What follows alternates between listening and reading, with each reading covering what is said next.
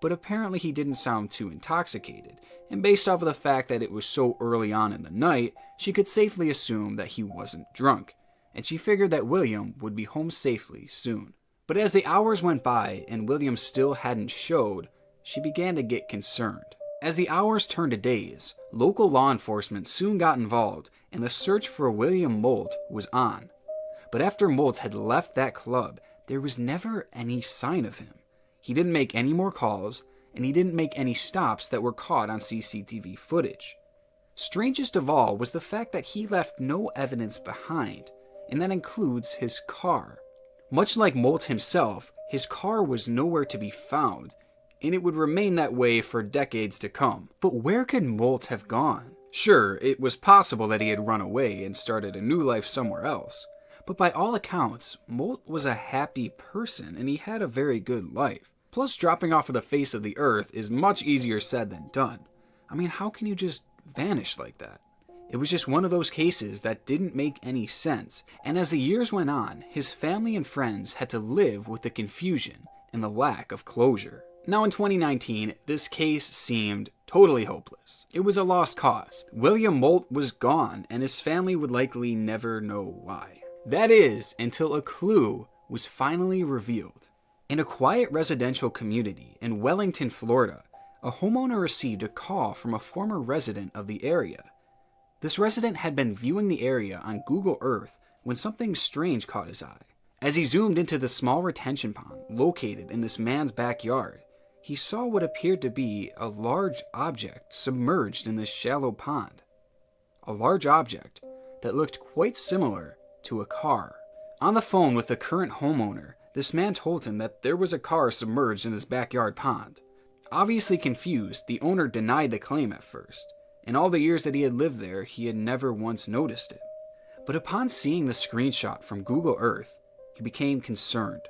Wanting to get a better look at the object submerged in this pond, the man contacted his neighbor who owned a drone. Together they watched as the drone confirmed their suspicions that there was in fact a car stuck in the pond. Upon calling the police, the car was eventually fished out of the shallow retention pond, but it had one more shocking secret to it. In the front seat of the car was the skeletal remains of a man named William Molt. Somewhere along his drive home from the nightclub, William took a sharp turn and swerved into the pond, never to be seen for over 2 decades. That was before the water shifted in the pond, revealing the hidden vehicle. Though friends and family of William were obviously disappointed and saddened that he had turned up dead, it still provided them with a sense of closure, something that many don't actually get in cases such as this.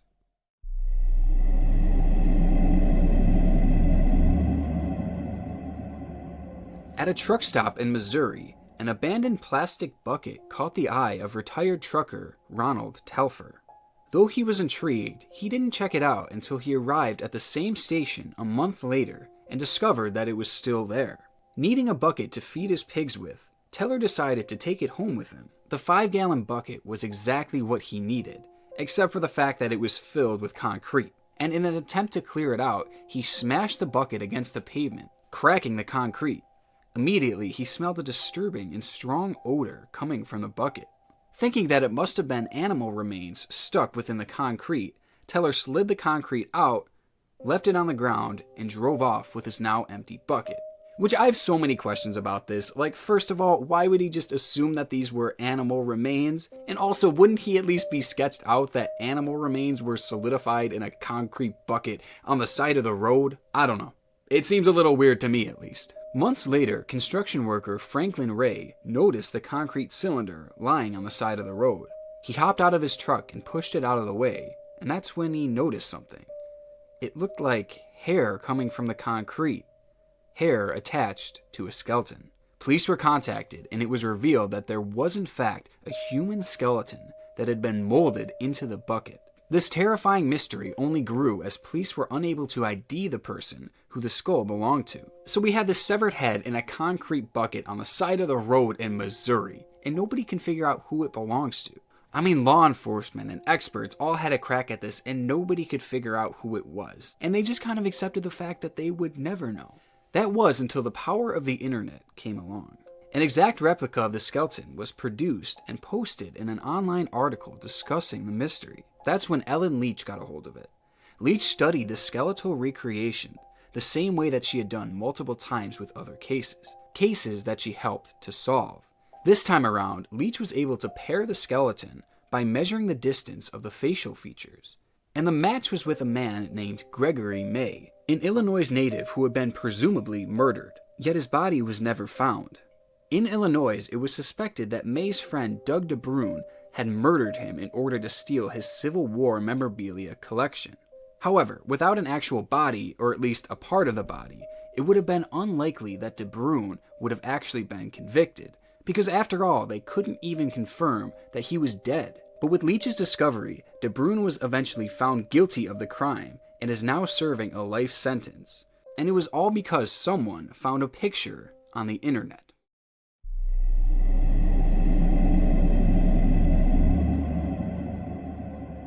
On January 26, 1995, a fatal accident occurred in Greensville County, Virginia.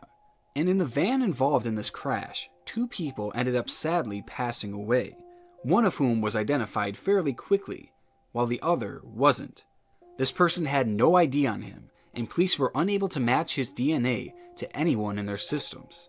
The only thing that the unarmed person had on him was ticket stubs for a Grateful Dead concert. He was also wearing a Grateful Dead t-shirt, and because of this, the man was actually nicknamed the Grateful Doe, and he would be identified as such for the next 20 years. Meanwhile, in the year 2015, 28-year-old Layla Betts had stumbled upon the story and began doing some research. She took an interest to the case, but she knew that she wouldn't be able to solve it on her own. So she decided to enlist the help of others by creating a subreddit entitled r-Grateful Doe. Layla would spend hours a day monitoring the thread, replying to comments, and trying to put the pieces of the puzzle together. And that's when someone contacted Layla with a message that would blow the case wide open. Many years ago, a man named Steve had lived in an apartment in Illinois with a few roommates. One day, one of his roommates, named Jason Callahan, vanished. He packed his things and he moved out without saying a word to anyone. Callahan had never once tried to reach out to Steve or his roommates in the years that followed, and the only thing that Callahan had left behind was a set of charges to a 1-800 number. A 1-800 number for Grateful Dead fans. Steve obviously found this to be very strange, but he eventually forgot about Callahan entirely. And that's when he discovered the Grateful Doe subreddit, and immediately recognized the sketches of the unnamed victim as being his former roommate, Jason Callahan. He messaged Layla about his revelation, and upon getting confirmation from Callahan's family, the case was finally solved. Layla Betts had used the power of Reddit to solve a case that had baffled everyone, including law enforcement, for 20 years. Now, with a channel like mine, I rarely get to cover cases that have satisfying conclusions like these. I mean, the sad truth is that most of the missing people that I talk about on this channel remain missing to this day. But stories like this remind me that any case can be solved at any time.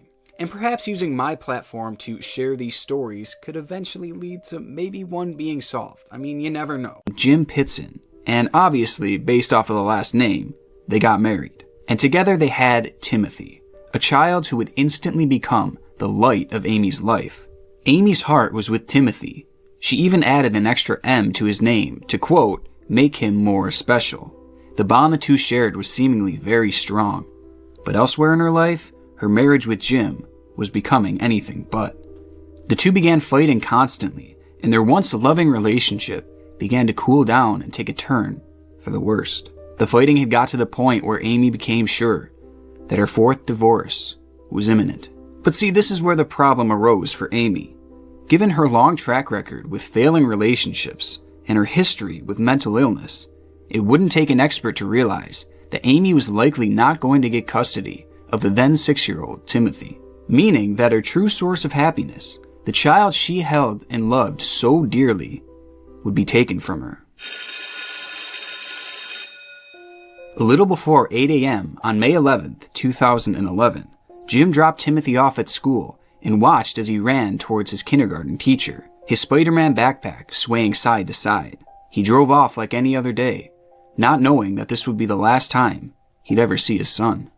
When he came to pick Timothy up at the end of the day, he was told that he had already left. Just 30 minutes upon arriving at school, Amy came to pick Timothy up, claiming that there was a family emergency and that Timmy had to leave quickly.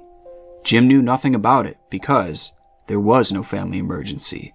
Amy had lied. He tried calling her, but the phone went straight to voicemail.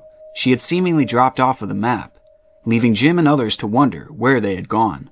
Jim was worried and obviously confused, but ultimately he trusted Amy enough to know that she wasn't going to hurt the son that she loved so much. As friends and family wondered and worried about the now missing pair, the two had driven to Illinois and were seemingly on an innocent, spur-of-the-moment vacation. Over the next few days, Amy took Timothy on a trip to a water park, a zoo, and a nice resort. 3 locations that were all captured on CCTV footage. Along the way, Amy had bought Timothy candy and toys, and honestly the whole situation is like a dream for a 6-year-old. Skipping school, getting candy, getting toys, going to a water park. I mean, from a distance, it seemed like Timothy was a lucky kid. At one point, the pair traveled to Wisconsin, where Amy had even called Jim's brother and told him that Timothy was safe.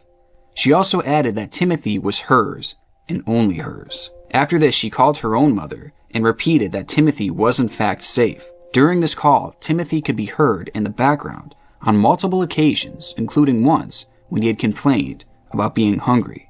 Same though. The strangest detail to come from these calls was the fact that she had never tried to call her own husband, but yet she called his brother. Things were clearly off, and they were only going to get more confusing. At roughly 10 a.m., the pair checked out of their hotel in Wisconsin on May 13th. While in the lobby, CCTV footage captured the two at the front desk. And it's frustrating to watch. Such a young kid with full trust in his mother, likely not thinking anything of the situation that they were in. Seeing this footage is tough, because the mother knew what was soon to happen, but Timothy was innocently clueless. That night, Amy was seen on CCTV footage walking into a Family Dollar store in Winnebago. There she bought paper, pens, and envelopes. But missing from the scene was Timothy. This was the first time throughout their trip that she had been captured on camera without the boy, but it wouldn't be the last. She then went to purchase food from another store in Winnebago, again without the company of Timothy. She went unseen by cameras for a few hours after, until eventually she checked into a hotel in Rockford. She booked a room for one, and it was alone in that hotel room where Amy Pitson died. On the morning of May 14th, 2011, her body was found in her hotel room. Deep gashes marked both of her wrists and her neck. Her blood revealed that she had also consumed a potentially lethal amount of antihistamines. And whichever killed her first, one thing was obvious.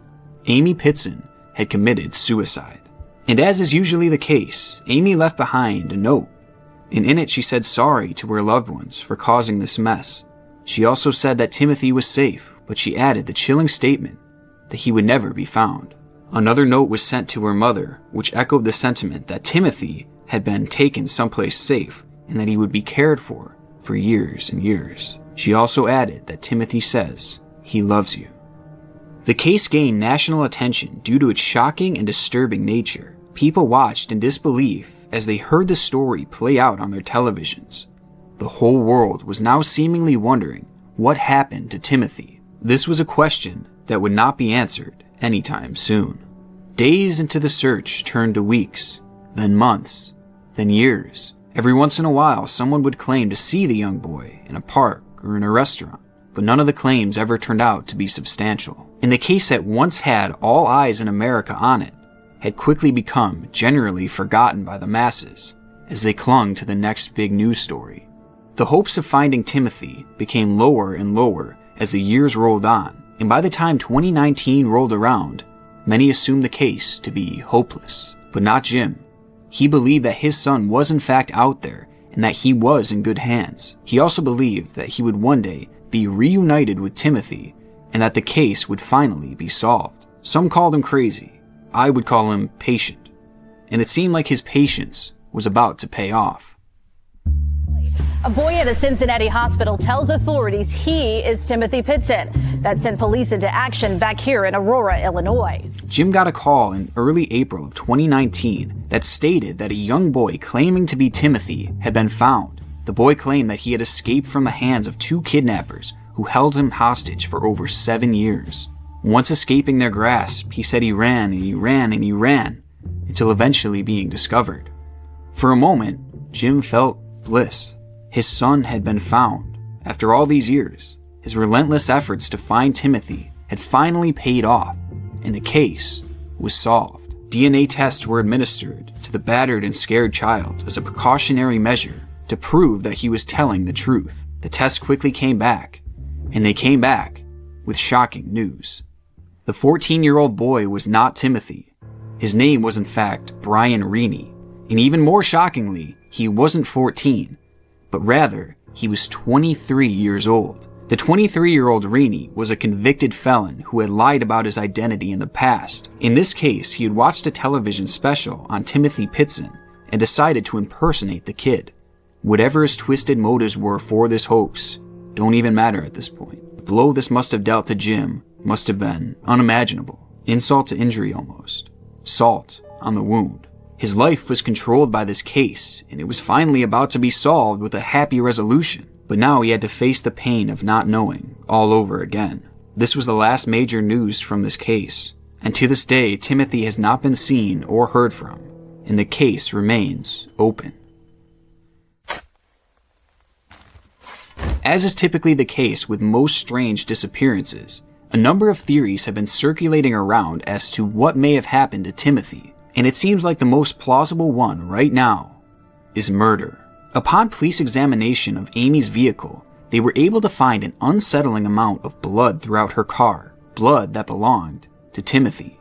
This, along with Amy's sporadic actions and unfit mental state, has led many to believe that Amy had in fact murdered her own son. In her suicide note, when she writes that Timothy was safe with people he loved and that he'd never be found, people take this as meaning that Timothy was now in heaven with other loved ones who had passed. Upon further examination of her vehicle, it was determined that the car had been parked in a grassy area, possibly near a stream. Perhaps this suggests that after Timothy had killed Timothy, she dumped his body in the woods, in a spot that she was sure that no one would ever check. This whole theory would also explain why Timothy was inexplicably not with his mother for the majority of her final day. Perhaps she had committed the crime en route to Rockford. This would also explain why Amy had taken Timothy to all these cool places and gotten him all that nice stuff. Perhaps she was making his final days the best of his life. Knowing what we know about this case, I understand why this is the most popular theory. I agree with the notion that this is certainly the most likely theory, and that there is a very good chance that this is exactly what happened. However, once you dig a little deeper, there is still a lot of evidence that casts doubt on the theory itself. For starters, Timothy was Amy's one source of happiness. He was everything to her, and I get that she was depressed, but that doesn't just make you kill the one that you love the most. I mean, depression doesn't just make you a murderer, so why would she kill Timothy? I mean, every murder has a motive, and I just don't see one in this case. And at this point, she certainly wasn't under the influence of everything, because she was driving around and walking normally into stores just hours later. So it clearly wasn't done in some kind of drug-induced rage or anything like that. And the fact that she loved him so much makes it hard to believe that she had just planned this murder out and actually went through with it. So is it even really possible that she could have murdered him? Also, as for the blood in her car, this was later revealed to have likely been from one of Timothy's frequent nosebleeds. He had gotten a bad one in the car just weeks before his disappearance, which authorities now believe had caused the blood that they had found in the car. And despite all the police investigations into the hotels that they stayed at and the crime scene where Amy had killed herself, no evidence of murder was ever found. The only piece of true evidence to support this was the fact that Amy had changed her clothes after leaving the hotel where Timothy was last seen. This set of clothes was never seen again.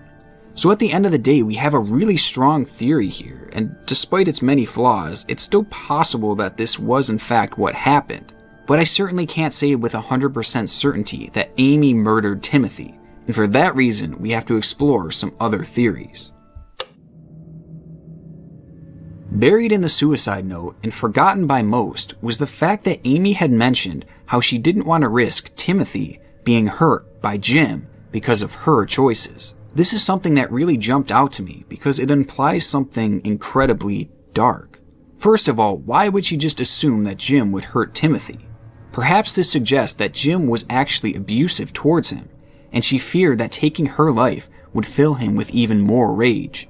I mean, she wouldn't just assume Jim would hurt Timothy if he didn't have a history of abuse, right? I mean, that's not just something that you could assume that he would just randomly start doing out of the blue. So perhaps this is why Amy never called Jim, because he might not have been the man that we thought. But digging even deeper, let's look into the second part of her statement.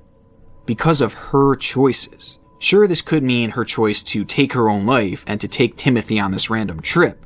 But why would this translate into Timothy being hurt? These were Amy's actions, and there's no way that it could be spun around and blamed on a 6-year-old child. This has led many to believe that there was more to this statement. Some believe that this statement implies that Amy had actually cheated on Jim, and that Timothy was not actually Jim's son. And perhaps she felt that if Jim were to ever find out about the choices she made to cheat on him, that he would hurt the both of them. Or maybe he just wouldn't be able to handle the pain of being lied to. So it's possible that Amy discovered that Timothy was in fact not Jim's child, and that she panicked and caused this whole ordeal. And maybe she ended up taking Timothy to his actual father, who is now raising him in secrecy. I know this one is a bit out there, but there's one thing that really sticks out in my mind when I hear this, and that is this. When Amy and Jim met, Jim was battling Hodgkin's lymphoma. He was luckily able to beat the disease, but not without the help of chemotherapy. But a nasty side effect of this treatment is typically infertilization for men. So when Jim was later able to have a child with Amy, they viewed it as a miracle. But perhaps it wasn't a miracle at all. Perhaps it was someone else's child. So to recap this theory, some believe that Amy had gotten pregnant with Timothy because of another man, and fearful of what Jim might do when he later finds out, she took Timothy away and had him live in secrecy with his real father. And unable to cope with the mess that she created, Amy had taken her own life. Now to me, this is a theory based purely in speculation that is very interesting, but probably not much more than that. It is quite certainly more of a reach than saying that he was just murdered, but at the end of the day, it's still a possibility, and perhaps bits and pieces of it are true, or perhaps none of it is. But with a case this mysterious, all things have to be considered. Now this theory is a bit more vague, but it is a popular one among Timothy's remaining family. They believe that Timothy was given up to a kind family who lives in a remote area and that are now homeschooling Timothy and hiding him. I mean, after all, 2011 was a high point for underground adoptions, so it's possible that a family illegally adopted him through Amy. But there's also stranger places that some people believe that he might have gone. Some people believe that Timothy was given up to a remote Amish community and that he is there working and living with a group of people who are now caring for him. Another creepier belief is that Timothy was given up to a cult located in the Wisconsin area near the hotel that the two had stayed at. Now, I couldn't find much information about this supposed cult, but I've heard from a lot of locals that really swear that it is real. Whoever he was given up to, this theory suggests that Timothy is alive and well to this day. And for that reason, I honestly hope that this is the case. I mean, even if he's part of some creepy cult, at least he's alive. And at least there's hope that he can one day be reunited with his father. To this day, neither of the theories discussed have been proven or disproven. And closure seems a long way off for the family of Timothy Pitson. Perhaps in the future, Timothy will itself was supposedly set up by the Mexican government as a way to halt the cartel's reign over the region. And for the cops partaking in this daring moment, they were set to be heroes should it all go off without a hitch.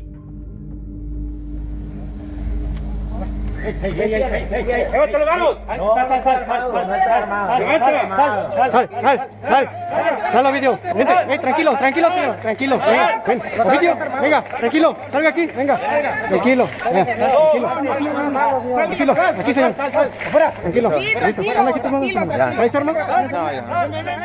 In that day, that's exactly what would happen, as Ovidio was taken into custody and the scene was secured without a single shot being fired, making what should have been a huge win for the Mexican government, had the story ended there.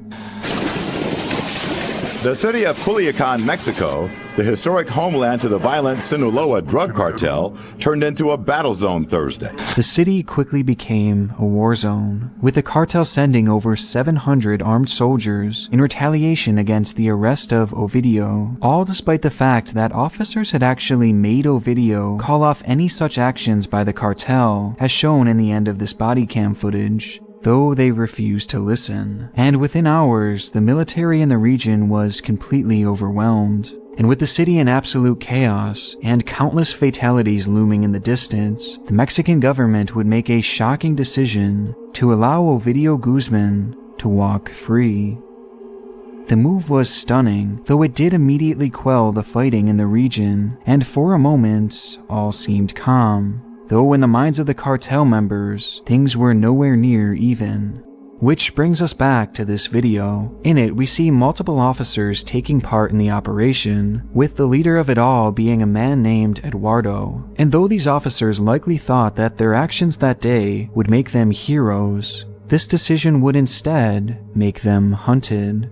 Just days after the botched arrest, Eduardo would be stalked and confronted by armed members of the cartel, who would open fire in a hailstorm of bullets when the man was in his car. In total, 155 shots were fired at Eduardo, who never stood a chance.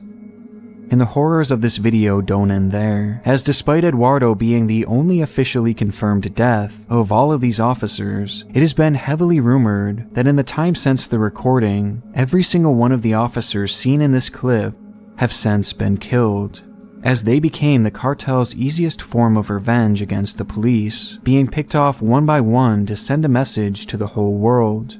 And watching this clip back and seeing just how calm Ovidio was during his arrest, I have to believe that he knew that this was going to happen. And though he was the one being arrested, it really seemed like it was the police that had fallen into his trap, making this yet another example of the disturbed content found across the depths of YouTube. Depths in which today we are yet again diving into, as we look to discover more of YouTube's darkest videos. Again, to all my friends, I'm glad you came to play. Our fun and learning never end. Here's what we did today. I just have a couple questions for you. Here we are again, Reed, and there's no place that I'd rather be because the Christmas spirit here is just unbelievable. Since its inception, YouTube has been used as a launching ground for aspiring performers to have their work noticed by the masses.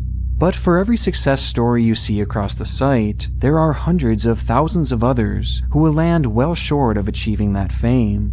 And lost in the crowd of these nameless faces was an aspiring rapper named Mathboy Fly.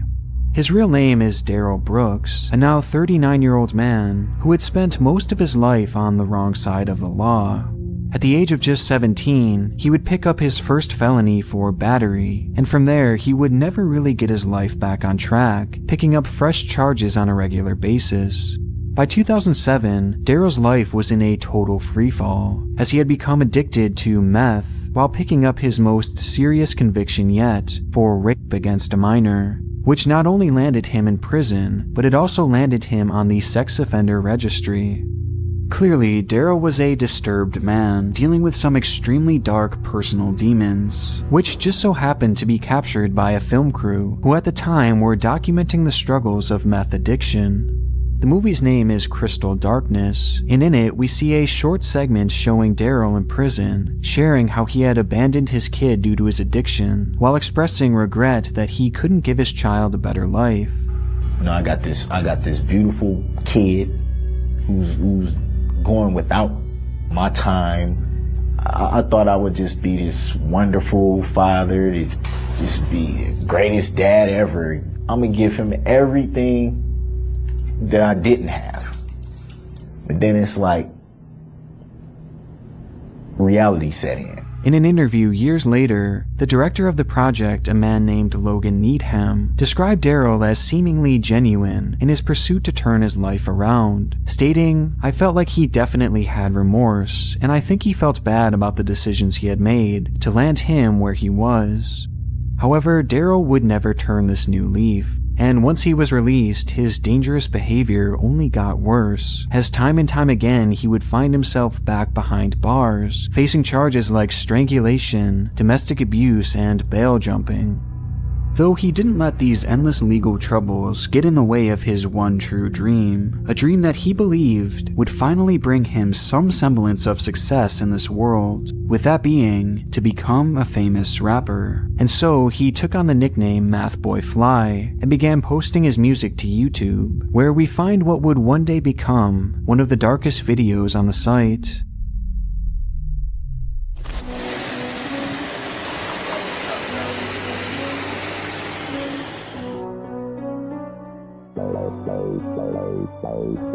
I just got a load worth about a half a ticket. 30 in the blicker when I'm out here chasing chicken. Was observant to the game when I used to play the benches. Now I swipe the Vinci, got them looking at me different.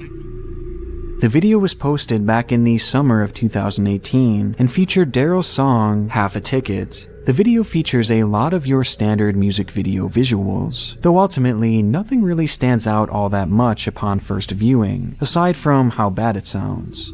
But today, this clip is viewed in a far different manner. Around the time of its release, something was brewing inside of Daryl. His life was at a dead end and he knew it, leading to his violent temper growing worse and worse by the day. In 2020, Daryl would be arrested for firing a shot at his nephew during an argument, and though the bullet thankfully missed the man, Daryl would still be faced with 10 years in prison, as police discovered that the gun he had used was actually stolen, along with a large amount of meth being found in Daryl's pocket, which all cultivated into the prospect of a lengthy prison sentence. Though due to issues with the pandemic, Daryl would eventually be allowed to leave police custody, as his bail had been reduced to just $500. Unsurprisingly, this would further enable Daryl's behavior, and the following year he would yet again be arrested. In this particular case, Daryl had been in his car stalking his ex-girlfriend, who was also the mother of his child, before pulling up alongside her and demanding that she get in. Concerned for her safety, the woman refused to enter the car, to which Daryl reacted by running her over. Thankfully, this woman too would survive the ordeal, though shockingly, despite Daryl's constant run-ins with the law, as well as this crime having taken place when he was literally already on bail, he would yet again avoid jail time, as his bail was in this case set at just $1,000. Free again, Daryl likely began to think that he was above the law, which paired with his escalating anger would unsurprisingly lead to one more violent outburst, though what was surprising was just how violent it would be. On November 21st, 2021, days after Daryl's most recent arrest, police would be called to the home of his ex-girlfriend, as they had yet again gotten into another dispute. But this time, before things had gotten too far out of hand, Daryl stormed out, got into his car, and drove away. Though rather than this being some sign of restraint, this was instead seemingly part of a far more malicious decision, leading to one devastating event.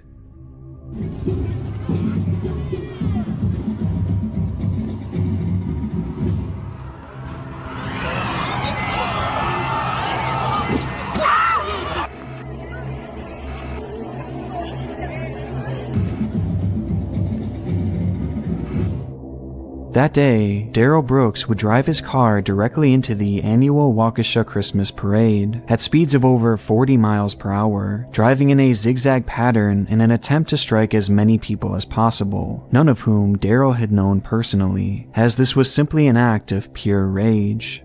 The videos of this event and its aftermath are brutal, and it's something that I'm not allowed to fully show here, but in total, 62 people were struck, most of whom were children or senior citizens who were just trying to enjoy this beloved community celebration.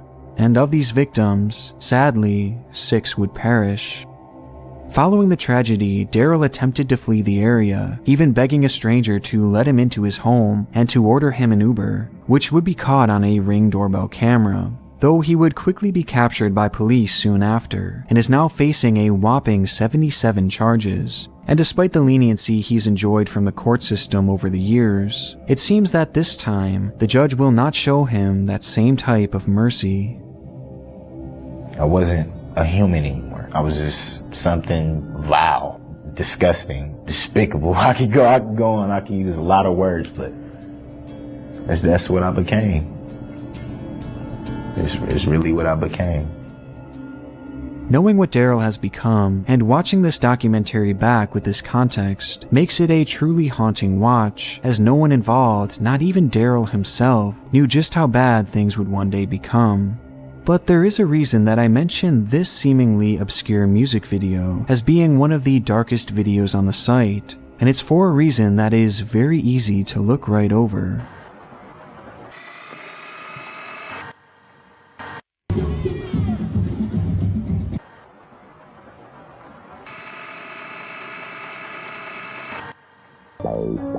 I just got a load worth about a half a ticket. As Daryl is shown rapping in the video, within its background, we can see a red SUV. The same SUV that just a few years later would bring chaos, pain, and despair to a local parade, and ultimately end the lives of so many innocent people. We've had a great time, haven't we? That's right. And Santa's out there with a lot of cheer and goodwill. Families can have lots of fun together, but sometimes we get angry at our brother.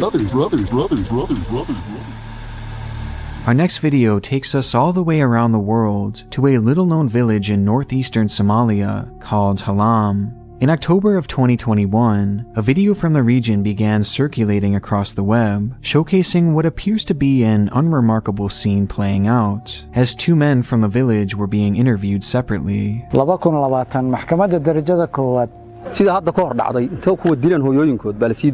one of the men is seen talking, a few individuals appear behind him, working as if they were preparing for some sort of event, or perhaps just doing some farming. Given the language barrier and a lack of translation included, it's impossible to tell what these men are discussing upon an initial watch, and given just how normal it all seems, it offers little reason to be dove into any further, had it not been for two bizarre details. For starters, the thumbnail is quite unusual, as it shows a man who is not featured within the video, tied up and clearly looking upset, while one of the men who is being interviewed is shown standing proudly alongside him. Making things even stranger, the title, which is written in Somali, translates to the fairly disturbing line, "Garo, the killer of his mother, was shot dead today." Despite things appearing unremarkable in the video itself, the thumbnail and the title alone were enough to pique the interest of a select few who just so happened to stumble upon this practically unknown upload. And those who chose to dig any deeper would be greeted with the true horrors of the scene playing out before them. Upon performing a general Google search of the video's title, users will be greeted with a plethora of uploads featuring footage of the same event, one of which even showing footage of the man in the blue shirt tied up with his head down. tobankii bishii toddobaad 2020 xukun dil ah ku riday Faarax Cabdi Maxamed oo hooyadii isku dilay Tuulo Jalam ee gobolka Nugaal waxa uuna dilka geystay 17kii bishii 6aad 2020. And the results didn't stop there, as searching the title would also lead to the discovery of a multitude of articles that also depict this very event that we see unfolding, which would ultimately add clarity to the situation, as it was revealed that this bound man shown in the footage and the thumbnail was actually a cold-blooded killer. His name is Farah Abdi Mohammed, and during that previous summer, he had apparently fallen into what was described as a drug-fueled rage, which would ultimately end with him taking the life of his very own mother. And making matters even more tragic, he was one of 7 siblings, meaning that 6 other individuals had lost their mother thanks to this man's disturbed behavior. The case went unnoticed by most outside media outlets, though within this small village, it sent ripples across the community, as his crime was so heinous and his guilt was unquestionable. And with Farah quickly landing in custody, the question was then posed: what do we do with him now? Would prison really be enough of a punishment for this individual, or should he face the death penalty? Ultimately, authorities would leave this decision to the remaining siblings of Farah, who would be tasked with determining his fate. And it was from these discussions that Farah's brother, a man named Awai, would come forward with the decision that Farah should suffer the same fate as their mother did, and that he should face execution. Though this wasn't all Awai had to say, as his decision came with an interesting proposal. He wanted to make a spectacle of the execution and send a message all across the region that those who take the lives of their mothers will have their own lives taken in return. And so, to assure that this was seen by the masses and to prove just how serious Awai was with his message, he would request to be the executioner. So on October 17th, 2021, news cameras gathered in the town as Awai was interviewed, in preparation to take the life of his own brother and the killer of his mother, as he's seen here even posing alongside Farah just moments before the execution. The situation is almost impossibly grim, and to make things just that much darker, those men seen working in the background of Awai's interview were in fact helping to set up for the event, or at least the aftermath of it, as in actuality, they were quite literally digging Farah's grave right behind his own brother, with Farah watching it all happen just off camera. And so in the moments following this footage, Awai was handed a gun, which he would press against the head of his brother Farah, and pull the trigger. The layers to this clip are almost incomprehensible, especially considering how calm everyone seems in the minutes leading to this execution. I mean, even Farah, whose life was soon to end, seemed to show no panic whatsoever, despite his grave literally being dug right before his eyes. Yet no one seemed to show any sort of emotion. It's almost like everyone understood their roles and accepted what needed to be done, leading to this one unconventional, yet almost indescribably disturbing video. We'll show you how to make all kinds of delicious things to eat.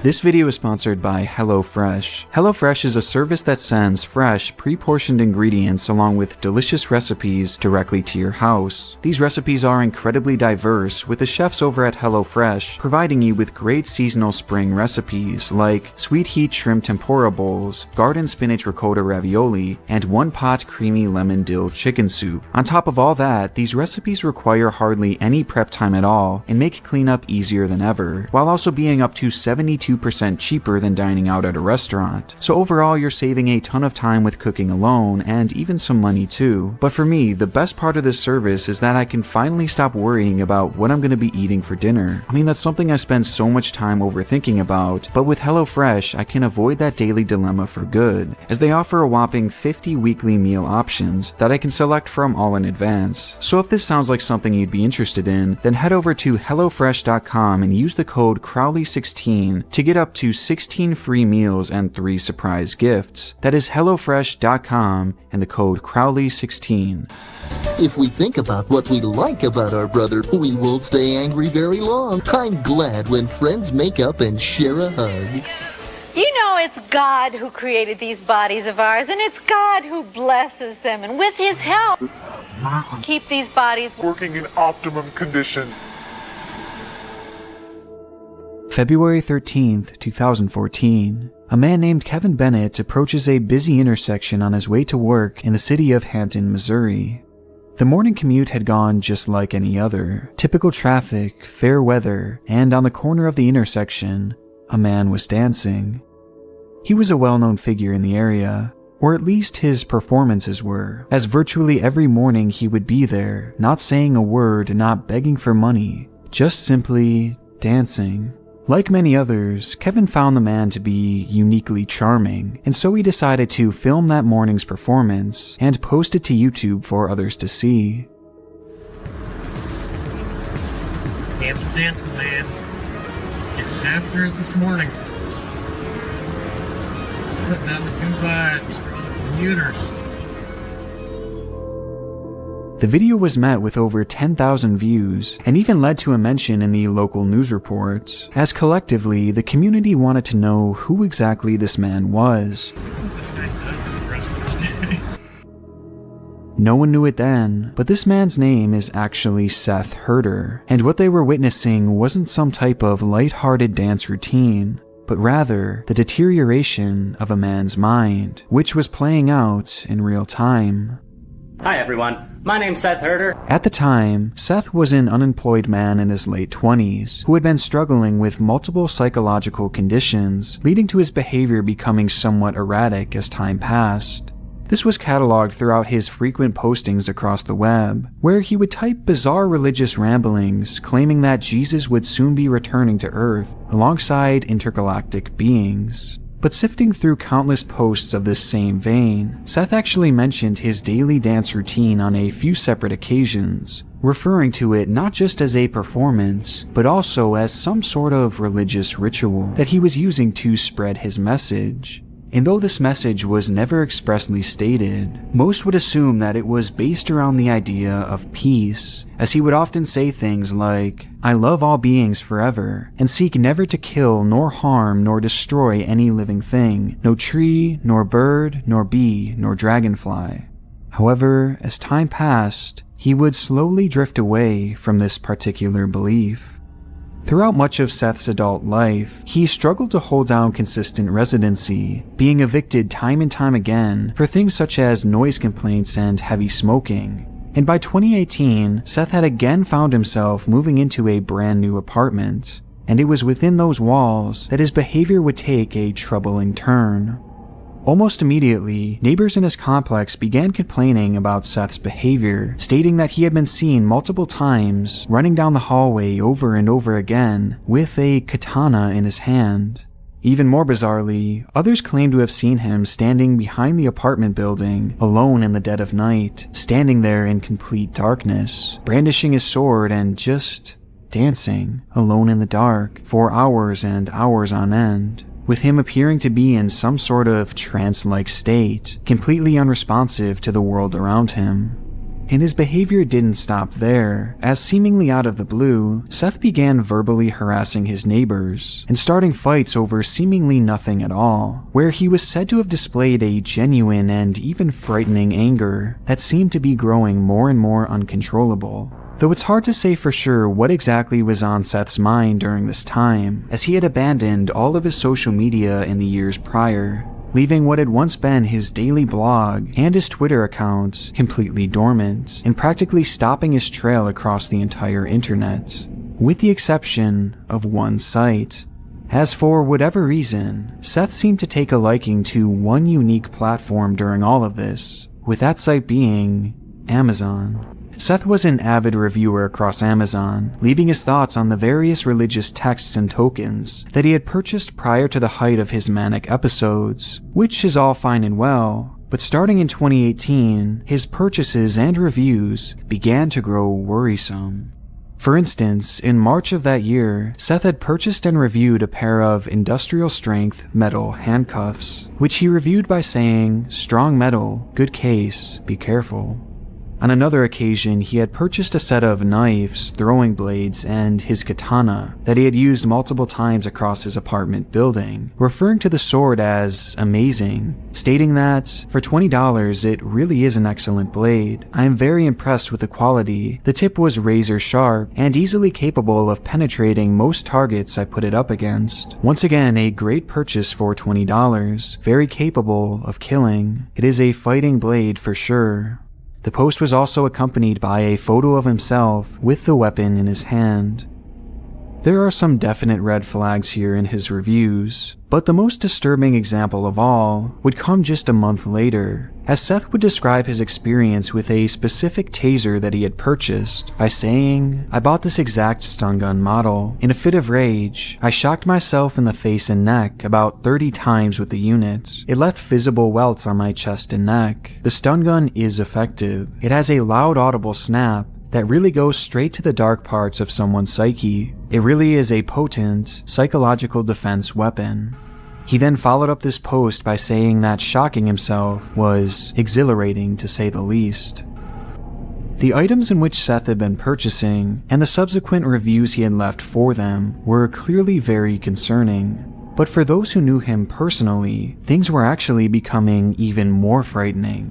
As around this time, Seth would call his father to explain that Jesus had spoken to him and had selected him to carry out certain tasks, claiming that he was the chosen one and that it was time to start punishing people. Seth's father would immediately contact authorities, as he was unsure of what his son's intentions were, though nothing would be done about it, leaving the door wide open for Seth's punishments to begin. On the evening of May 2nd, 2018, Seth invited his ex-boyfriend Christopher to his apartment, begging the man to come over and claiming that the CIA was listening to his thoughts. And sensing that Seth was clearly in need of help, Christopher agreed to stop by. A decision that would ultimately backfire, as once together, the two quickly began to argue, leading to an all-out shouting match that soon turned physical. And in a fit of rage, Seth would grab his katana and in an instant begin attacking, slicing Christopher over and over and over again. And as it turns out, Seth's review was in fact accurate, and his katana was certainly capable of killing. The scene would be discovered days later, when maintenance workers were confronted with the carnage in the unit, while on the ground was Christopher's lifeless body. Despite an attempt to flee, Seth Herder was caught soon after inflicting this punishment, and later claimed that it was all done in a fit of delusion. With Christopher having unfortunately been caught in his crossfire, with more victims likely to have followed had it not been for his capture, has given his need to inflict pain onto the world, as well as the concerning items that he had purchased throughout Amazon. Who knows what else he was capable of.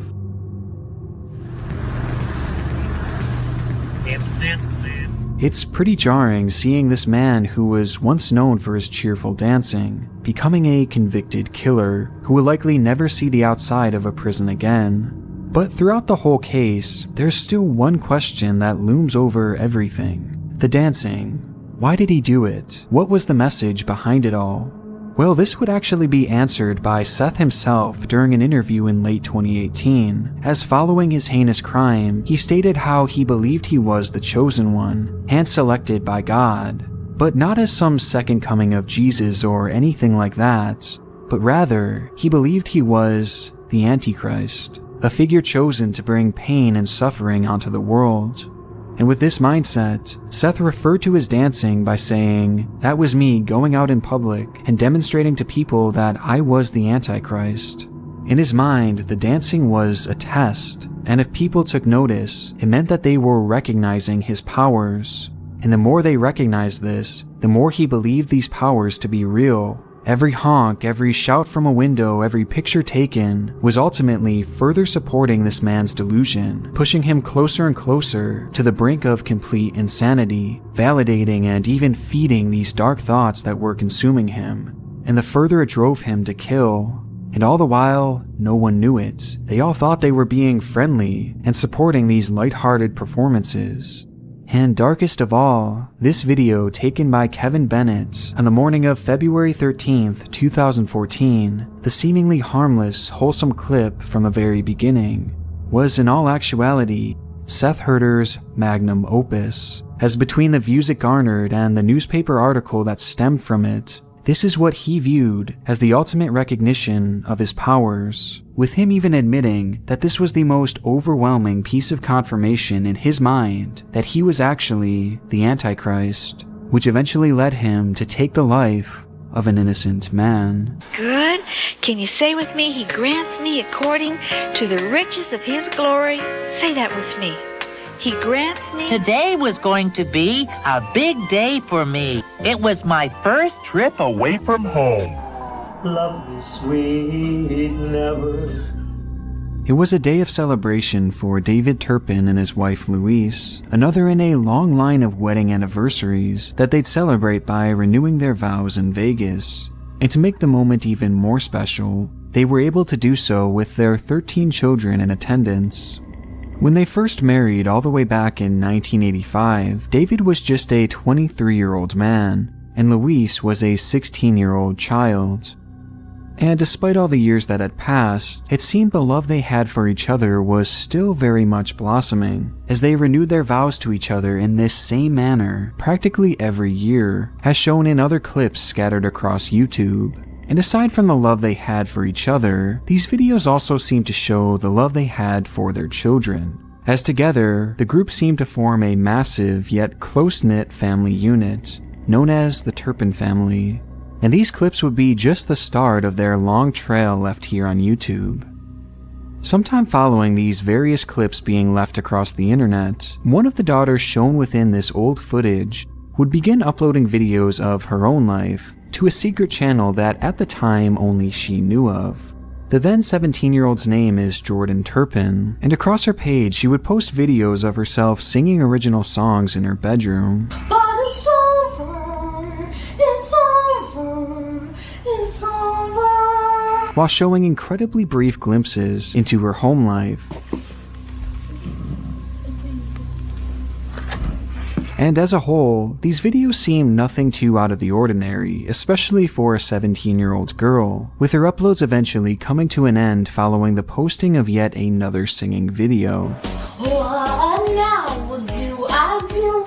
Look at me, here I am. And throughout the channel's lifespan, there really are no obvious red flags that could point to any concerning activity happening behind the scenes. As aside from a few moments here and there, Jordan never really opened up to the camera or revealed any details about her personal life, as for the most part, she only used the page for her music, making it practically impossible to tell that in reality, something unbelievably sinister was transpiring within the walls of the Turpin home, with it having gone unnoticed for years before, and what would have likely been years later, had it not been for the actions of Jordan. As just 1 week after her final upload, a call would be made to 911 from the young lady herself.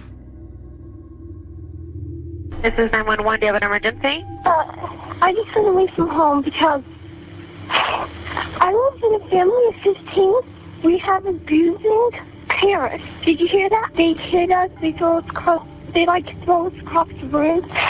They pull our hair. They yank out our hair. My 2 little sisters right now are chained up. In this clip, we hear the audio from Jordan's call to the local police station as she attempts to explain that her parents had not only been abusing her, but all of her siblings as well. Given the severity of the claim, an officer would immediately be sent to meet with Jordan, who had been standing outside in a nearby neighborhood, with the entire interaction being captured on the officer's body camera. What's going on? Okay. I just ran away from home. Okay. And I live in a family of 15. Okay. My 2 little sisters right now are chained up. They're chained up? Yes. Where are they chained up at? On their bed. They're chained up because they stole mother's food. Okay. But they stole it because they were hungry. Jordan explains to the officer that 2 of her siblings were currently chained to their beds, all because they had attempted to steal some of their mother's food. Even more shockingly, Jordan explains that her nervous and oftentimes awkward behavior was due to the fact that she had never really met anyone from the outside world. I'm sorry if I talk too much. I've never talked to anybody out there, so I've never been alone with a person, so it's very hard for me to talk. And that in order for her to get help, she literally had to escape from her own home, as she was never allowed to leave. And the reason I managed to get out here, this is one of the most scariest things I've ever done. I'm terrified. Initially, the officer was a bit hesitant, even questioning whether Jordan was on medication, to which she responded in a confused manner, due to the fact that she had never even heard that word before. Do you take any medication? What's medication? Medication? Yeah, what's medication? Do you take pills? Do you take pills? And ultimately, the man eventually realizes just how serious the situation was, as Jordan actually came with proof. I don't have proof of everything, but I have proof that my sisters are chained up. Look at them. See, those are the places that make it known that. And see how dirty she is? We're so filthy. We don't take baths. We don't. How did your sisters get like this? Your parents chained them up? Yes. The whole ordeal was shocking, though it was only part of the story, as when police entered the home that very night, they discovered the full scope of the abuse that had been taking place within that building.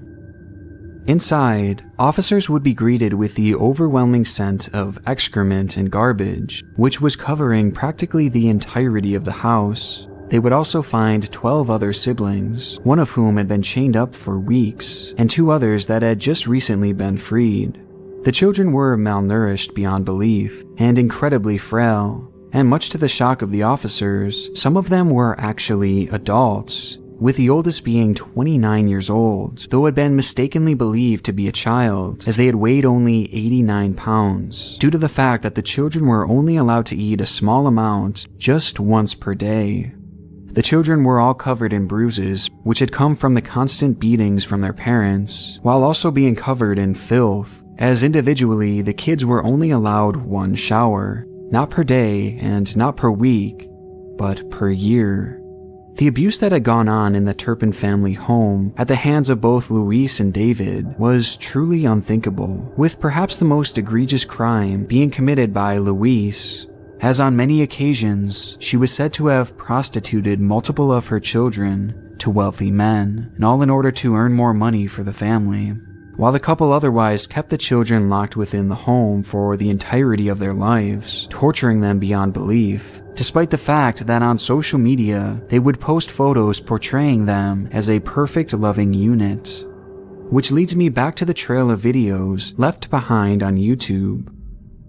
For starters, you may be wondering how these children were able to attend these wedding ceremonies if they were truly never allowed to leave the house. Well, these clips actually show what may very well be the only times in these kids' lives that they were ever allowed to leave their home, as once a year they were allowed to go to this ceremony, not as a reward or anything like that, but to disguise the Turpins as being a happy family. This footage quite literally shows some of the only moments of freedom within these children's entire life up until this point. And as for the videos that Jordan had posted to her YouTube channel, well, there's a reason that I said that it was a secret page that only she knew of, because social media or contact from the outside world in any form was strictly prohibited throughout the house. And if her parents had known about this channel, it's likely that she would have faced unimaginable punishment. However, this didn't stop Jordan from uploading these clips, with them likely being a desperate attempt to be heard from anyone else out there in the world that she had forever been kept from. And in many ways, this displays the bravery that Jordan clearly had within her, and the bravery that would eventually lead to her taking the ultimate risk, breaking free of the home and saving her siblings from this torture. And if she hadn't done this, it's likely the kids would have remained imprisoned to this day. The full case of the Turpin family is a rabbit hole far too extensive to fully explain here, but eventually the parents would wind up going to trial, where it would be decided that they would spend the rest of their lives in prison. And though this tragic case has forever left an impact on the 13 children involved, we can at least take some solace in the fact that this torture is over now. Or at least it should have been. A foster family in Paris has been accused of abusing several foster children, including some of the Turpin siblings. In what would become the most tragic twist imaginable in a case like this, it was just recently revealed that the foster family who had taken 5 of the Turpin children has now been accused of abusing those very kids. The parents, Marcelino Olgan and Rosa Olgan, along with their son Lenny, are all facing over a dozen charges, including child cruelty, witness intimidation, and false imprisonment. And making matters even more demented is the fact that the father, Marcelino, was additionally charged with performing lewd acts on a minor, as it's been alleged that he actually molested 2 of the children. It is just such a tragic revelation to come from an already sickening case, and the fact that this was able to happen to these kids again is some of the most disheartening news that I have ever heard. And I hate to leave this video off on such an awful note, so I do want to say that some of the Turpin children have gone on to live their own lives that thankfully have been free of abuse, as Jordan herself has actually become a star on TikTok and is clearly thriving given her newfound freedom. So it isn't all horribly depressing, but some of it sadly is, and I hope that the remaining children can finally be placed in a loving environment, free of the abuse that has plagued their life, quite literally since the moment they were born. Time for bed, Granny said. Granny tucked me in, kissed me goodnight. Sleep tight, she said. But I did not sleep tight. I thought about home. And the more I thought, the sadder I felt. I want to give a huge thank you to my patrons: Alexander Duran, America's Grumpy Uncle, Bazoo42, Biznacker, Bray, Karen S., Daniel Binge. So, that's what Elisa did. Day 1, she called home after reaching the Cecil Hotel, and she called home the second and third days as well. But Lamb's phone call home on the 4th day of her trip would be the last time that her parents would ever hear from her. It was the start of February 2013 now, and days had gone by without anyone hearing from Elisa. To make things stranger, Elisa was supposed to have left LA at this point and should have been in Santa Cruz for the last leg of her trip. But strangely, Elisa hadn't checked out of her room at the Cecil Hotel. Due to this, police were notified and an official investigation was soon underway. Upon searching her room, police found most of Lamb's belongings, and there was no sign of a struggle. They searched all the hotel rooms that they legally could, as well as the surrounding area of the hotel and the roof, but they found nothing. Elisa Lam had vanished. After doing some initial investigation, police discovered something strange. When Elisa had booked her room at the Cecil Hotel, she actually booked a shared room. The shared room was a way for her and her randomly selected roommates to save money. However, this arrangement didn't last long. Elisa's roommates quickly became concerned by her, quote, certain odd behavior, and they wanted her out. The hotel obliged and ended up giving Elisa her own hotel room. Now this is as specific as this detail gets, but as this case progresses, this detail would become more and more important. With no leads and the hotel being thoroughly combed over, nearly 2 weeks would go by with no forward movement on the case, and her parents began to grow more and more concerned that she may never be found. But a massive break in the case was coming. On February 14th, the LAPD released surveillance video of Elisa inside of an elevator at the Hotel Cecil. In this video, she is seen getting into the elevator and strangely hitting every single button to every floor. She then steps back in the corner and waits. She appears calm, but this doesn't last long.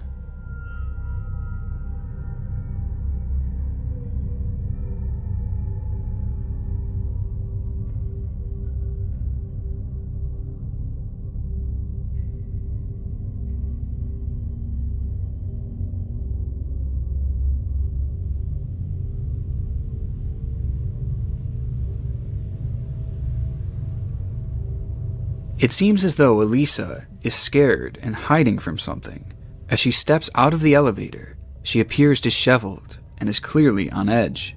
She then tries pressing all of the buttons on the elevator again, and the strange behavior continues from there.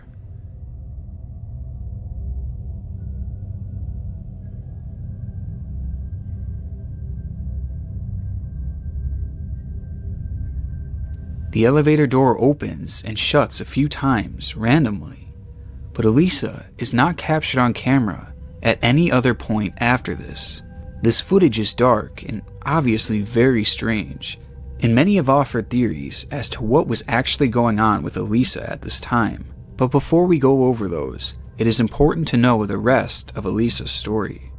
This footage proved to be a big break for investigators, as it clued them into the fact that Elisa mentally was not right at the time of her disappearance. But strangely, this supposedly was the only camera that had captured Elisa that night, which that alone is shocking considering how big this hotel was. But because of this, police still had no idea where Elisa had gone. To them, Elisa could still be in the hotel, or she could be 1,000 miles away by now. As the investigation slowed yet again, operation at the Cecil Hotel carried on as normal, but guests were beginning to complain about a seemingly ongoing and growing issue. The water pressure in people's showers seemed to be extremely low, and for some guests, the water was coming out discolored, and in some cases even black. Also, those who drank the tap water and used it to brush their teeth complained about a strange taste in the water. It was clear that the hotel was having a malfunction with their water tanks, and a repairman was sent up to address the issue. Santiago Lopez was the man tasked with this duty, and he figured the problem would be an easy fix. But as he reached the roof and opened the latch of one of the water tanks, Lopez was shocked by what he saw. Floating inside of the giant water tank was Elisa Lam's lifeless, decaying body.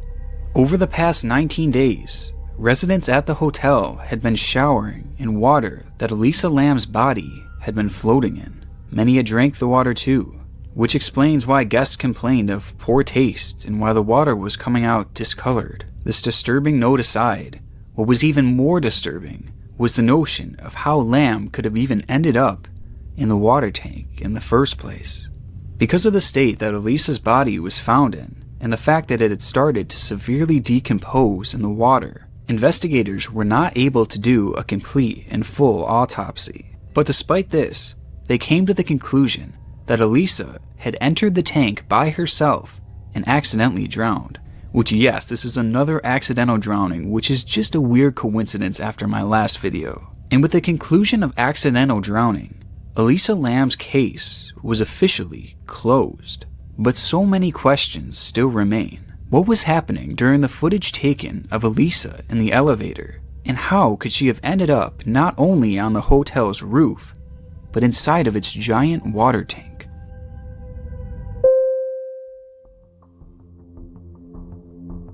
The idea that Elisa Lam was murdered is a very interesting one.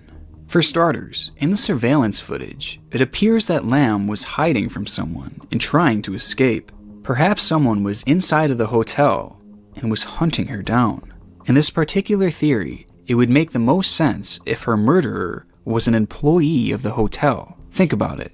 This would explain why no other security footage captured her in the hotel prior to her death. An LA hotel in that area would almost have to be covered with cameras, but maybe the employee erased the tapes, or he knew a route that he could take without her being picked up by cameras. Also, this would explain how she got access to the roof and how she got into such a giant water tank. Another indication of this was also found during the investigation. Police dogs were brought into the scene to see if they could locate Elisa before her body was found. They sniffed the entire hotel and the majority of the roof, but had never caught a trace of her. Perhaps this is an indication that someone covered their tracks and cleaned their trail up, and this wouldn't have looked suspicious because they would literally be an employee. And there's another thing that people frequently point to when discussing the murder theory, and that has to do with the elevator itself. Something very clearly isn't right with this elevator, and it's easy to miss at first. The entire time that Elisa is in and out of the elevator, pressing all of its buttons, the door doesn't close once. It remains open for 3 straight minutes, which is not something that normally happens on an elevator, especially once a button has been pressed. And at one point, the elevator starts to close slightly and then immediately opens up, despite the fact that she wasn't in the doorway to trigger the sensor. This makes very little sense, but could be an indication that an employee of the hotel was manipulating the elevator and toying with her before they eventually killed her. If this is true, then it would appear that this would have been a sick game that this murderer was playing with Elisa, which is an absolutely horrifying thought.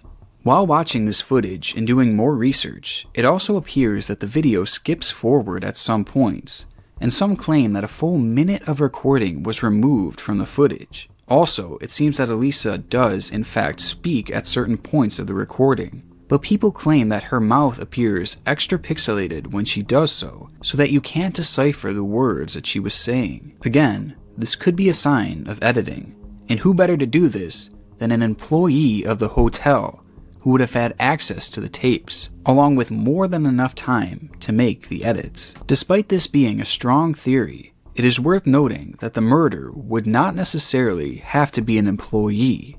It just helps the case. The Cecil Hotel was centered in a pretty seedy part of town, and the day before Elisa had passed away, she made a blog post stating that, "I'm going out tonight. I really hope no creeper comes near me. Seriously though, those Italian and Mexican guys go after you strong, show the slightest inclination, and they hound you," which, yikes, but this post could have been an indication that someone was coming onto her and creeping on her. maybe they eventually murdered her. An indication of this could be the fact that Elisa's phone was never found. It wasn't in her hotel room, and it wasn't with her in the water tank where she was discovered. This detail becomes even more strange when multiple posts were shared on her blog after Lamb had already perished. This could point to the idea that Lamb was not only murdered, but robbed of some of her belongings that she had on her at the time. But with all this being said, it's worth noting that Lamb may have just timed these posts to go live at a certain time before she died. And also, when it came to the condition of her body, there was no signs of physical trauma, which does cast some doubt on this theory.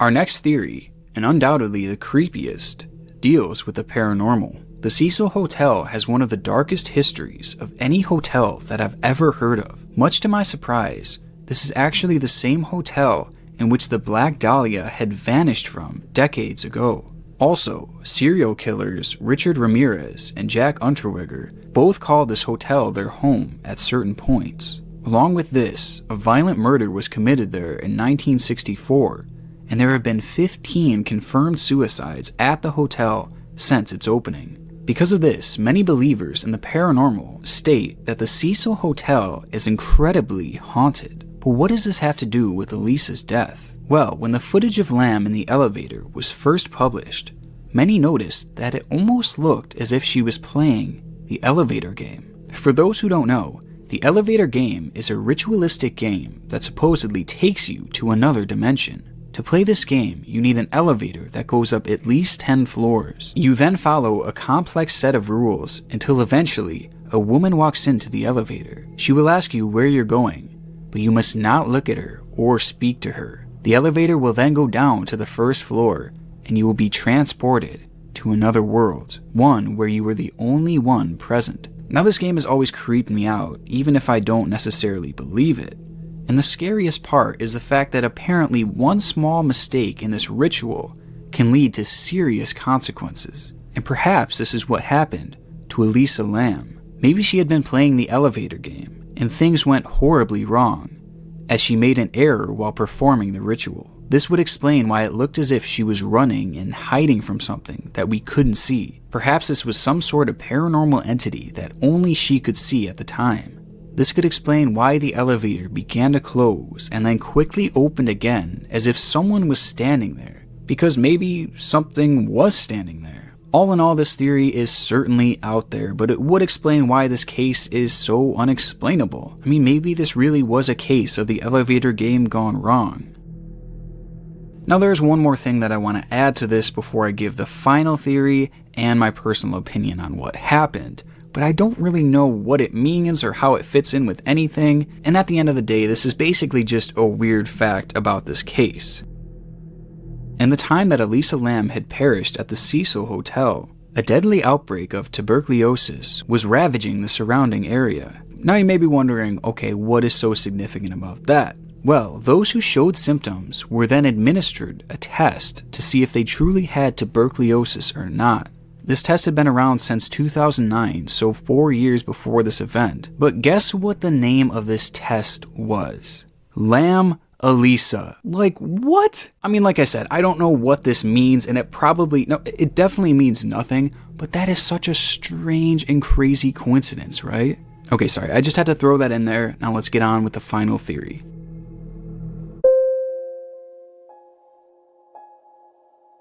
Our final theory is that officials in this case actually got it right. Well, that's the first time I said that on this channel. Elisa very clearly had a history with mental illness and had been diagnosed with both depression and bipolar disorder. To cope with this, Elisa took 4 separate prescriptions to manage her symptoms. Though a full autopsy was not able to be done, it was discovered by testing her blood that she had not been taking her medication properly at the time that she had died. Perhaps this caused her to hallucinate and act strange, thus explaining her actions in the elevator and why she was placed into another room without roommates. And based off of her toxicology report, it seemed that Lamb may have been suffering from a mental breakdown whilst she was in the elevator. So though this elevator footage seems extremely unnatural, The truth is that she was likely just having a breakdown. I mean, the misuse of her medication, coupled with her mental disorders, could have caused her to imagine that someone was chasing her, or that something was out there.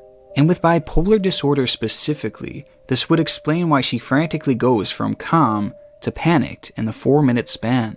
But this theory comes with one glaring issue. How did she end up in the water tank? Well, in order to access the roof, she would have needed to go through a locked door that only employees had the passcode to. If she even tried to force the door open, then an alarm would have been set off and she would have been caught. So getting up there alone through this door seems extremely unlikely. But then there's the issue of getting into the water tank. Employees use ladders to look into the tank and to work on the tanks, and it was confirmed that none had ladders propped up against them, meaning that Elisa did not use one to get inside. Also, the hatch on the tank was closed when Santiago Lopez discovered Elisa's body. So how could she have closed it after she had fallen in? Her even making it into the tank would have been difficult enough, but once she had fallen in, she would have had no way to shut that hatch. Now, these facts alone seem to completely discredit this theory, but upon doing some research, I found this video which shows someone getting onto the roof of the Cecil Hotel without triggering any alarms, and they were able to do so by going out the fire escape and climbing a ladder to the roof. This video proves that Lamb could have gotten to the roof undetected that night, and it also shows us that the hatches on the water tanks were sometimes left opened, meaning that Lamb could have jumped onto the tank and either purposefully or accidentally fallen in. I'm still unsure of how she was able to close the door behind her, but at this point I would not be surprised if maybe this was just a mistake on the initial report. And as for her missing phone, she actually posted a blog post days before her death telling her followers that she had misplaced it. There is no evidence to suggest that she found it after that, so presumably she would not have had a phone on her at the time of her death. Now personally, here's what I think happened. I think she used the fire escape to get onto the roof of the hotel that night. I mean, she frequently took pictures from rooftops of other hotels, so getting up there would have been entirely possible for her. Now, along with this, I believe that her misuse of medication was causing her to hallucinate, and I believe that she genuinely thought that someone was chasing her. Now, once up there, then maybe she climbed onto the taller roof and from there jumped on top of the water tank. And then, in an attempt to hide from her non-existent threat, she jumped inside the water tank and drowned. When her body was discovered, perhaps the employee had simply just stated that the hatch was closed behind her in order to avoid the fact that they were frequently left open. Doing this would absolve the hotel of some liability, and I actually think that the hotel pushed the narrative that it would have been practically impossible for her to get onto the roof in order for them to avoid even more liability, because in reality, anyone could have accessed the roof that day. I mean, sure, there are cracks and there are plenty of unanswered questions, and I still have my suspicions of a possible murder, but with the evidence provided, I'm content with the conclusion that this case may not have been as dark as many of us originally thought. But regardless of what happened that night, the case of Elisa Lam is one that has kept many of us up at night, and it is one that has left a lasting impact on our world. So Linda Googled all the names and found out Edgar and 7 others were veterans. So she made arrangements to give them all a proper burial. We think Edgar is still, his spirit is still in the building.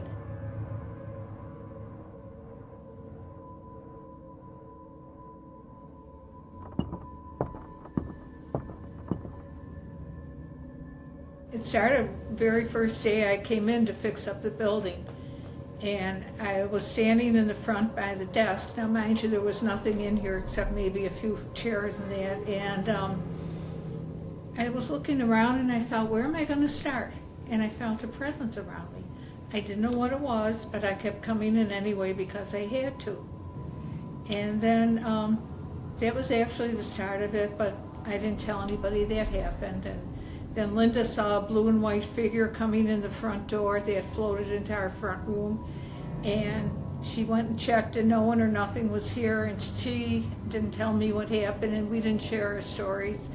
And then one day I was in the front room, which is called the children's room, and I was working on the scrapbooks. I was alone in the building, and right by the doorway I saw a very tall figure of a man, all in black, and he had a big hat on like ministers used to wear with a wide brim, and he had red eyes, and he was looking right at me.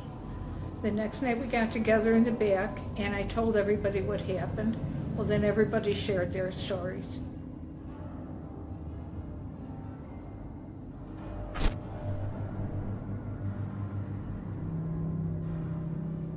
I was in the office one day, and I was facing the hallway, sitting at the desk. I looked out, and this thing came out of this particular room. I call it a thing because it was all dark.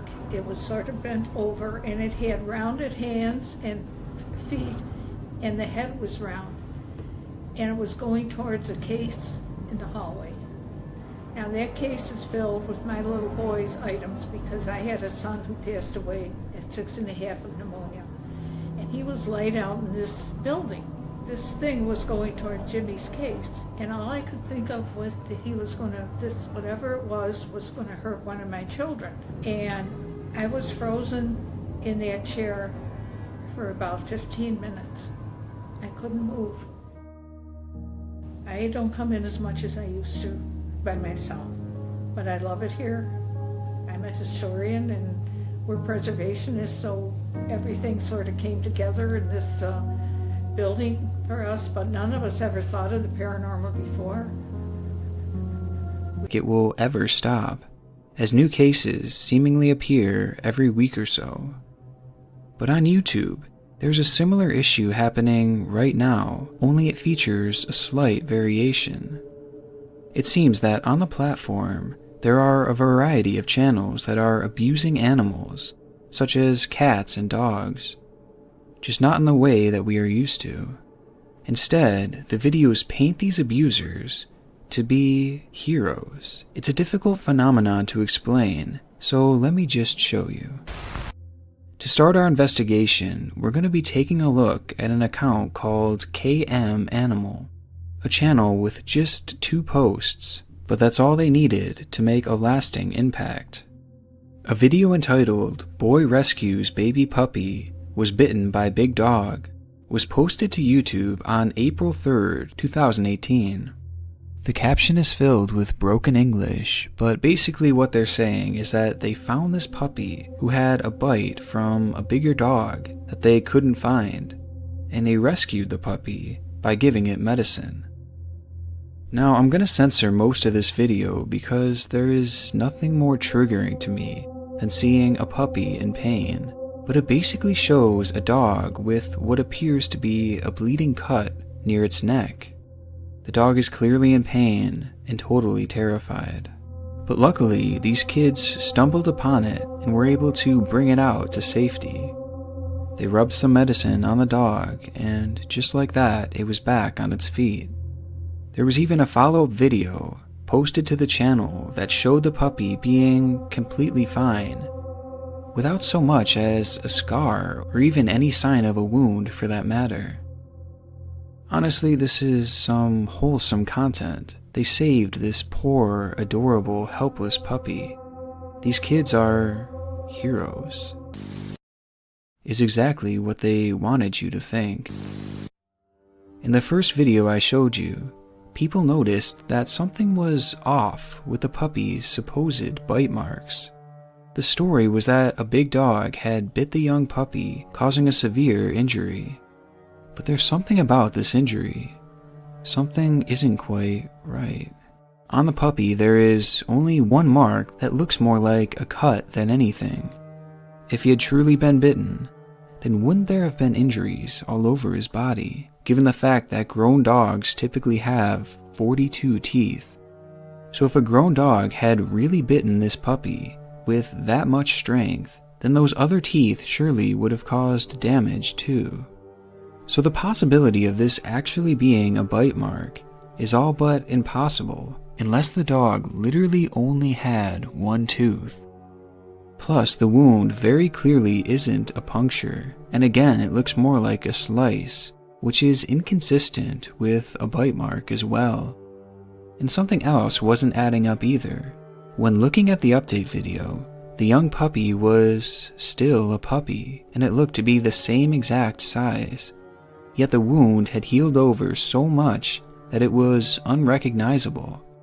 Large wounds on dogs like that would typically take as long as 6 weeks to heal if left open, and that's not including the months that it would take to fully scar over, and then the years it would take for that scar to become this unnoticeable. So all in all, the recovery time for the dog to look that good could have been years, and yet that dog was still a puppy.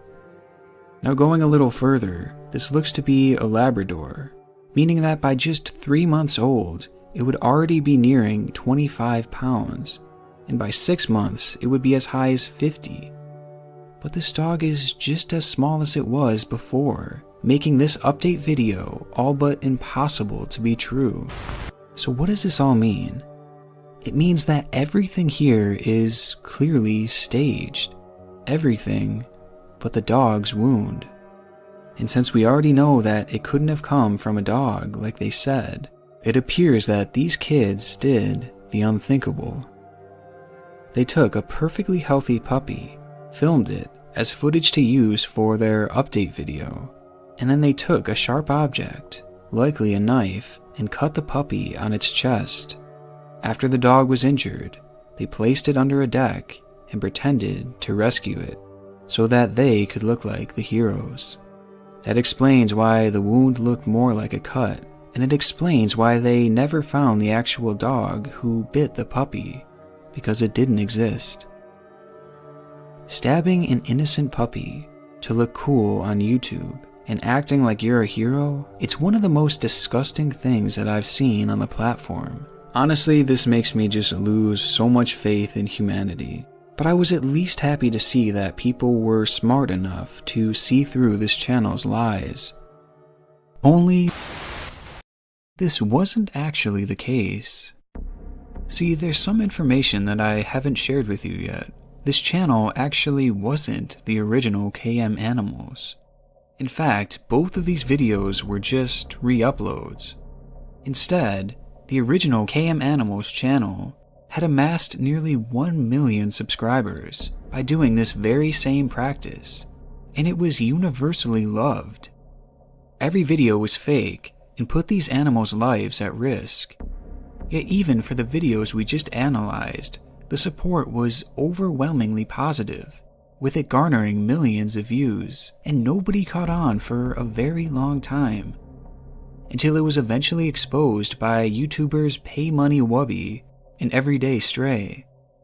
Once the truth had been revealed, the channel was shut down, with YouTube vowing to put an end to fake animal rescue content. But it is worth noting that KM Animals still has a YouTube channel that is functioning to this day called KM Daily, whose videos also deal with animals. Now, it doesn't appear that they're abusing them anymore, but it does rub me the wrong way that they're still able to post content and rack up hundreds of thousands of subscribers who likely have no idea about the horrible things they've done in the past.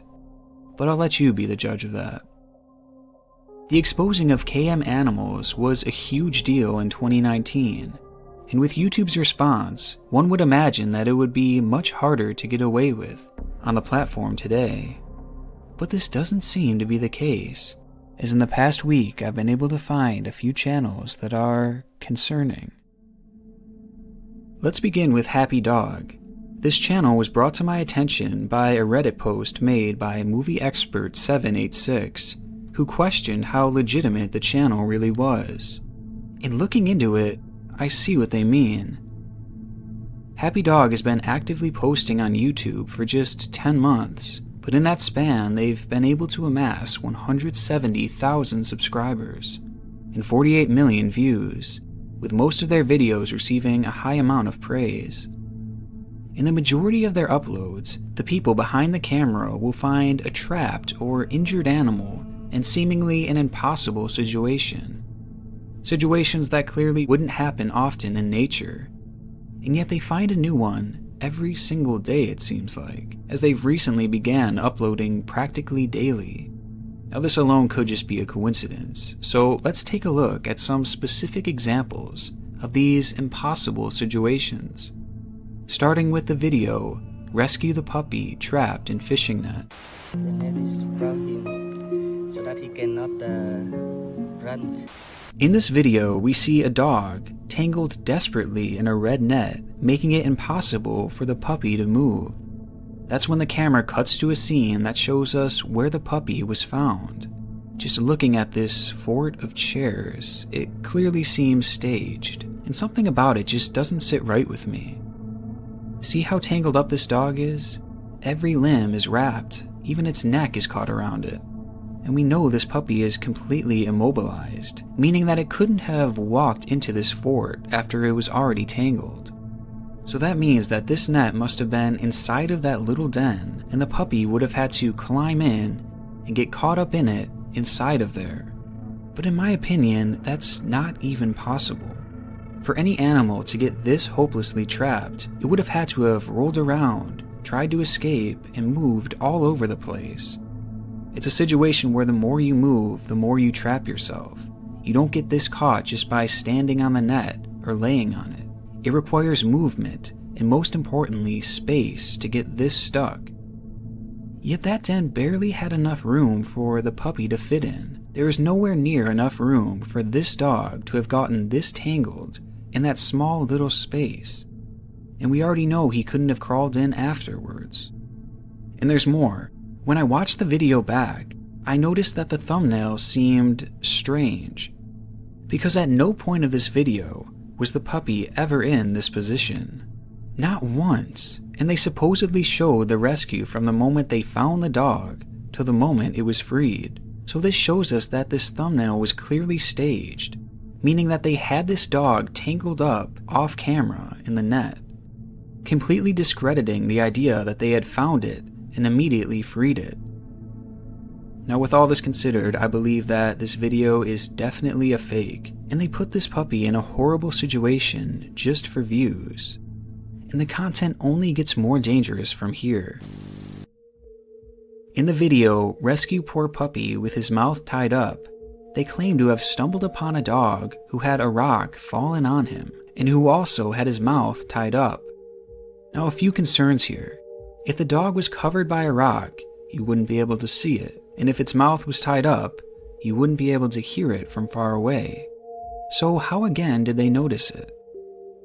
Also, you see them pulling the rock off of the dog, yet the camera shows the ditch that the puppy was found in earlier in the video, which made me realize, where did the rock fall from? The dog was in the middle of a wide ditch. Now by the end of the video, they are clearly pretending that they have never seen this dog before by acting afraid of it, and so to try and help, they start smacking it? It's very disturbing and very dumb at the same time, because after all, the dog's mouth is literally tied. So with all of this, I feel like this is another fake video where they actually put the rock on top of that dog and tied its mouth just for content.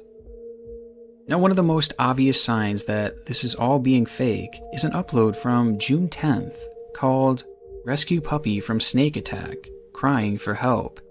This video is very graphic, so I'll blur it, but it shows a puppy being attacked by a snake. In the beginning, the people behind the camera take 30 seconds to film the situation, with one questioning, what are we gonna do? Oh my god, so what we do now? All the while, you can clearly see that the other person has a snake pole and could have easily helped the situation 30 seconds before, instead of just filming the dog literally being killed. So they prioritized getting a good shot and setting a good story to saving the dog's life, which shows us that at the very least, they valued their production quality over the dog's life in this situation. And I also want to briefly mention that this dog looks an awful lot like one of the puppies they had rescued a month previously. But this video is important for one specific reason. Out of the first 5 months of this channel, this was the first snake attack rescue that was uploaded, which leads me to believe that this is a fairly rare thing, as if they had had these rescues before, we would have seen them. Now this video gained a staggering 4 million views, which is the first time that the channel had gotten close to this kind of viewership since its first month of existence. So in other words, this video kind of broke a dry spell on the channel, which tells us something, that these snake videos are good for views. And so interestingly enough, after that video went viral, all of a sudden they started rescuing more animals from these snakes.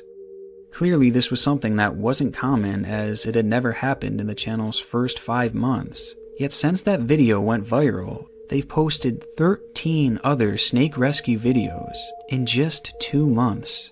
It's clear to me that they saw how well the first one did and continued staging these attacks so they could keep pulling views. And some of these videos are so clearly fake. Like this one, for example. The video shows a puppy being attacked by what they say is a king cobra. In it, the dog is dirty and has been bitten by the snake on its leg. Now, a king cobra bite can have enough venom to kill a full-grown elephant, so this puppy should not have survived long after this.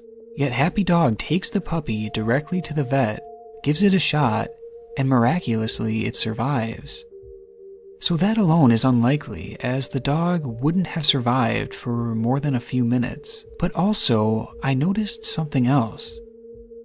When the dog is being attacked, it is dirty and bleeding from its leg. Yet, by the time they reach the hospital, the dog is perfectly clean, and the injury is nowhere to be found.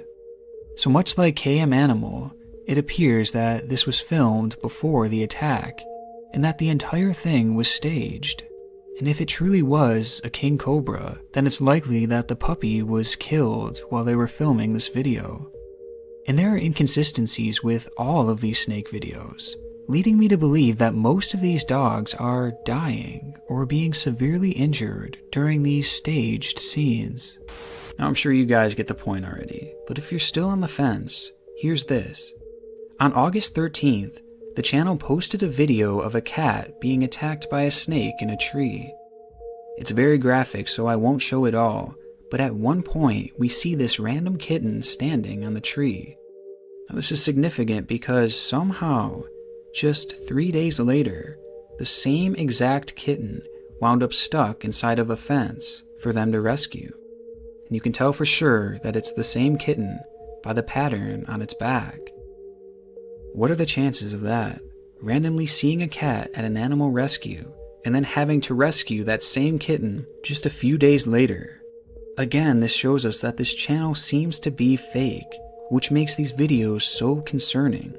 Because I failed to mention that this channel also shows videos of dogs with broken legs thanks to supposed car accidents, and puppies caught in mouse traps whose legs wound up mangled.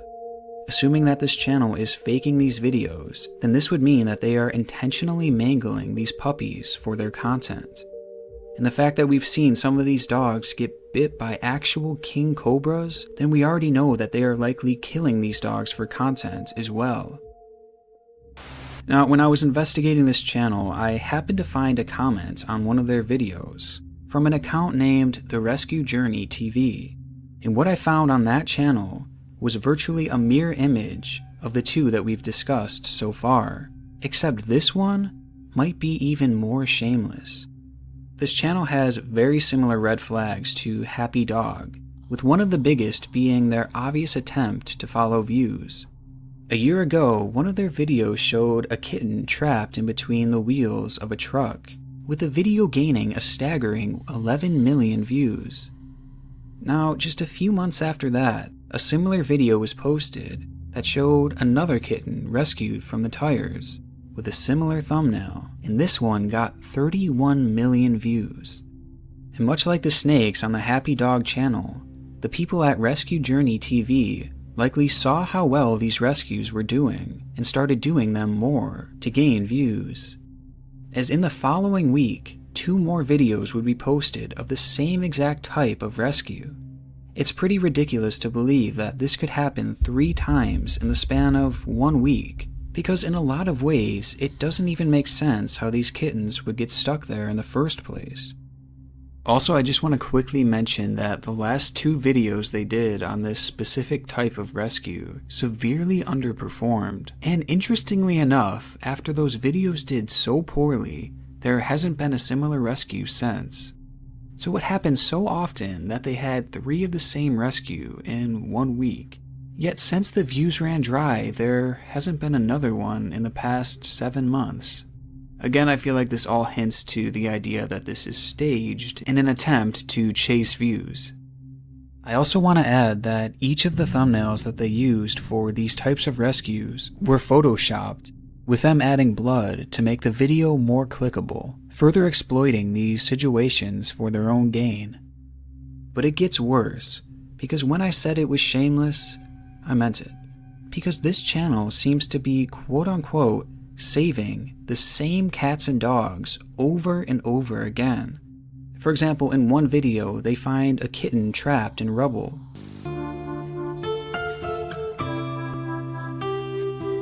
And then a week later, he finds another cat stuck in a tree.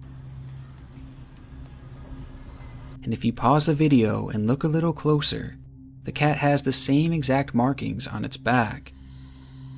It's the same kitten. Much like the tactic that happy dogs used, except they do it over and over again. They use the same animals as props for their videos to act like they're saving them. And knowing these are staged is terrifying, as this channel features videos of dogs and kittens drowning and being crushed by rubble, meaning that they're likely putting these animals through all of that.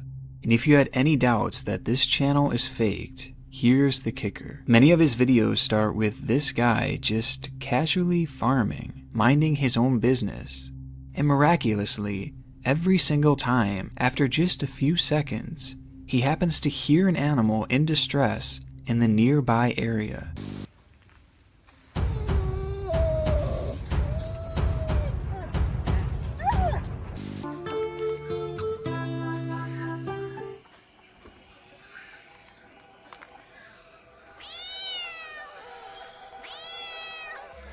Like, how dumb do they think we are? And what are the odds that as soon as the camera turns on, an animal randomly starts crying out for help? Which also just so happens to be what your entire channel is centered around.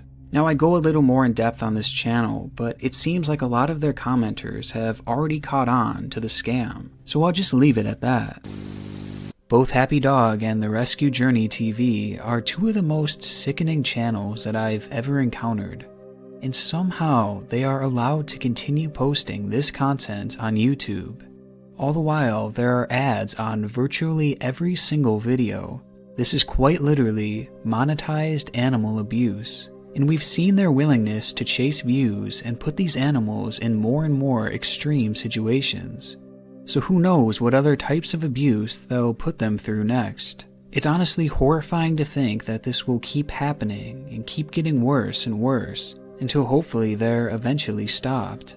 And these are far from the only. These men in black claim to be government agents, and it's said that they will harass anyone who has seen a UFO or have claimed to have been abducted. And it's said that the government employs these things to stop the spread of alien evidence. And believe it or not, stories of these men in black date all the way back to the 40s. And over that span of time, there's been countless terrifying stories surrounding these things. And here's one of them. So the story goes like this. Dr. Albert K. Bender was a well-written and extremely intelligent researcher who had founded the International Flying Saucer Bureau. That is a badass name, let me just say that. Now in 1955, his research was about to yield serious fruit as he prepared to unveil a paper that would prove the US government had, to one degree or another, covered up proof of UFOs. He planned to publish his findings in Space Review. This was until he was visited by the Men in Black. Bender claims that 3 men dressed in all black visited him at his home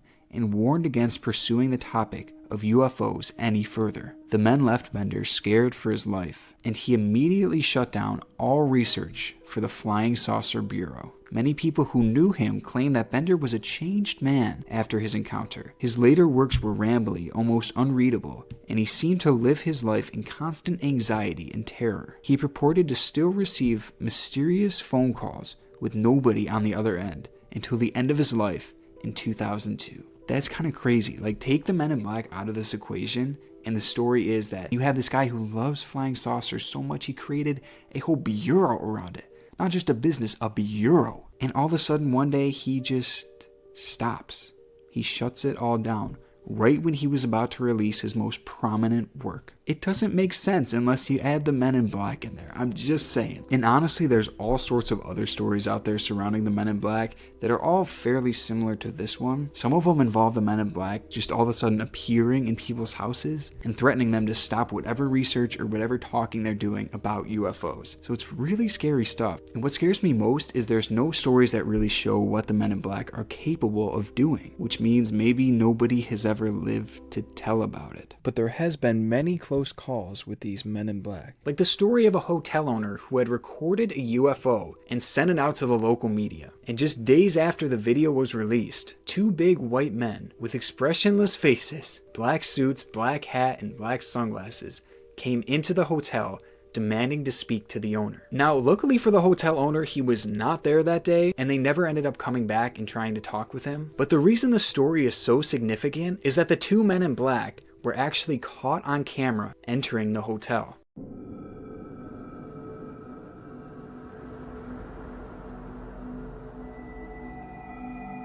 And so if you put the pieces together, one could believe that these Men in Black were showing up to threaten the owner in some sort of way and maybe try and make him discredit his own video and claim it was a hoax or something. Kind of like what happened with the alien autopsy video. And honestly, who knows what would have actually happened if the owner was there when these men arrived. Just say that he's a lucky man he wasn't there. And it wasn't the only time that the Men in Black were caught on camera. And although some of these might be hoaxes, it's important to remember that where there's smoke, there's usually fire.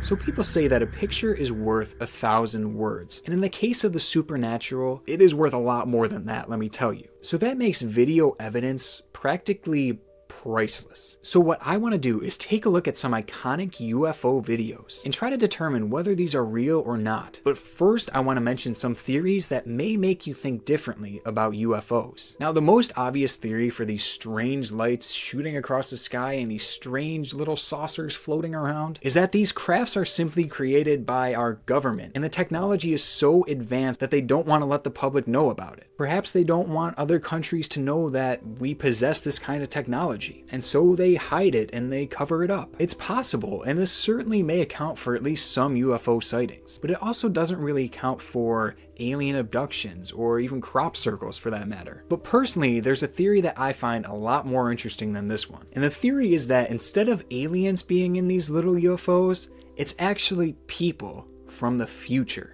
I mean, perhaps they're traveling back in time to just kind of observe humanity, see where we're at back here. And that might explain why they usually don't disturb anything and they just kind of hover just barely out of sight. I mean, it kind of makes sense because these crafts are rarely, if ever, spotted on the ground. And this could be to avoid disrupting any part of the landscape. Because as some of us will know, if you travel back in time and you literally just move one blade of grass or you disturb one little thing, it will change the future. Quite literally, one little thing will change the future, and this is a phenomenon called the butterfly effect. But this is a theory that it deserves its own video, and I'm not going to get into it now. So yeah, that would explain why these things rarely ever land or even disturb anything. And maybe in the cases that they have landed or crashed, it has changed the future. And maybe that's led to a phenomenon called the Mandela effect. I mean, really, this is way too deep for a boy like me to understand, but just going to leave it out there. So with all that being said, I'm not really sure about this theory, but I wanted to throw it out there for those of you who are, well, smarter than me. It's all of you, if we're being honest. Okay, so with those theories out of the way, let's take a look at some of the most iconic UFO sightings caught on camera. All right, so the first clip is actually from an official US government employee and specifically a pilot. And this video was recorded like 20,000 feet up in the air or something like that, and at super high speeds. The pilots found something strange while they were up there. They found a UFO. Here's the video. Dude, there's a fucking drone, bro. There's a whole fleet of them. Look on the ASA. My gosh. Okay, that's crazy. I wish it wasn't in black and white. Like I said, this is an official government released video. That's kind of terrifying, right? I tried to do a little more research on this and they still have yet to determine what this is. I think one of the explanations used was a weather balloon, which always seems to be the case when it comes to UFOs. This just can't be that. It's because it's matching their speed. It's moving so fast, and the pilots themselves are traveling at such a high speed, and this thing is just hovering and matching that. Well, if there's look at that thing, it's rotating. Okay, so I'm not going to pretend to be an expert or anything on this, but holy cow, this might be legit. So in terms of believability, I'm going to give this one a 10 out of 10 because it actually is a UFO. It is a proven unidentified flying object. Are there aliens involved? That much I can't say, but I can say for sure this is a UFO. So this is actually, I believe, the first ever UFO captured on camera, and they made a little program about it. I'm not going to show you the whole program. I'm just going to cut right to the footage of the supposed UFO. This is the Montana film, projected exactly as it was photographed. The objects are moving against a 25 to 28 mile an hour wind. So at first, this could be a number of things. Could be two planes, it could be two birds, honestly. So far, nothing too scary. This is the film in double frame or slow motion. A slight bounce in the movement of the objects as well as the tower is perceptible. This is due to the handheld camera. Okay, I can definitely rule out birds from this now, and I think airplanes. They definitely look circular for sure. So it said that they ruled out atmospheric mirages and they ruled out any sort of cloud reflections. So I don't know. But then again, it doesn't really show too much. It literally could just be two lights reflecting off of something. So as much as I like this clip given the historical contents, in terms of believability, I'm only going to give it a 5 out of 10 because it's so grainy, it really doesn't show much of anything, but there still is a little something there. So I'll give it a 5 out of 10. But when it comes to the most believable I've ever seen, we got this next one. And let me tell you, it's the motherfucking T. I don't actually want to hit the lens. It's an expensive camera. Now this footage is from 1997 and comes out of Phoenix, Arizona. And as many of you will already know by now, this is the case of the Phoenix Lights. I can't see how this works. How does this Holy work? oh, you got it too hot. Have you seen that before? No. That's weird. They're lined up in a pattern, man. There's geometry behind this. Okay, so first off, the way these things just appear and just kind of line up like that, it is so iconic and so cool, but at the same time, crazy, because literally what could be doing this? I heard it was government flares or something, but where's the plane that dropped them? It's definitely not any kind of airplane or anything like that. These are aliens, straight up aliens. I can't even get this. I've never seen it. Look at that. Man, this is... Let's see. Oh, there's 3 of them all lined up. No, 4, Bill. one Over here, there's 4. What makes this video so crazy is that the entire city witnessed this. A whole city, thousands and thousands of people witnessed this firsthand, live and in person. Oh my God. Could you imagine? I would have loved to be there to see that. I would have, well, I would have lost my shit. Now, in terms of believability for this one, I am giving it a 10 out of 10. I do not even care. This truly is one of the greatest UFO clips of all time. Let me know what you guys think about this video evidence. To me, some of it's really interesting. Not all of it's believable, but it's hard to discredit a lot of this stuff. I'm just saying.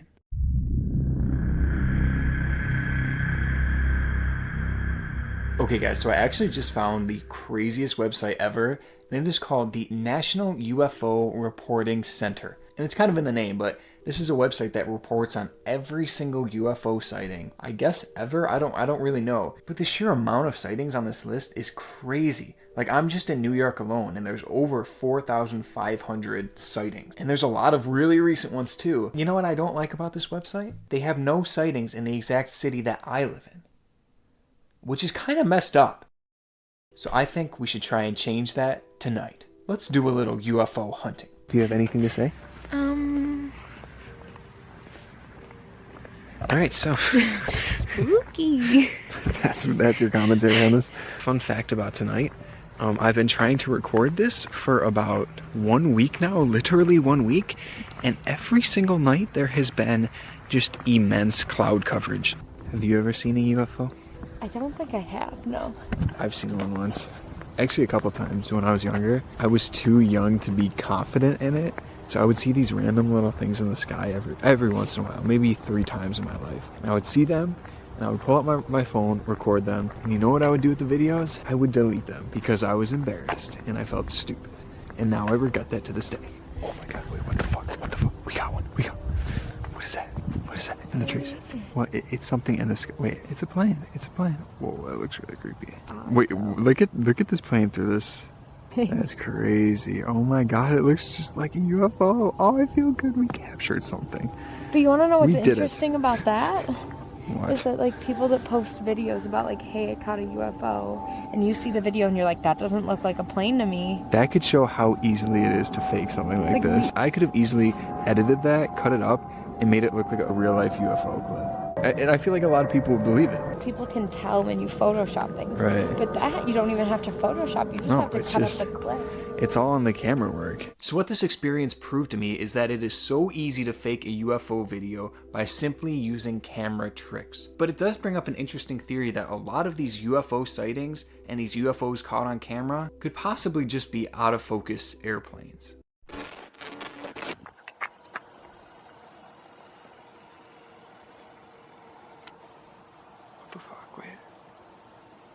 Wait, that was weird. Hold on. What is? Oh my god, it won't focus. No. There was something else. I swear to God. So I'm still kind of confused over what happened during this clip, but basically I was trying to film an airplane that at this point was practically out of frame. And while I was doing this, I noticed a flashing light. But this light wasn't an airplane because I was literally looking in the sky and there was no airplane there. In fact, there was nothing in the sky where this light was blinking. So I don't know if it's a UFO, something paranormal, or just some weird camera glitch. Either way, it really scared the hell out of me. Well guys, that wraps up my little deep dive into the world of aliens. I think I should probably mention that I'm not the biggest believer in aliens, but for some reason they terrify me, which kind of makes no sense. But with that being said, I am glad to be done with the topic of aliens. I am going to move on and leave this in the past for a little while and just mentally recover from all the spookiness that I've interrupted. But I first have to say a quick thank you to today's sponsor, Aura, who's been a huge friend of the channel and one of my favorite services out there. Throughout the years, something my friends have loved doing is showing me all the disturbing personal details that they can find simply by Googling my name. And I would always laugh in the moment, but when I would get home, I would not sleep for days because it genuinely terrified me. I mean, the amount of detailed information you can find about yourself that's just been unwillingly plastered across the internet is honestly horrifying. This happens because data brokers sell your information to anyone wanting to target you, whether it be scammers, spammers, or worse. This means for practically all of us, you can find information like our home addresses, email addresses, cell phone numbers, relatives, and even health records. And it's all with just a few clicks. I mean, it's all just kind of out there, which is exactly why I've been using Aura. Aura shows me which data brokers are selling my information and automatically submits opt-out requests on my behalf. And when they did this for me, I was honestly shocked at just how many sites were sharing my personal details, none of which I ever gave permission to. Aura's opt-out requests have not only helped reduce the amount of spam I get, but they've also better protected me from hackers who could use this information to access my social media accounts or to even find out where I live. And Aura also does so much more than protect me and my family from online threats. I get other features like antivirus, VPN, password management, parental controls, identity theft insurance, and more without having to download 20 different apps. It's really easy to set up, and best of all, you get it for one affordable price. I value my privacy and I value yours as well, so head on over to aura.com/NeoCrowley to get a free 2-week trial, with the link also being down in the description. Alright, back to the video.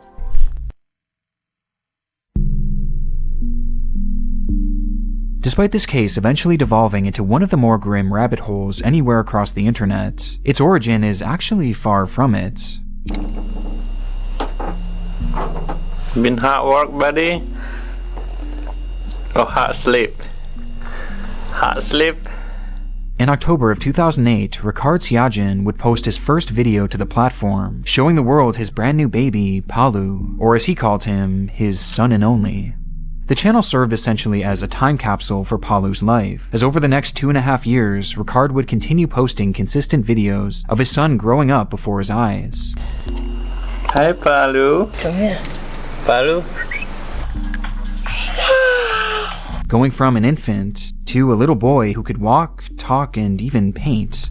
Walk. Walk. I'm looking. Walk. I'm looking. Which made Ricard especially proud. Throughout his life, art was Ricard's calling, and it wasn't just one type either, as he explored seemingly every single medium there was. He went from an experimental musician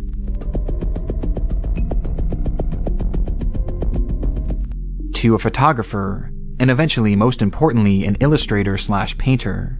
With his artistic prowess eventually landing him an interview with a local reporter, where he talked about his art and inspirations. What message do you want to send to the people about your art? My art is my stargate, my life protection, and my companion. All of my art is also a collaborative gate. They will mean nothing without good and aware eyes. So let's accept art to link the distance, difference, and diversity in humankind. The leader of this nation will be love. What a fantasy, eh? In the world of art, Ricard could do it all. But still, there was one style that called to him above all else. A style dubbed Batak art, in reference to the Indonesian tribe it spawned from. It's a distinct look that Ricard took exceptional interest in, which comes as little surprise, as that was the tribe that Ricard was born into, being raised within the Indonesian group, only to move to the United States as a young man in order to further his education and career prospects. However, as he once said in an artistic mission statement, the further a Batak man travels from his homeland, the stronger Batak he is on the inside. Moving to New York City in the early 2000s and working odd jobs to make ends meet, Ricard eventually settled in Philadelphia, where he tattooed on the side and found full-time employment at a chocolate factory. During this time, he was actively trying to meet and engage with new people, as you can still find one of his posts on a website called couchsurfers.com, where he mentions how he's looking to meet new people, while also stating in broken English, "I want to do things that when the last breath is approaching, I will still be able to smile," and answer the question, "What is one amazing thing you've done?" by simply saying the word, lived. But most noteworthy about his time in the United States was his continuation of Batak-inspired art, which in 2013 he began sharing with what he hoped would become a wider audience.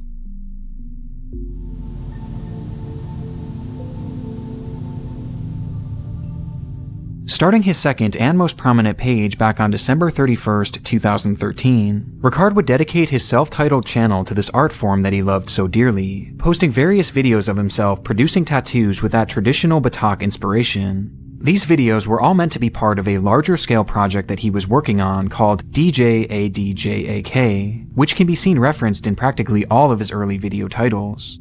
And despite being in video form, this project heavily focused on a series of books that Ricard was writing, as well as illustrating, which dove into the Batak way of art, and how he was the first to translate it into the world of tattooing, considering himself the first to practice what he called Batak body art.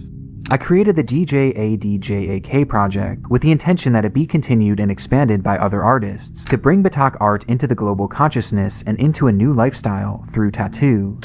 This project is dedicated to my son Palu. This channel was always meant to be something special. Not only was this uncharted territory for Batak art, but also for the world of art in general. And at the core of it all, Ricard desired to capture the attention of the online world with something they had never seen before. And in the end, he certainly got his wish, just not in the way he would have ever imagined. As the years began to pass, Ricard's channel grew less and less active, and by 2015, only a few off-topic yet entirely normal videos would make their way to the channel, like one showing what looks to be a local parade,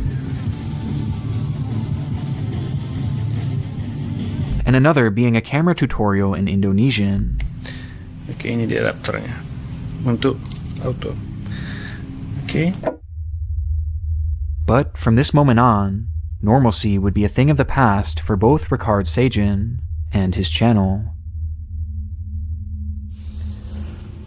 Hi, I'm making this video hoping that there's some people out there are able to help me either by sharing this and information and treatment and stuff for my condition. I have not sleep.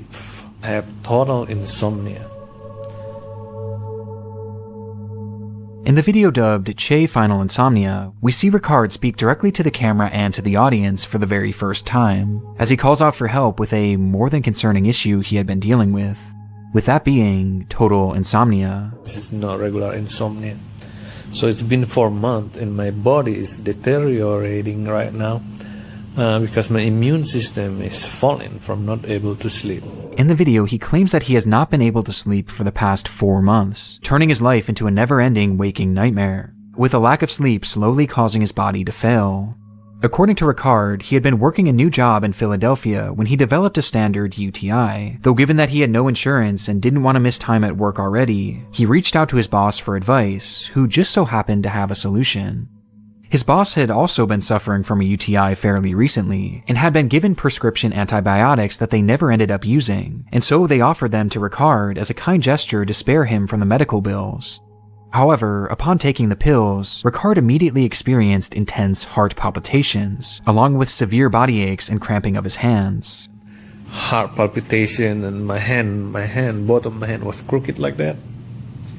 The symptoms were concerning, but given the position he was in, Ricard felt as if he had no choice but to keep taking them, until that medication ran out, and his treatment came to an end. Though his symptoms did not. From that moment on, Ricard strangely lost his ability to sleep throughout the night, and was left only able to get around 2 hours of sleep at most per day, with Ricard describing the sleep as painful, as his body would jolt every time he began to drift off, causing extreme discomfort and pain. And after 4 months of this, he had grown impossibly exhausted and utterly desperate, with the lack of sleep being apparent just by looking at the man.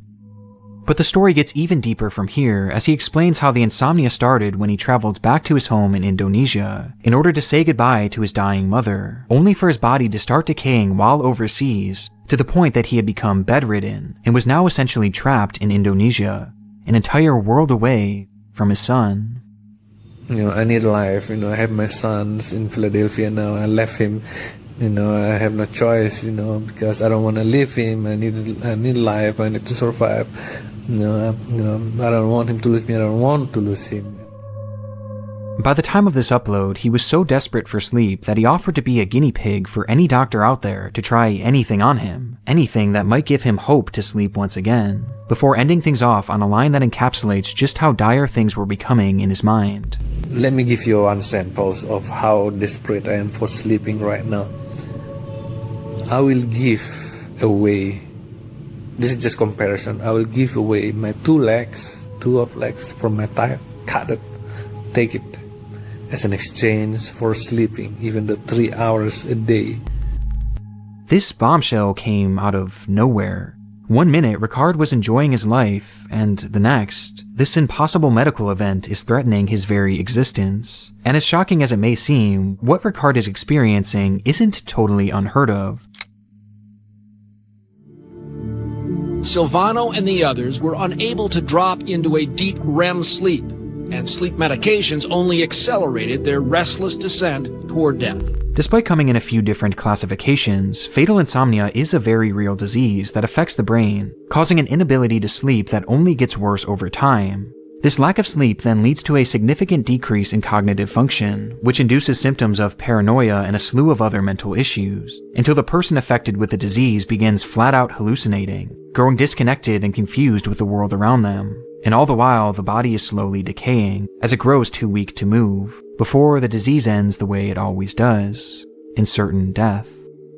It's worth noting that this is incredibly rare, almost unheard of, but what makes Ricard's case even more bizarre is that in practically all fatal insomnia cases, the disease is genetic, and lives dormant within the patients for their entire lives. But in Ricard's case, he had no family history of it, and the symptoms instead developed after he had supposedly taken antibiotics from his boss, with it later being revealed that said drug was one called ciprofloxacin.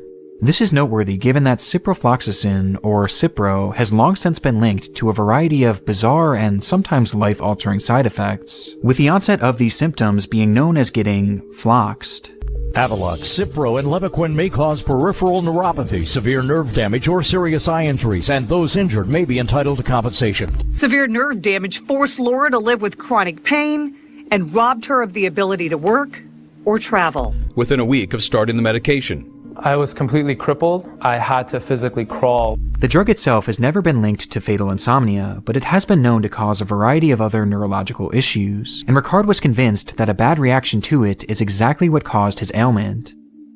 If what Ricard is saying is to be believed, then his fatal insomnia is unlike anything known to the world of science, but based on similar conditions, it is fully apparent that if things continued in this direction, well, Ricard wouldn't last long.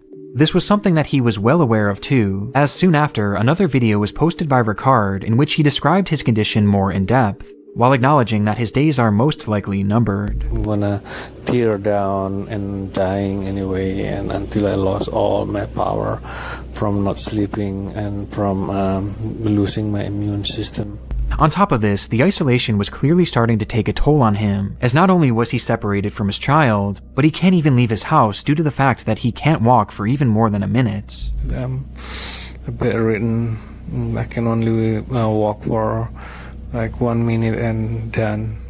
And throughout all of the research he did into his own illness, he couldn't find a single other person out there that had been dealing with what he had been dealing with, meaning that he had no one to relate to, no semblance of guidance, nothing. It was isolation in its truest, most horrific form, as he was essentially sentenced to lay in a bed for the remainder of his life, a bed in which he couldn't even sleep, as he was forced to lay there awake as his body slowly consumes itself. It's utterly depressing, and over time we begin to understand more of what Ricard is going through, as he starts videotaping examples of his sleep rejection in real time.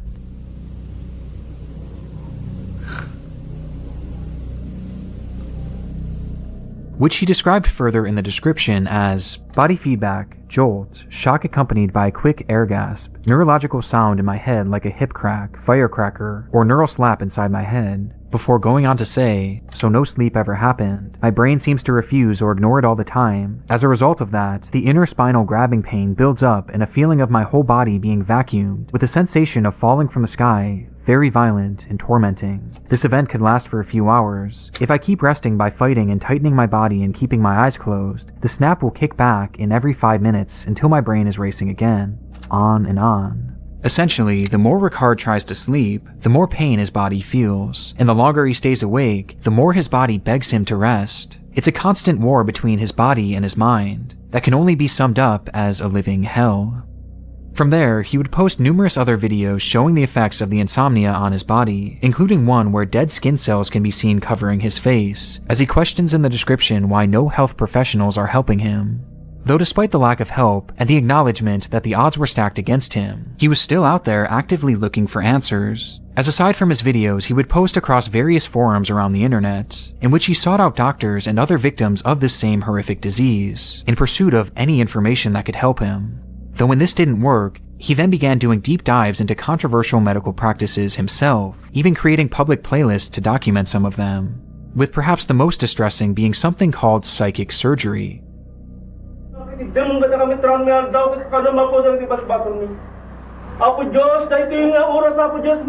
With videos in that playlist showing people being healed from their chronic ailments with this bizarre technique that unfortunately was entirely a scam, though it still likely provided him some false hope in that moment that perhaps it could work on him.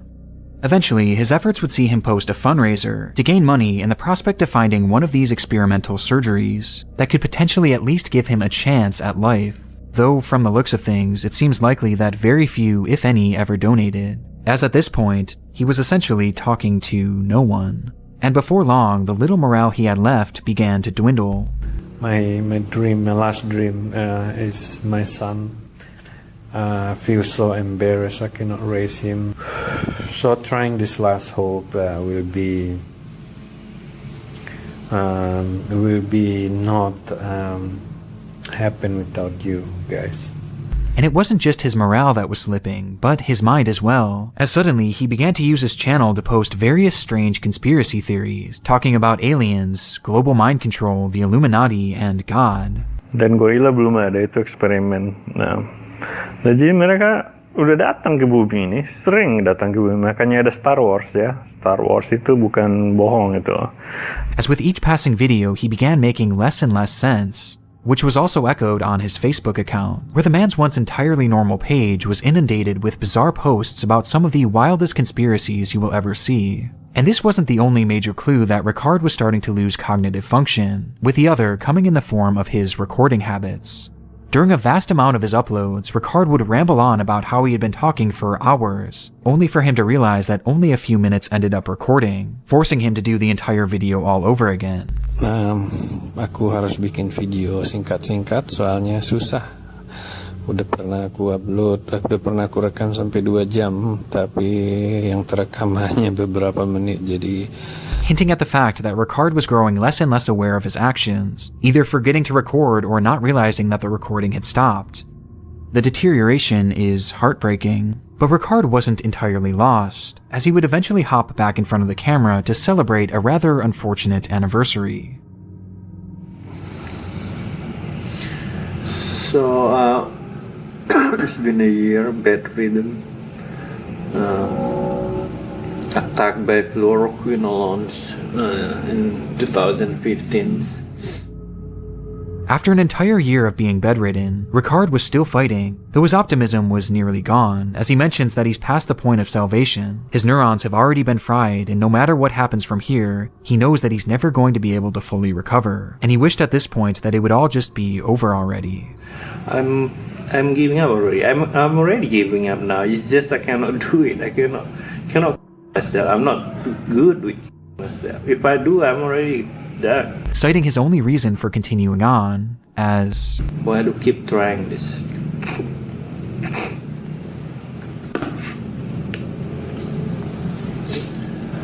For the sake of my son. Following this, Ricard would focus his efforts on documenting his illness for the world in the hopes of helping others out there who might develop it as well.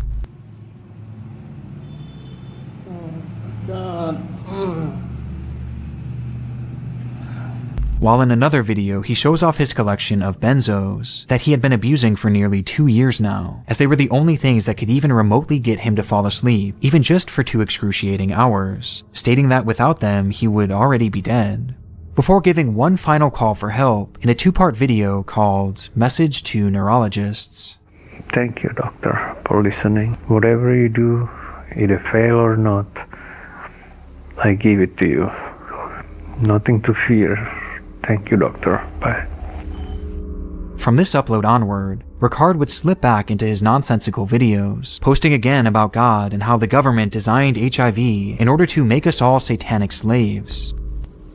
God, in this case, is just a person, which is, I found out that actually his name is Enki. He came here to this planet before we are exist. Until December 4th, 2016, when he posted a video in a dark room speaking entirely in Indonesian. Orang pengacara yang sangat terkenal dan mahal dan lain-lainnya. Jadi katakanlah ada seorang warga negara apalah ya, katakanlah warga negara Inggris yang menyeludupkan narkoba ke Indonesia. Here, Ricard poses a series of bizarre hypotheticals over the course of this 5-minute rant, with the whole thing being his strangest yet, as it never really gets to any specific point until... Perempuan atau laki-laki oknumnya ini kita kurang tahu, dan begitulah sistem pembengkokan hukum, dan itu biasanya tidak. The video cuts off. As much like before, Ricard seemingly failed to realize that the recording had stopped before he was able to finish what he wanted to say, cutting him off mid-sentence. These were the final words Ricard would ever speak on his YouTube channel, and 5 days later, on the 9th of December, he would pass away, finally giving him his chance to sleep, once and for all. Hi. Ricard's online trail truly is one of the more depressing things I've ever seen on the internet, and what I find most haunting is the juxtaposition of the 2 channels that he owned. Been hard work, buddy? Or hard sleep? Hard sleep? On one hand, he showcases the beautiful progression of life as his son Paulu grows up right before our eyes. Hi, Paulu. Come here. Paulu. While on the other hand, he showcases the haunting deterioration of death in the most disturbing way imaginable, with the most heartbreaking part of it all being that he seemingly passed away without ever getting the chance to hold his son again.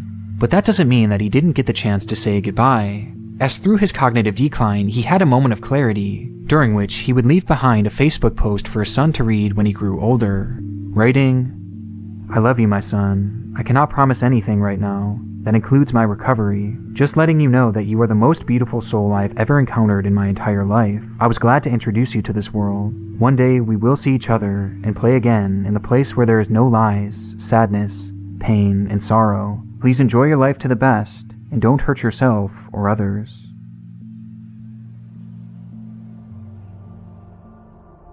With Ricard's story now at its end, we're still left with many unanswered questions, as despite his death appearing to be confirmed, the cause of it never has been. And throughout the story, there are several discrepancies that have raised a few questions. If what Ricard is saying is to be believed 100% at face value, then he went without true sleep for almost a year and a half, which based on our current understanding of sleep doesn't seem possible, at least not to the extent Ricard was claiming. In fact, another patient with an extremely similar condition had his own spiral documented back in the 90s, with his cognitive decline being much, much more drastic. How long you been here?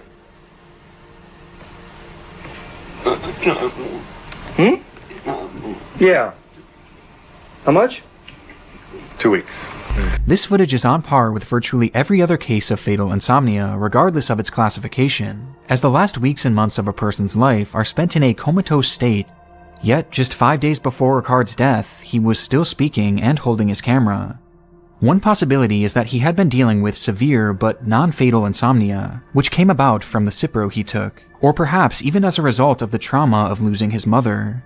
To which he then simply mistook this for fatal insomnia, with his mind filling in the blanks and convincing himself that he was dying and that he couldn't sleep, perhaps not recognizing that he was actually getting more sleep each night than he realized, with his mind beginning to slip out of control as a result of the long-term abuse of his sleeping drugs, which coincidentally also have major effects on cognitive function. And when it comes to his death, some have theorized that perhaps the insomnia did progress, or his body just couldn't handle the stress of whatever he was dealing with anymore, or even that he took his own life. But at this point, it's really anyone's guess, and though the truth is likely out there somewhere, it's possible that we'll never know for sure what really happened to Ricard Siagen, or how his condition came to be. But whatever the truth is, at least his pain is now finally videos in passing, using that along with many others as evidence that this trend did in fact exist. However, at the time, I could have never known how twisted that obscure channel truly was, and how much darker it would get, as just a few months later, Dylan's life would take a disturbing turn, and one that would forever immortalize his channel as one of YouTube's darkest. Before we get too far into this, I want to thank today's sponsor, Raycon. Raycon is truly disrupting the electronics industry by making great sound affordable for everyone, as their wireless earbuds start at just half the price of other premium audio brands. Co-founded by Ray J, it's no wonder celebrities like Snoop Dogg and Mike Tyson are using these earbuds, as they come in a wide variety of fun colors and patterns, with multiple fit options for everyone, all without the dangling wires or stems, and they have the performance to match their look, with 6 hours of playtime, seamless Bluetooth pairing, more bass, and a compact, comfortable fit. Recently, I've been wearing mine while walking my new puppy, Kuma. So if you would like a pair of your own Raycons, click the link in the description or go to buyraycon.com/NickCrowley and you'll get 15% off of your Raycon purchase. And with their 45-day free return policy, you can try them today practically risk-free.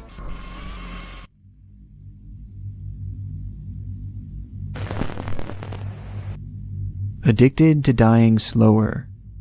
This was the caption for Dylan Pontney's first video on Instagram, as he's shown taking a long drag of his cigarette. And looking back, it was this account that provides the context needed to understand Dylan, as well as his YouTube channels, as videos like this were the basis of his content, and those watching absolutely loved it. Commenters would say things like, "Looking good, man. You're so sexy, addicted lung your face is cute," and "very hot smoker, smoker fetish?" He would never respond to that final question, though the answer wasn't hard to find. Dylan would post these videos shirtless while acknowledging and thanking the fans who were leaving sexual comments, even mentioning a potential start of an OnlyFans account. He knew what he was doing, and his account was a fetish page through and through, but not in the way that you would typically expect. Dylan clearly loved smoking, but more specifically the dark side effects that came with it, as he would hashtag things like cancer and lung, as well as even stating outright that he thought cancer was good. And he was being serious too, as he'd even take pictures of the warning labels on cigarette packages, which featured photos of withering and dying individuals, as they were designed to scare people away. But rather than deterring him, Dylan would openly say how much he loved the sight of them, as it showed what could happen to him someday, an idea that Dylan absolutely loved. Dylan Pontney wanted to get cancer and die before his audience's eyes, much like Leather Smoked Me had done years before, along with many others across the web, with his Instagram providing all the context we need, context that would make his YouTube channels all the more concerning. Dylan had 3 channels, one of which going under the same name as his Instagram, along with another called Jericho Chris, the same account that I had found way back when researching in December. And both accounts consisted mainly of his smoking videos. And quickly, Dylan would start to amass a few hundred views per video, as viewers were watching eagerly to see the young man begin to wither. It's a concept that's dark enough, especially considering his age, but as mentioned, Dylan had 3 total channels, with his third proving to be the darkest. The channel would go by the name of Juniper Crossing, and again feature more smoking clips, only unlike his other pages, these clips didn't make up the majority of his content. In fact, the channel itself was dedicated to a whole other rabbit hole here on YouTube. And it's one that we've been down before. See what I'm talking about? That is true power and true free will. Basically, we're all trapped on an iron grid. Our cells are literally keeping us trapped on planet Earth. You need to get to the center of the flat Earth before you're dead, or you will expire of your own stupidity. Blood Over Intent, Proof of Life, Quasi-Luminous. This was the title of Dylan's second upload to the Juniper Crossing channel that would go live back in December of 2021, clearly in reference to what has now become one of the largest and most intriguing rabbit holes on all of YouTube. We explored the mystery way back in the day, the Cult of Saturn. It's a group that believes an apocalyptic event is imminent, and the only way to survive is to put your name in Satan's Book of Life, a book reserved for the first 144,000 people who partake in a ritual known as Blood Over Intent. For the ritual, you write your intentions down on a sheet of paper and then spill your blood over it, which supposedly manifests your intentions, as well as puts your name in the Book of Life, essentially securing your salvation. But in order for it to fully work, you must record the ritual and post it here on YouTube.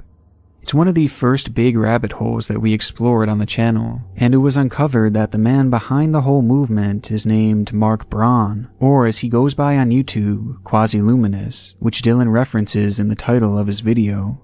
Mark believes that he is Satan himself, and the followers of this movement believe the same, despite the fact that in reality he's just a genuinely disturbed guy. Now, fellow YouTuber Blame It On Jorge has, in my opinion, the best breakdown of this mystery, so I recommend watching his video on it for further details. But all in all, it's an incredibly twisted community. Something that became even more apparent to me, as every now and then I still receive bizarre threats from certain members of the group, despite having posted that video over a year ago. Nicholas Crowley, Nicholas Crowley, Nicholas Crowley. You were in the pocket of Fogget, have you seen it?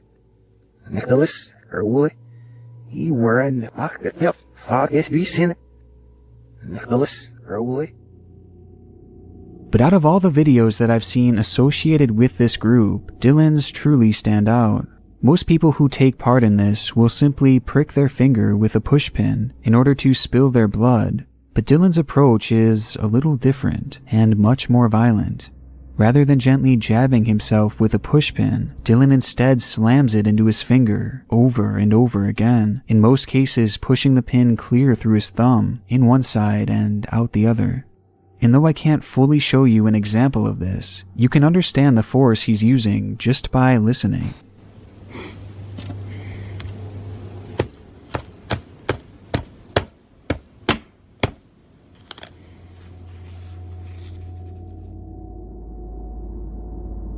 There's a real darkness to this Juniper Crossing channel, as it's essentially the combination of two YouTube mysteries we've covered in the past, both of which being incredibly concerning in their own right. I mean, this is a channel run by a kid who wants to get cancer and die, while at the same time immersing himself into one of YouTube's darkest cults. And what's also obvious when watching these videos is there's a real anger to Dylan, which is fully on display when he jams the pin through his finger, as well as on his Instagram page. We can see that his bedroom walls are filled with holes, likely as a result of Dylan punching them. He was clearly dealing with some very serious issues in regards to his mental health, and unfortunately, things would only escalate from this point on. From here, he'd begin to fall down into a conspiracy rabbit hole, posting about the Earth being flat, stating that humans are being farmed, and that our world is just one big prison. Theories that he would begin to push more and more on his channel as time went on, further showcasing what appeared to be the deterioration of Dylan's mind. And posts that would all lead us to his final upload, a video that will forever prove to be the darkest he'd ever make. On the morning of March 15th, 2021, Dylan would post a video titled "Smoking in a Car Full Vid." It would feature no further description. The clip shows as Dylan jokes around with his father on their way to Dylan's school as he enjoys his early morning cigarette, which in his words was the best way to start the day. He then asks his dad if they could visit his nana after school, and the two would start to plan out their day. Are we going to Nana's place after? Maybe. You want to go there for a visit? Yeah. Dylan then finishes his cigarette before shutting off the camera. He would never post again. Not just on his YouTube account, but on his Instagram as well. In fact, no social media belonging to Dylan would ever be updated from this moment on. The video would go live as soon as Dylan would get dropped off at school, and from there he would start his day as usual. That morning he would sit in his classroom at Christ the King High School, the same way he would do any other school day, only today was different. For reasons unknown, at roughly 9:30 a.m., Dylan would stand up from his chair before pulling a knife out of his backpack, right in the middle of class. He would then proceed to turn to the girl sitting next to him, and before anyone could realize what was happening, Dylan would stab 17-year-old Jennifer Winkler and quickly leave the classroom and the school itself. It happened too quickly to react, and in an instant, Jennifer would be fatally injured, later passing away in the hospital before her father could say goodbye. Dylan would attempt to run but would only make it to a nearby neighborhood before being caught and arrested for murder. Just barely a few hours ago, Dylan was sitting with his dad planning out his day, and there was no sort of indication in this final video that just moments later he would take a life in cold blood. And even more shocking of all, according to the victim's father, there was seemingly no bad blood between the two. As a matter of fact, they were at one point neighbors, though they never really hung out or talked. The attack was completely unprovoked and seemingly without reason. According to Dylan's own dad, he was a troubled kid who struggled daily with mental health issues, but in his own words, he said he believed that Dylan was making strides and starting to get better. But his YouTube channel paints a different story. It showed a young man who had seemingly no will to live, a man that wanted to die, and a young man who was clearly dealing with intense and very concerning anger issues, all leading to him cutting short a life for seemingly no reason at all. And just based off of the way that Jennifer's dad describes her, well, it seems like our world lost an amazing person that day. She was bright, smart, creative. She was just Jenny. I'm gonna miss her, and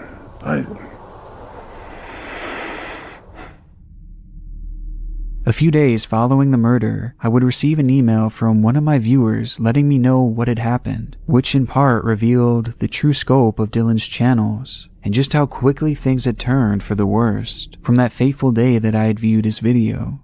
But most disturbingly of all, at that point there were still people leaving comments from the Blood Over Intent group, literally saying that they praised Dylan, despite the fact that he was a known murderer at this point, something that if you were in his comment sections, you couldn't miss. The Juniper Crossing channel stands today as a dark look into the mind of a truly disturbed individual, someone who dedicated his life to a satanic cult, someone who wanted the world to see him slowly die on his channel, and someone who would mercilessly kill not even 2 hours after posting his final video. And unfortunately, the signs were there all along.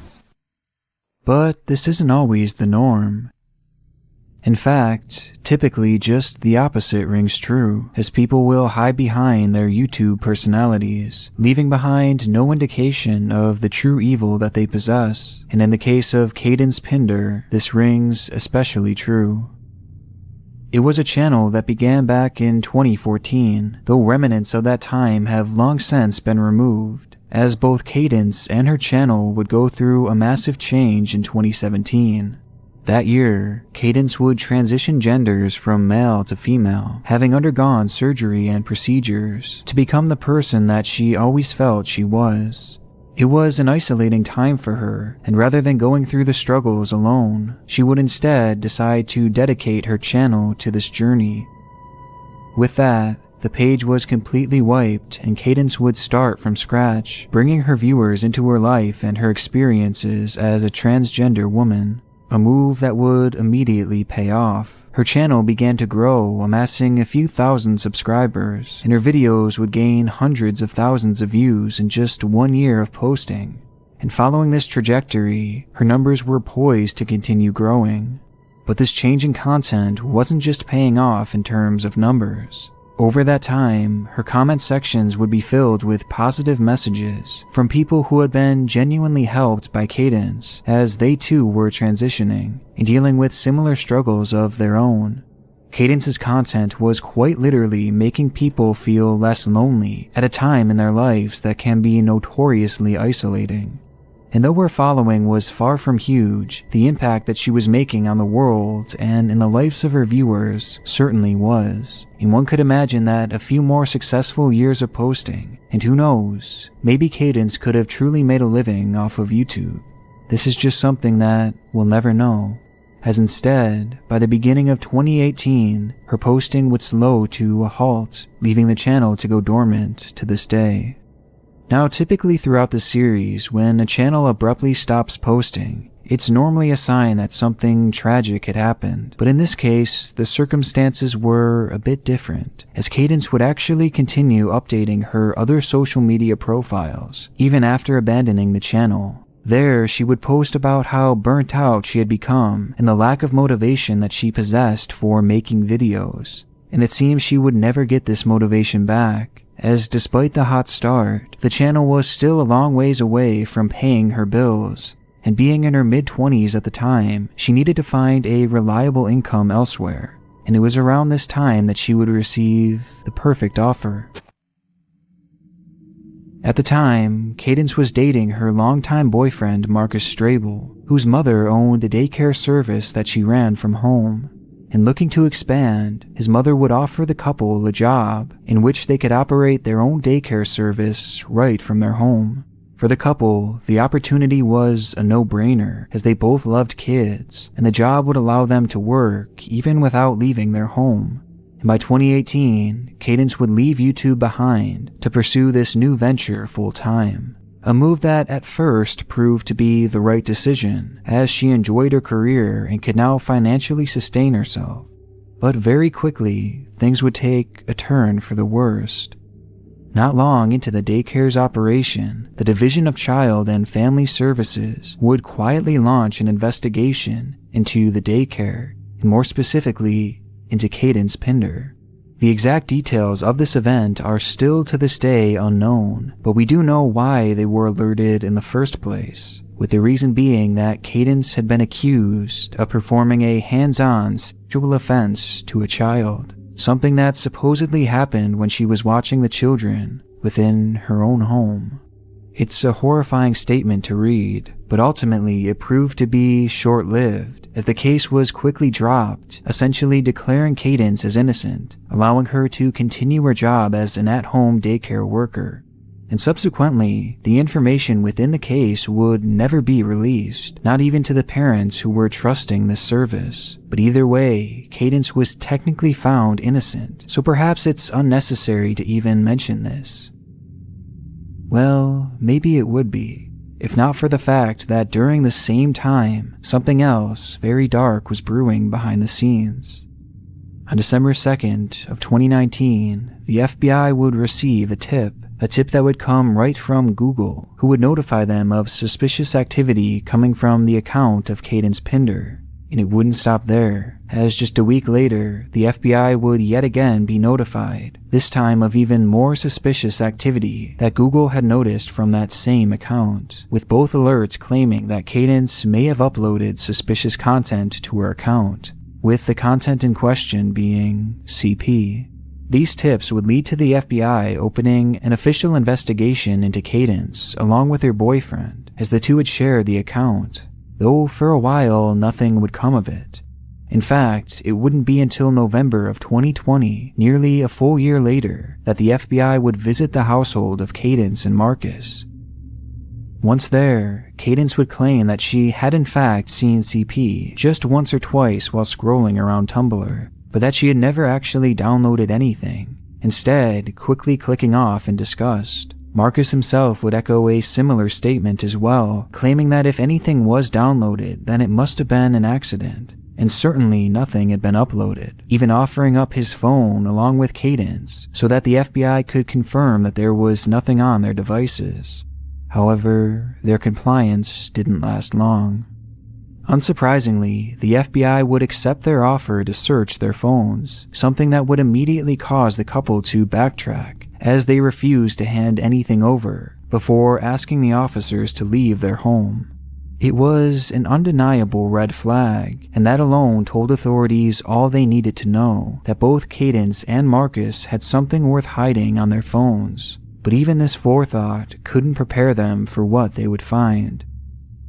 After obtaining a warrant to search the phones of the couple, it would be revealed that the alert had in fact been correct, and Cadence's phone did hold multiple photos containing CP. But somehow, it was even worse than you would imagine. Along with the straight-up CP was photographs depicting real-life physical abuse in some of the worst ways imaginable, all of which being done to children, and all of which found on the phone of a daycare worker. Having been caught red-handed, Cadence would state that it must have been a mistake, further claiming that she must have accidentally downloaded them from Tumblr, or it was Marcus who had done this all, though his story was much different. His phone also contained photographs depicting similar content, which he had admitted to downloading, only not alone. According to him, the couple would download these images together, admitting that they viewed them and stored their favorites on separate accounts for later use, though he was adamant about one thing, the fact that he had no idea that these kids were underage. This, however, was a blatant lie. Upon reviewing the images, the FBI would conclude that the photographs could not have been mistaken for adults, as they didn't show teenagers or even preteens for that matter. Instead, the photos were of children as young as 3 years old, the same age as the kids that the two were watching over, alone within their home. And though the FBI had only received 2 alerts, the true scope was far worse than just a few photographs, as Cadence Pinder, the once budding YouTuber, had 125 pictures depicting CP all within her phone, far more than her boyfriend Marcus. The discovery has led to Cadence being charged with 15 counts of sexual exploitation of a minor, with Marcus being charged with 10 counts of the same. As of now, the two are both awaiting sentencing, but having them locked away is a huge relief. though I'm still left with many questions. That allegation of a sexual act performed on a minor by Cadence way back before she had gotten caught makes me wonder if there was any truth to that story, as she clearly was attracted to children, and she worked in close quarters alone with them, which also makes me wonder if the photos that she possessed were of kids that she was supposed to be watching. As remember, the Google alert was spurred on because Cadence had uploaded a photo, not just downloaded. So maybe that was a picture of one of the children that she was trusted to watch. But this is something that to this day hasn't been confirmed, and as of now it's believed that at the very least, the majority of pictures that she had on her device were pulled right from Tumblr, which makes one of her final tweets all the more disturbing, as she says, "Wait, you can't upload to Tumblr anymore? I thought that's the only reason people even use Tumblr. Look at me learning something new every day." Cadence Pinder was, is, and will always be a disturbed individual. And scary enough, she had found herself in the perfect profession to objectify young children behind closed doors, a job that she was allowed to continue after one allegation, and nearly a year after Google had told the FBI that she had uploaded CP. And who knows what kind of sick things transpired within her home.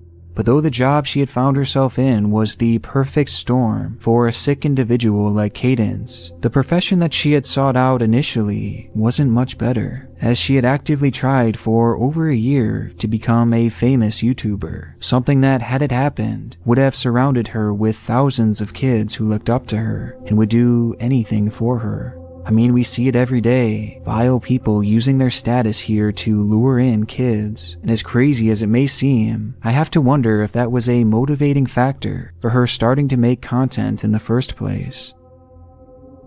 But for our next creator, he never tried to hide the fact that he had a much darker career outside of YouTube. In fact, he practically put it on display for the world to see.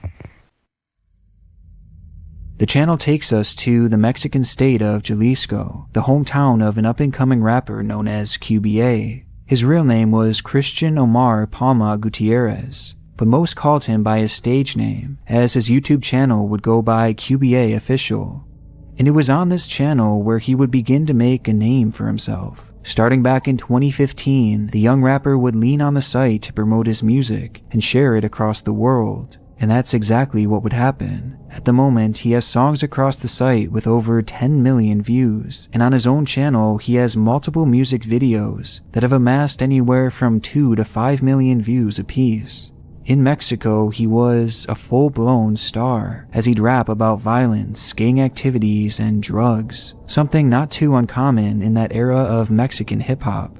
Though with these dark lyrics came a problem. YouTube would not monetize QBA's music, meaning that though he was getting millions of views, it said that at his peak, QBA was only making a mere $300 a month, nowhere near enough to bank on full-time. Making matters more difficult, the young rapper had recently gotten married and had a child, and with the wage he was making on YouTube, he knew that he would have to take on another job to help his family financially. So in 2018, he would begin a side gig as a car mechanic, working for around $80 to $100 a week. But as QBA struggled to pay his bills, a scandal had broken out in that same area where he lived. In February of 2018, 3 university students had gone out to film a school project, with a group settling on a somewhat remote region of Jalisco, QBA's home state. It was a trip that they would never return from, as they vanished into the night. The disappearance was shocking, and especially concerning as the 3 students were last seen being led to a vehicle by armed police officers, with the big issue being that there were no patrol cars in that area, and no cops either for that matter. Instead, the group had been kidnapped by fake officers, and hadn't been seen since entering the vehicle. The case would gain national attention, as many assumed that the 3 had been killed, though no bodies had been discovered. In fact, no bodies would be discovered, or could be for that matter, and oddly enough, this was all thanks to QBA.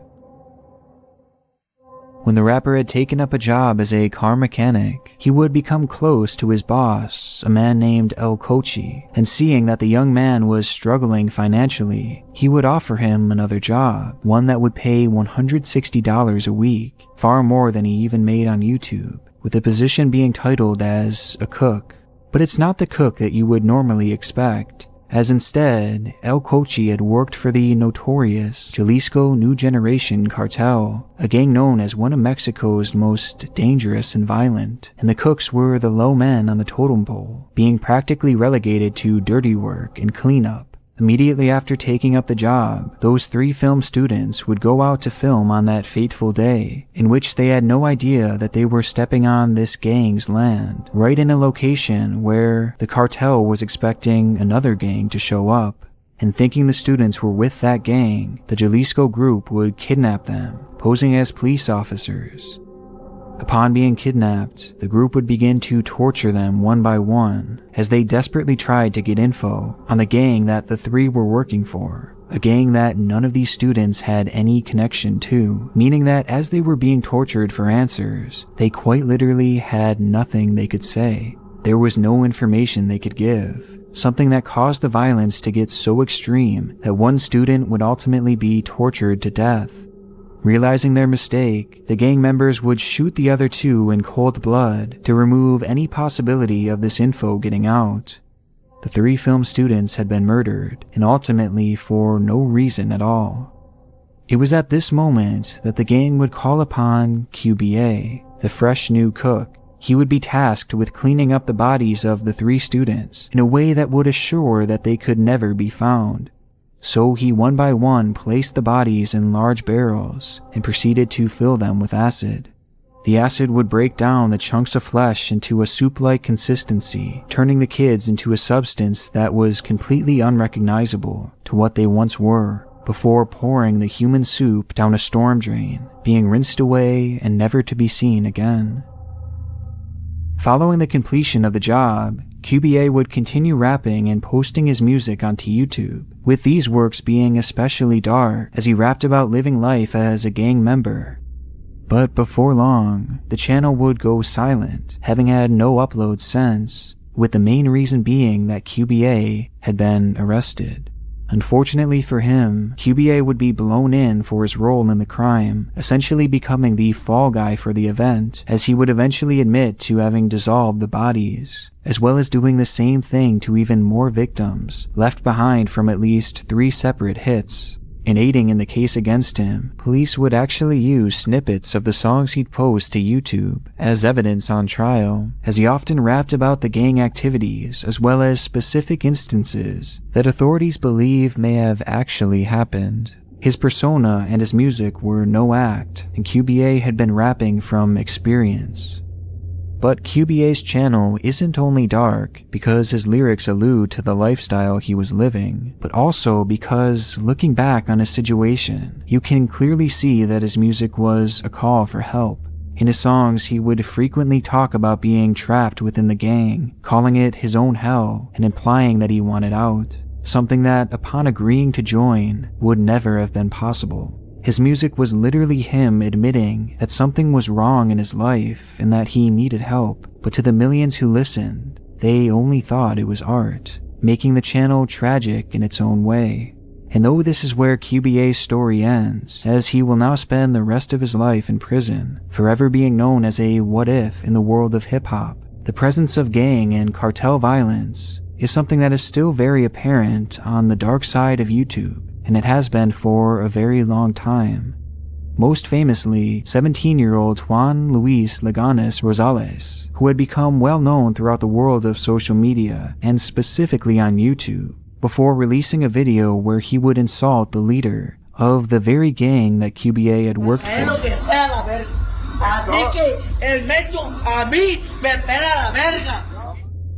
A move that didn't sit well. As a result, gang members would enter a bar in which the online star had been hanging out at, before opening fire, striking the teenager as many as 18 times, killing him instantly. It was one of the more viral YouTube stories back in 2017, and tragically, it has since come out that Juan was incredibly impaired at the time of that notorious recording, and the video itself was taken by a friend who posted it to social media without his consent, a decision that would prove to be a tragic mistake. But as dark as this story is, it's just another in a long line of examples, as fittingly, just a few months following this event, yet another YouTuber would be targeted. El Salón TV was a Mexican YouTube channel started back on February 9th of 2012, being run by a lady named Pamica Montenegro. Pamica would feature videos ranging from beauty tips to skits as well as vlogs, with her undeniable charisma being present in each upload. But along with these fairly standard videos, Pamica would also focus a good deal of her content around political commentary in the region of Guerrero, Mexico.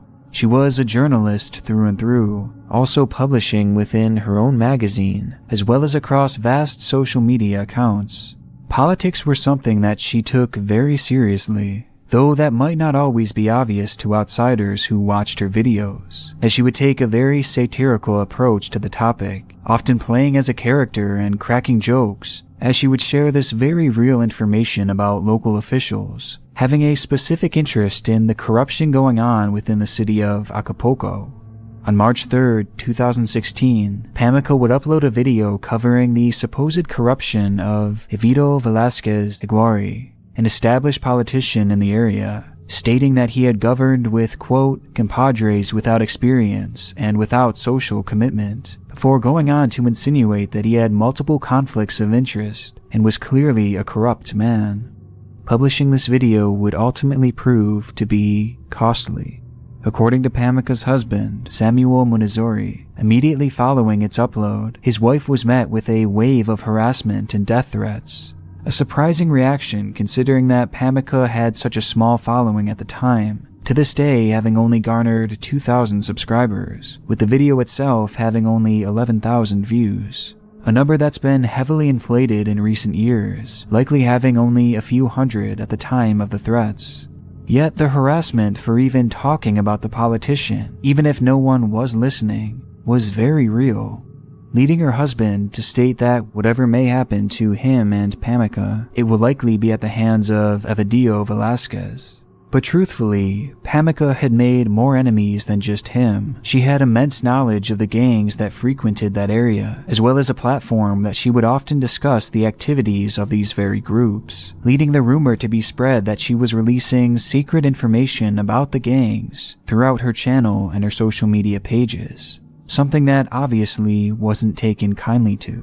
And unfortunately, well, we know where this is headed. On February 5th, 2018, Pamica would be working at a restaurant that she had owned with her husband. There, her husband would send out a social media post inviting all their friends to come in for a visit. Immediately following this, 2 armed gunmen would enter the restaurant in which Pamica was working and proceed to execute her in front of her friends and loved ones. The men would quickly leave the restaurant, never being caught to this day. No motive has ever been given to the seemingly deliberate attack on Pamica, but diving into her history, it would quickly be reported that a local gang had taken her out due to the content she was posting on YouTube, with the Jalisco cartel being tossed around as a potential perpetrator for the crime, while others, including Pamica's own husband, thought that Evito Velázquez, the prominent politician that Pamica had frequently criticized, had likely put a hit on her, potentially reaching out to a local gang to do his dirty work in order to silence the journalist who had proven to be his biggest critic, with this particular theory being the most widely believed to this day. But whatever motive was and is true, it shows us the dangerous landscape that journalists in Mexico are facing even to this day, and how risky this whole YouTube channel really was, despite appearing so innocent, and despite it being so innocent, as the page was run by someone who simply had a passion for politics, and who wanted to report on the truth, despite knowing the implications that it could have. And unfortunately, it was this very drive and the love she had for this channel that would ultimately end up costing Pamica her life.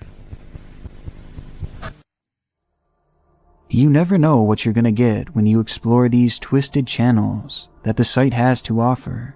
Some pages telegraph devastation that's soon to come, while some come across as so inconspicuous. But regardless of how they gained their infamy, these channels will serve as relics on the site and tragic reminders of the disturbed side of humanity and the dark side of YouTube. I want to give a massive thank you to my goal. He decided to accept the dare, approaching his mother and asking to take a bath in his clothes, to which his mother responds with a sharp no. As inconsequential as it may seem, this one comment is merely our first encounter with one of the more unusual internet mysteries in recent memory, as the account behind it has quietly become one of TikTok's strangest, by leaving a trail of concerning videos and comments in its wake. And just as I began to scratch its surface, I quickly realized that this was a rabbit hole far deeper than I'd ever planned on diving down. This is the disturbing story of Howard the Duck 4. He has shoes, socks, shorts, underwear, hoodie, shirt. And he is going to get in the shower. Before we dive down this rabbit hole, I want to first thank today's sponsor, Current. For me, banking has always been an overly complicated and stressful thing to deal with, but Current has come along and basically streamlined everything in a way that has brought banking into the future. Upon signing up, you are mailed your very own Visa card to use, and from there, everything is managed directly through your mobile device, which makes it incredibly easy to deposit checks and add funds to your accounts with just a few clicks. Current also allows you to overdraft up to $100 without receiving any type of fee. Along with this, there are also 40,000 ATMs across the US which you can use your Current card at completely free of charge. But my all-time favorite feature and Current's claim to fame is the fact that it allows you to get paid up to 2 days faster with direct deposit. So if this is something that you would be interested in trying out, then head over to current.com/CrowleyNick to sign up for free today. TikTok is the new social video app making some serious waves. Hello there. How are you? Hope you're all well. And hope you're all keeping fine. It started back in the summer of 2020 with this video, an inconspicuous upload by an older user named Howard the Duck 4. His real identity wasn't known for the main reason that no one really cared enough to find out. He never had any significance on the site, with most of his uploads going by without so much as a second glance, or even a first glance for that matter. And given the quality of his videos, it's not hard to understand why, as the man, who I'll now be referring to simply as Howard, just comes across as a clueless grandpa, unsure of how TikTok actually works.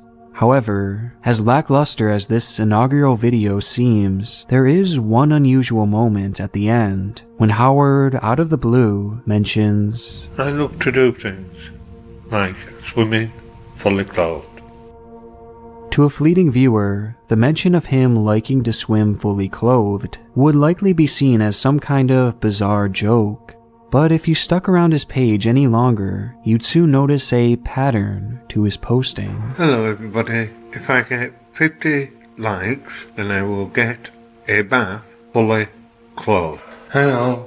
I'm about to get in the bath fully clothed.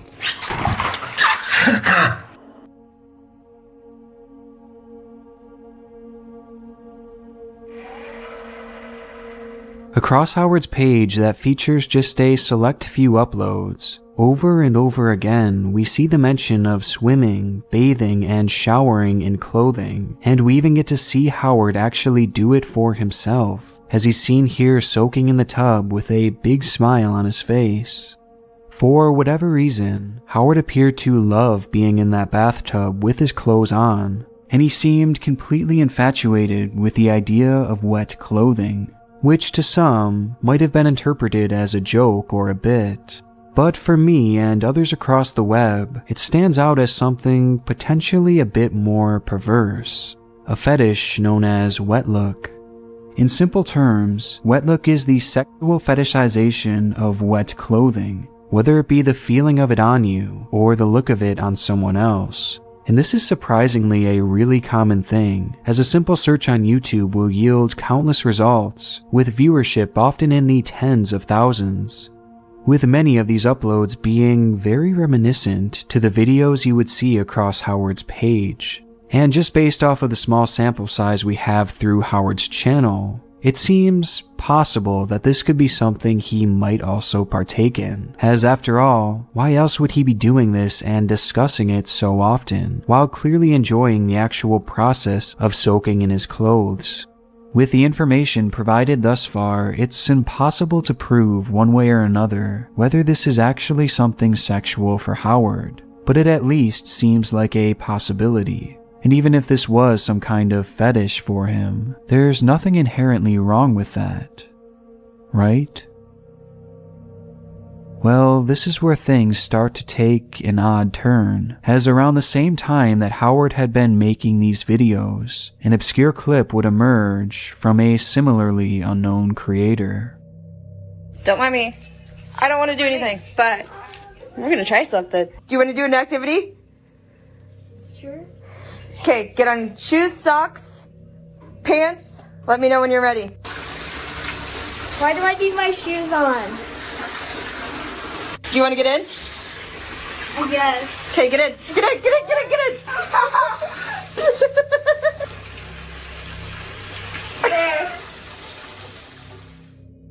The video shows a mother excitedly taking part in a challenge where her son enters the bath with all of his clothes on. And what transpires next seems to be a goofy video done in good fun, but it gets a bit stranger when it's revealed that the one proposing this dare was Howard, with his comment reading, "I've got an idea for you to do where your son is concerned if you're willing to take part in an experiment with him," before going on to explain that this dare was for the young boy to get into the bath fully clothed. It's an odd video, and to make it all the more concerning, it wasn't the only one. So Brody was dared to take a shower fully clothed. You can see he has shoes, socks, shorts, underwear, hoodie, shirt, and he is going to get in the shower. Is it cold? Oh, that feels weird. I bet it does, fully clothed.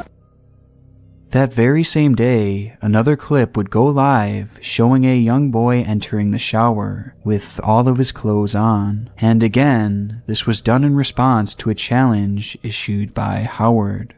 And these videos were just the tip of the iceberg, as in the days, months, and now year following these videos, other users across the site would report seeing hundreds and hundreds of Howard's comments littered all across TikTok, daring people to participate in his new game. It was all just so bizarre, and it became even more so as time went on, as Howard's comments began to grow increasingly demanding and manipulative, which leads us all the way back to the scenario mentioned at the opening of this video, where a young child had received a similar comment from Howard. This was in fact a real encounter, which led to the child recording himself asking his mother to participate, before she eventually told him no. Can I take a bath with my clothes on, with my shoes and my socks? No. But the most damning part of their interaction came within the comments of this video, where Howard actually responded by saying, "Love it, what did she say?" The kid then comments back with, "No, lol." Twice now, Howard had gotten his answer, first from the video, and now from this comment straight from the child himself. However, Howard didn't leave it at that, as he then pushes back by saying, "Does that mean yes or no?" Again, this already answered question went without a reply, prompting yet another response by Howard, where this time he says, "If she had said yes, what would you have done? Would you have gotten in the bath fully clothed, in your shoes and socks?" The whole exchange comes across as almost desperate on Howard's part, as he seems incredibly pushy with a child who is no more than 12 years old, and his last comment makes it seem as if he's fantasizing about this, and the idea of the kid following through with his dare. Plus, even after receiving a firm answer on multiple occasions, he never gave it a rest. In fact, a full month later, Howard came back to the young boy's page once again and asked him to participate, only this time, Howard asked him to do it without his mother's permission. It all felt very manipulative, and this was a theme throughout most of the comments he left, as he never took no for an answer, and he seemed almost obsessed with having people do this challenge of his. And that wasn't the only concerning similarity across his many replies. If you haven't noticed already, Howard seemed to have a targeted demographic for his challenge, with that being children, as out of all the comments he would leave, they were exclusively left on accounts run by or featuring minors. He never asked a single adult to do it, as he always zeroed in on children specifically and children only. And to get even more specific, he only ever asked little boys. Which brings us to one burning question. Why? Oh, he's all wet. Mr. Noodle gave his clothes a bed.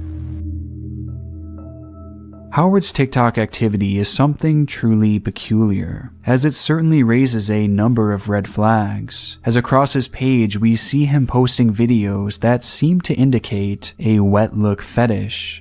And now he just so happens to have started this challenge that is basically providing him with wet look content. And to make it all stranger, he's supposedly trying to start this new challenge, this new trend, yet he only ever asks underage boys to take part in this. And when he does ask, he comes across as desperate to receive these videos, going as far as to use means of manipulation.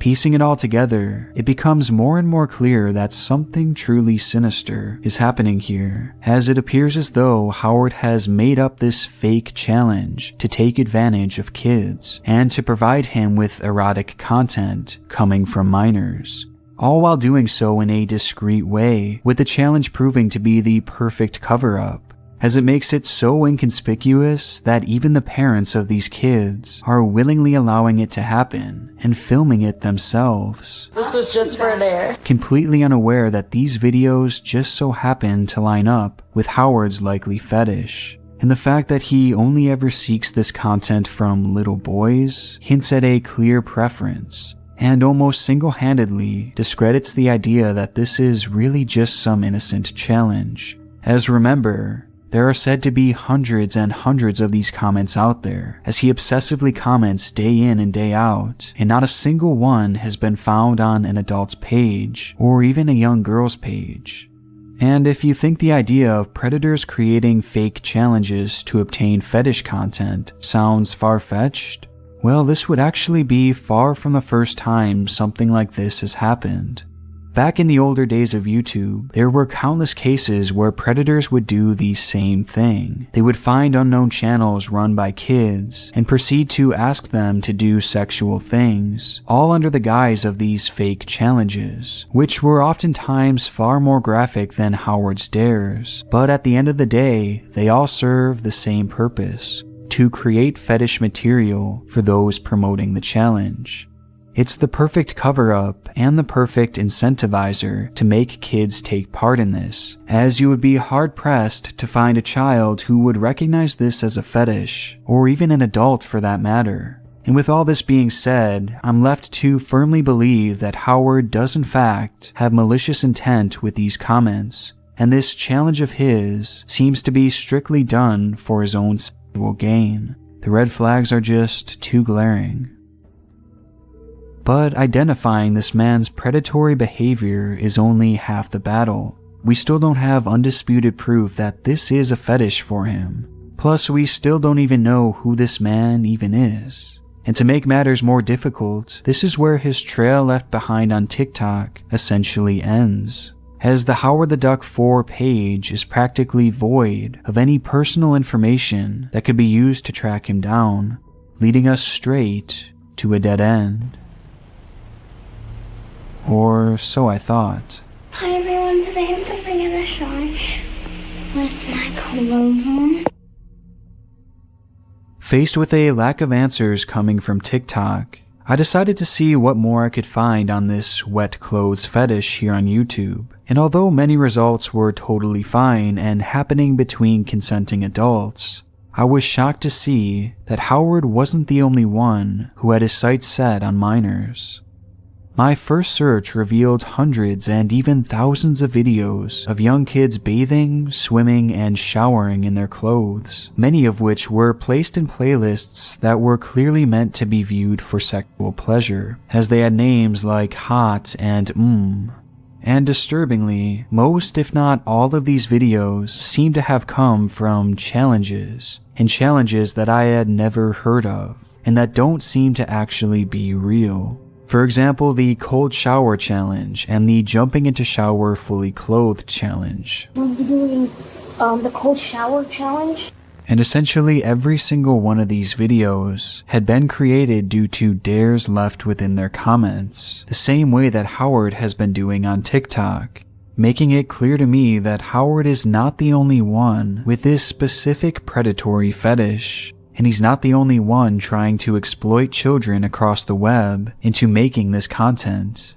The scope of it all is honestly surreal, as some of these videos have tens and thousands of views, and they just seem to go on for forever, with hundreds of thousands of results, the majority of which are currently being viewed sexually.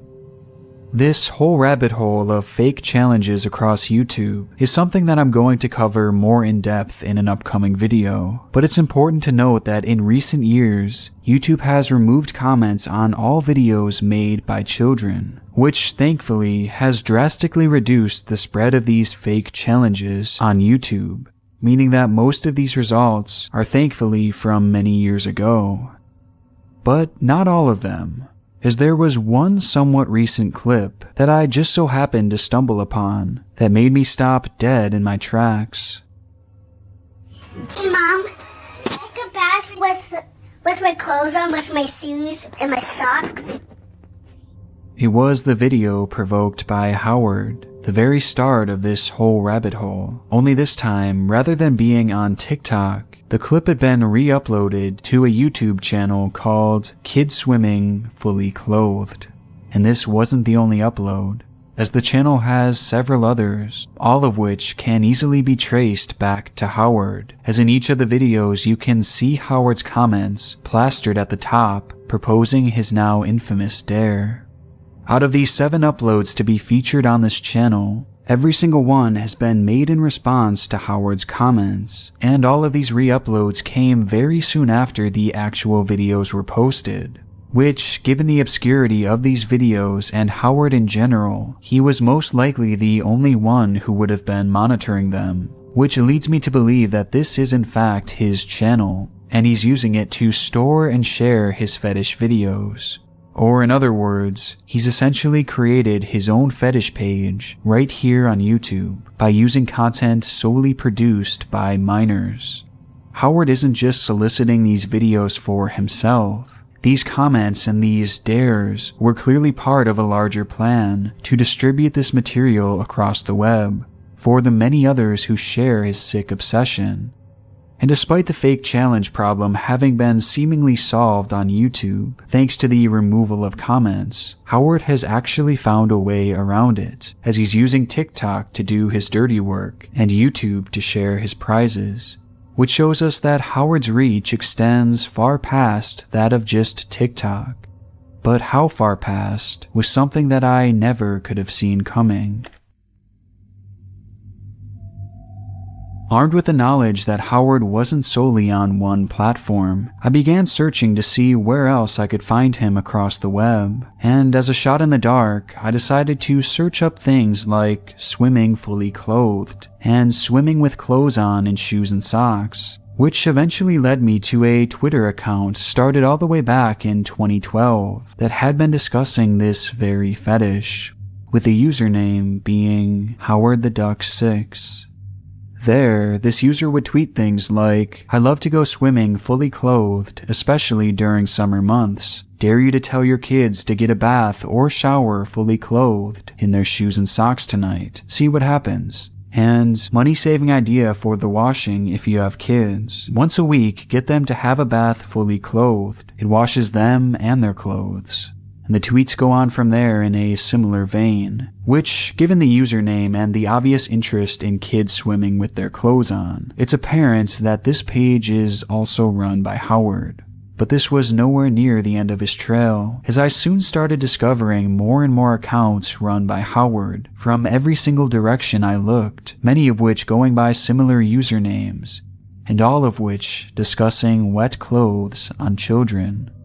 8 years ago on Answers.com, an account belonging to Howard asked, "Would you ever teach your kids to swim fully clothed with their shoes and socks on? Or have you ever learned your kids to swim fully clothed with their shoes and socks on?"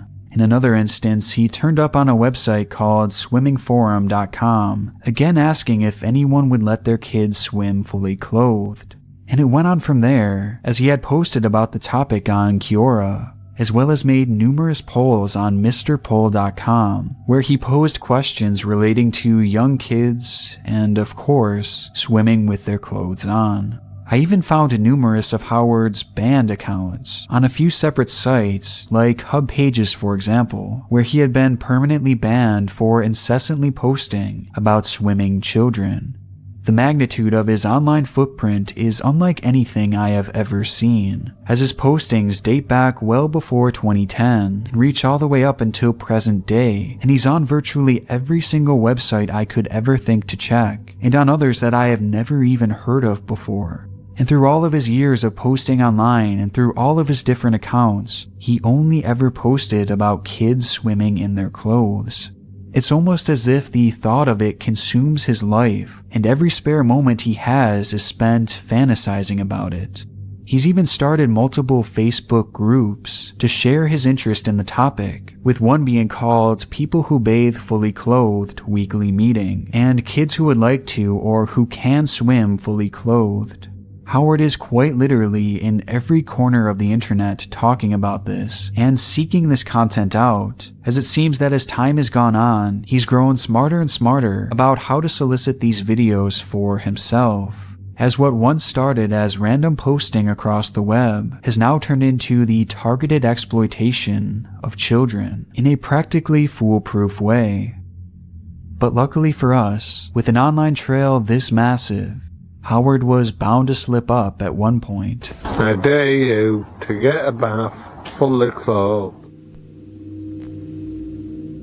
As it turns out, it seems that Howard wasn't even trying that hard to keep his identity a secret, as on his Twitter page discussed previously, he links to a GoFundMe site where he was trying to raise money for a cause that he so dearly believed in.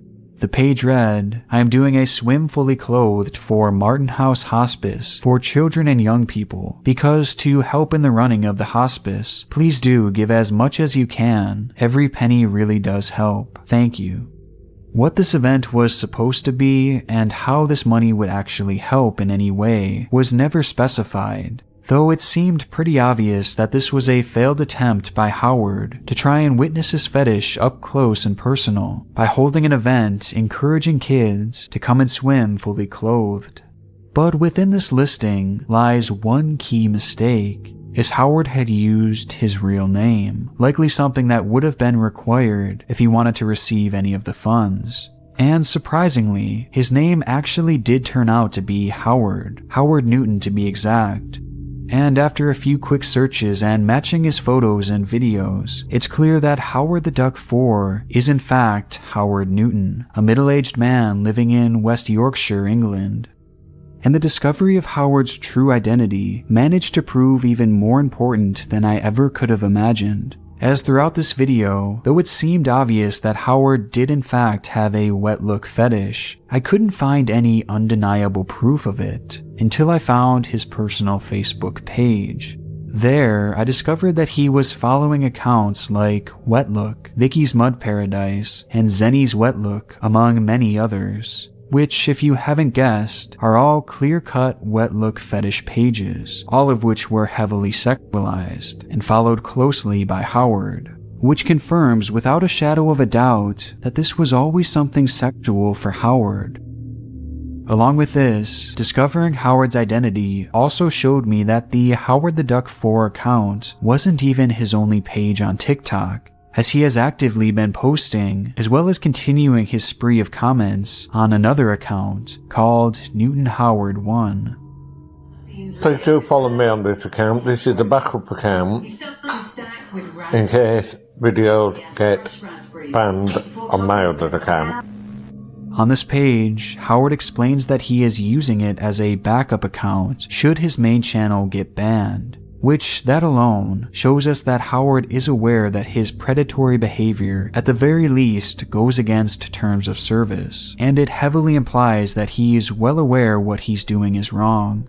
And though his behavior under Howard the Duck 4 seemed somewhat calculated and clearly thought through, in this other page he is far more unhinged, as he has ramped up his obsessive commenting even more, and he's now started making videos in response to those in his replies, where he verbally asks these young boys to participate in his challenges. I dare you to get a bath fully clothed and do a shuffle with your wet clothes on. I dare you to get a bath fully clothed and then do a shuffle in your wet clothes. And even when he's getting called out by some of these kids, he just continues to ask shamelessly. But by far the most troubling discovery to come from his new TikTok account takes us yet again to the opening of this video, and that same child who Howard had approached all the way back in April of 2021. It was noted earlier that Howard had returned to the young boy's page a whole month later after his initial offer was declined. But as it turns out, he didn't even stop there, as he actually returned to the young boy's page yet again, this time a whole 6 months later, where he continued begging for this kid's participation. This time doing so under the more recent Newton Howard account, which just further showcases his disturbing persistence and how deep his predatory obsession truly is. And by this point, I had thought I'd seen it all, or at least the worst that this rabbit hole had to offer. But just as I had finished this video up, I made yet another disturbing discovery, and one that brings this whole case full circle. While scrolling through Howard's Facebook page one final time, I realized that he had been following another suspicious group, and upon sifting through its contents, I found that Howard was the only one to have posted on it, and was its original creator, with the group's name being Dare to Do for YouTube Video. There, Howard would follow a similar formula to his TikTok page by daring users to do his challenge, with the only difference being that he would ask them to upload the footage directly to YouTube, and when they would do so, he would link the videos back within the group as a way of archiving them and encouraging others to participate, with these postings going all the way back to 2014. And it didn't stop there, as I found another page that was also run by Howard, called Bath Challenge Facebook Group, where he did the same exact thing, only there he was and is far more active, as the group has hundreds of posts, all showing kids participating in these dares, with the most recent posts being the TikTok videos that he had obtained earlier this year. Between these two groups were countless proposed dares and even more videos, with the most concerning part being that Howard seems to have taken credit for them. And though I haven't found a way to prove it yet for sure, it seems likely that many, if not all of these hundreds of YouTube videos were solicited by Howard himself. This didn't start for him on TikTok. He was one of the ones running these fake challenge operations on YouTube way back in the early days. And when the comment sections got disabled and it became much harder to solicit these videos through YouTube, Howard simply switched platforms to continue his predatory ways. It's just such a disturbing revelation, as it's very likely that many of the videos I had scrolled through when exploring the YouTube side of this, simply to understand the history of fake internet challenges, may have actually been solicited by the very predator I was hunting. This is truly one of the most bizarre cases that I've ever worked on, and it all leads us to a rather uncertain ending, as it's unclear what will happen to Howard from this point on. Taking everything we know about him into consideration, I have suspicions that there is some sort of mental illness involved here. However, given how calculated his approach was on TikTok, Facebook, and YouTube, and the fact that he's used this content to start a fetish page on YouTube leads me to believe that he is aware enough to understand what he's doing. Plus, not to mention his clear understanding that what he's doing is wrong and would likely lead to him getting banned. And because of this, I forwarded all of this information and more to law enforcement in his area. Though I honestly have my doubts that they will actually do anything. I mean, this whole thing is just so obscure. And though Howard is clearly a predator, he's being predatory in an unconventional way. And given the way the laws are written, I'm not sure if he's actually done anything illegal. So I'd imagine that this would be a hard case for law enforcement to pursue, which is a huge problem, as this is the case with practically all of these fake challenges across the web. Given the fact that they are typically centered around an obscure fetish, plus the lack of any real laws being broken, it's basically made this style of solicitation practically risk-free for the predators out there, as these people never wind up facing any sort of repercussions.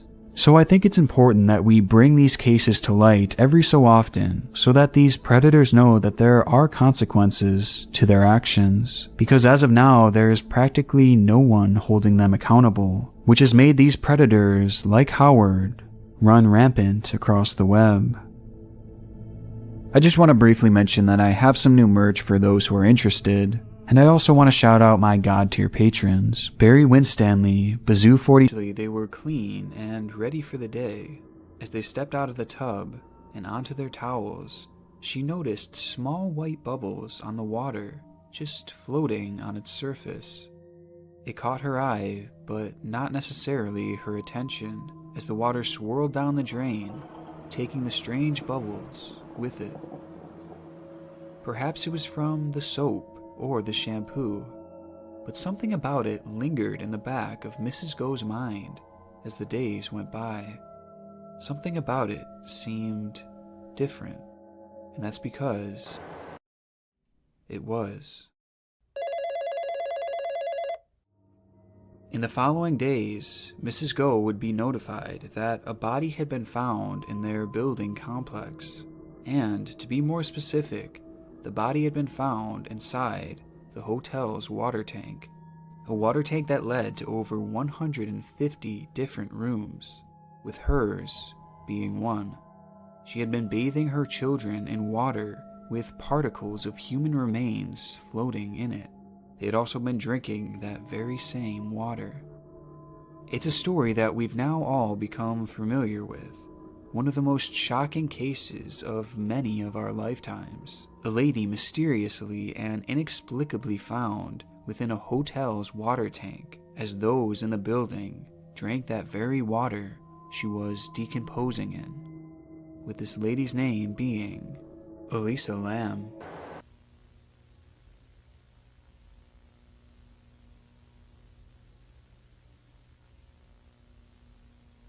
Only this isn't her story. In fact, at the time that Mrs. Go was bathing her children in that tainted water, Elisa Lam was still very much alive, and she would remain living for over 2 years after this case. Rather, this incident took place back in 2011, halfway across the world in Singapore. The lady who had been found in the water tank was a 30-year-old maid named Ruyawati, who was in a forbidden relationship with a married man. And upon her employer finding out, Ruyawati's life spiraled, and she fell into a depressive and suicidal rage. She walked up the stairs and onto the roof of that building, and jumped into the water tank. She continuously sunk her head under the water again and again, until eventually she drowned. Death by water tank. The darkness of it, the loneliness of it. It's a fate that was highlighted in the movie Dark Water, but it was the death of Elisa Lam that has permanently ingrained it in my mind, specifically because of how terrifyingly unique it was. Besides the movie, I had never heard of anyone dying in a water tank before that incident. It's something that I figured had never happened, as it really shouldn't. It's just too improbable. But I was shocked to discover that Elisa Lam wasn't the only one to have died inside of one of these water tanks. And surprisingly, some would even say that this is something that happens with regularity all across the world. In fact, on May 13th, 2011, the body of a 19-year-old girl was found in Johar, floating within the water tank of an apartment complex. That was the same exact day that Ruyawadi's body had been found, too. It is believed that she had also committed suicide by jumping into the tank. And the stories just go on from here, with every example proving to be extremely disturbing. Back in 2014, the then 26-year-old Carmen Esparza had just recently graduated with a degree in psychology. But for Carmen, her dreams went far past being a psychologist. Instead, she wanted to become a famous actress, a dream that those in her life genuinely believed that she could achieve, as she had the drive and the looks to make it in the industry. But things rarely go the way that we hope or expect, and in Carmen's case, tragedy would strike before she'd be able to live out her dreams. In February of that year, Carmen was seen working out at a gym in Mexico City. After exercising for a bit, she was spotted leaving the gym and heading home. There were no accounts of Carmen being seen after that final workout. She had just vanished. Over the following months, her family and friends would lead a search to find this missing girl, but no trace of her had turned up, with the lack of results eventually leading her family to believe that she had been kidnapped. Which, if that were true, then there would be no telling where she could have wound up. But as it turned out, she didn't wind up going far at all, and in the end it was revealed that she had been at her apartment the entire time, just not in her room. After multiple people had called the service desk of the apartment complex complaining about foul-tasting water, a maintenance worker would open the hatch to the water tank and discover Carmen's severely decomposed body. This discovery was made nearly a year after she had gone missing, and it's believed that she had been in there the whole time. Meaning that for nearly a year, hundreds of residents in the complex were drinking and bathing with the very water that Carmen was decaying in. It seems that officials may have believed that foul play was involved, with her wealthy ex-boyfriend being one of the main suspects. It's obviously a terrifying case, with the most disturbing detail being how long she went undiscovered in that tank. A whole year, with people consuming literal bits of her. It's just so morbid to even think about, but it's not even the most extreme example. In 2016, a routine plumbing inspection was being done in a special education facility in Brisbane. The water tank was searched, revealing the body of a man. Except, the body had been in that water for so long and had deteriorated so badly that all that was left were bones. To make this case even more disturbing, the water tank was underground, underneath the school. It's not a place that anyone would just stumble into. Because of this, cops believe that this man had been thrown into the tank years and years before. The only good news to come out of this case was that the water tank had actually been disconnected and the facility was no longer using it. But unfortunately, not all cases are like this. In 2018, maintenance workers were cleaning the water tank at Mukhlampur, India. The tank was located on the grounds of a public school and provided water to the drinking fountains and the bathrooms. During the cleanup process, one of the workers spotted bones in the tank and immediately notified the school. A search and cleanup process was done following this discovery, which revealed that someone had died inside the water tank. And again, it had happened so long ago that the body had deteriorated fully. To this day, there hasn't been a certain ID on who this person was, but one family has come forward and claimed that the decayed body belonged to their son, who had gone missing in that very area and whose age, sex, and projected decay seemed consistent to the bones that were found.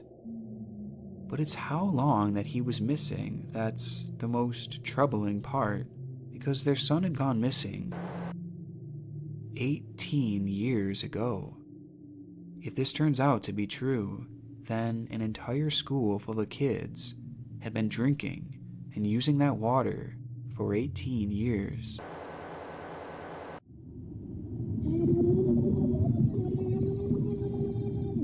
This truly has to be one of the worst ways to go. Just trapped in darkness, no one can hear you as you drown. And not only that, but the after effect is just as gruesome, because people will literally end up drinking you and bathing in you.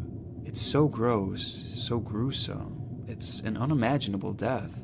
And yet I was surprised to find something, that many have chosen this way to die. In the Elisa Lam case, the consensus conclusion is that she had suffered some kind of mental breakdown and had voluntarily jumped in the water tank.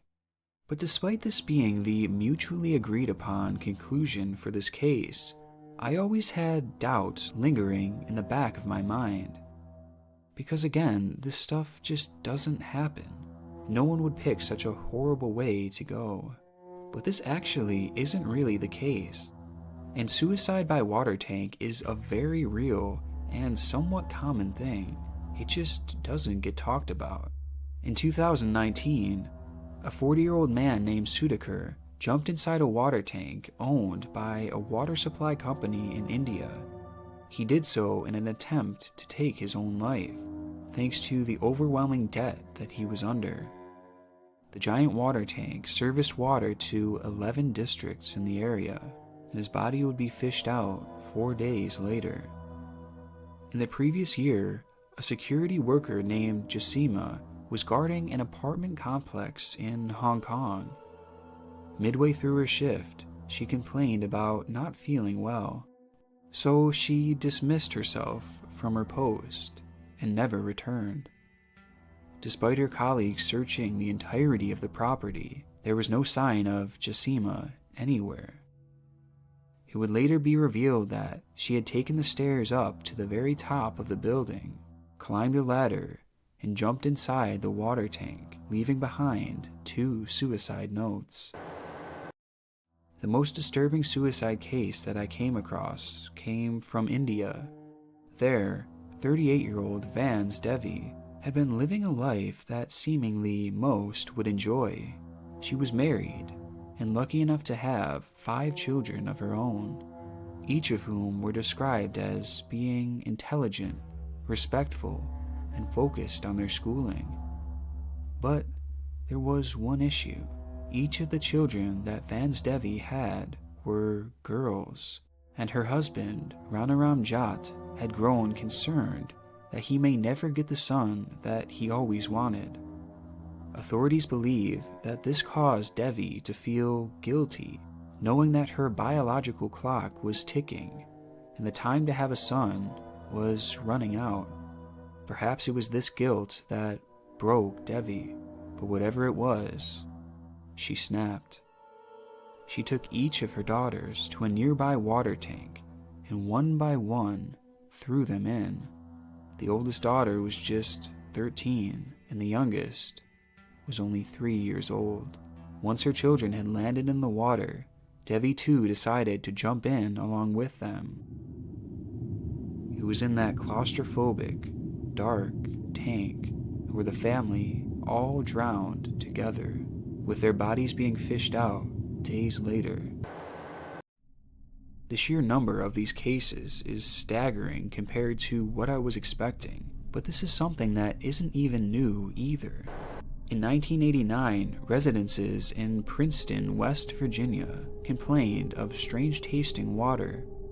A quick check revealed that a man had fallen into the tank 2 months previously, with authorities confirming that the man had taken his own life. And this isn't even the earliest example, with that coming all the way back in 1964, where a 59-year-old man had drowned in the water tank on top of a New York City apartment. But this example, sadly, was no suicide, as the man was simply doing repairs on the tank and had fallen in. He desperately tried to claw his way out, with scratch marks later being found on the inside of the metal tank. His attempts proved futile. This is just something that happens. People die in water tanks, and in the majority of these cases, people choose death. And it's honestly shocking to me. And out of all these cases that I've read up on, one of them really has stood out. Not because it's especially shocking, but it's because of the similarities it shares with the Elisa Lam case. In Bhubaneswar, India, 19-year-old Prayak Jena had been struggling with his mental health. During this struggle, he had began dabbling in drugs, further heightening his mental state. He was in a bad place, and one night, it all came to a head. He went on the roof of his living quarters, removed all of his clothes, and jumped inside the water tank, where eventually he would drown. Officials believe that he may have been having some sort of mental breakdown at the time, as he had been spotted acting strangely that night. To me, when I heard this story first, I immediately thought of Elisa Lam. They were both struggling with their mental health. They were seen acting strangely before they died, and they both removed their clothes and jumped into a water tank. So what's the point of me sharing all these cases? Well, for starters, I feel like they help to normalize Elisa Lam's death. For years, I struggled to comprehend how she could have just jumped into that tank. I felt like something far more sinister must have happened because of how unique the situation was. But hearing these cases, it makes the theory that she had committed suicide far more believable because it shows us that it's happened many times before. And in a way, it strips away from the creepiness of the case, and honestly just makes it a lot more sad, if anything. I'm also sharing these stories because no one else is. We've all heard Elisa Lam's story over and over again, and it was an obsession for many of us, including myself, because I always thought there would never be another case like it. But Elisa Lam wasn't the only one to die inside a water tank. The other stories just aren't being told. And truthfully, I would bet that right now, there's a body out there, genre as a whole, to see just how deep-seated these fake channels really were. And what I found was, quite honestly, crushing, as I realized that what we're dealing with here is far bigger and more brutal than I ever could have imagined.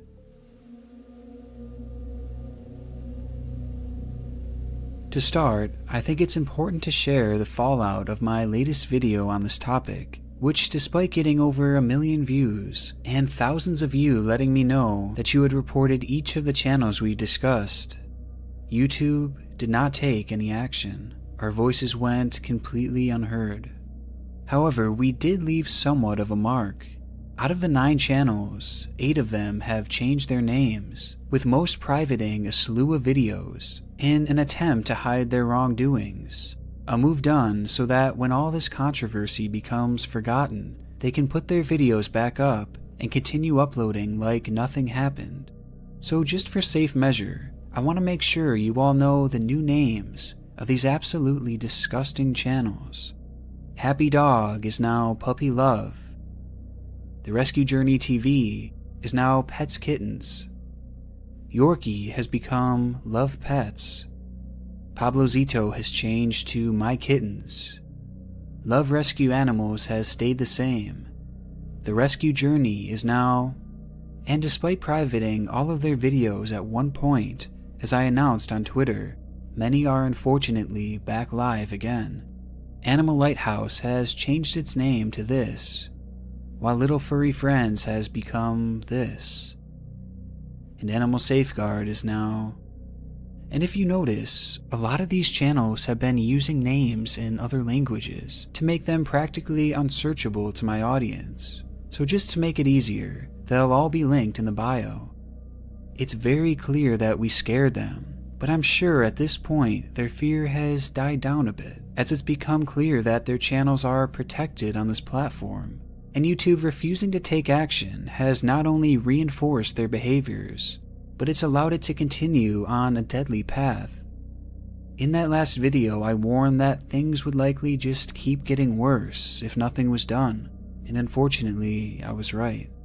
Since then, the channel formerly known as Yorkie, which is now Love Pets, has killed one other kitten.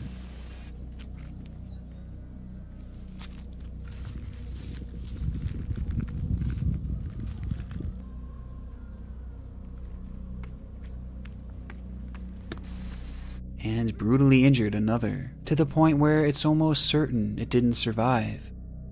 And both of these videos were monetized.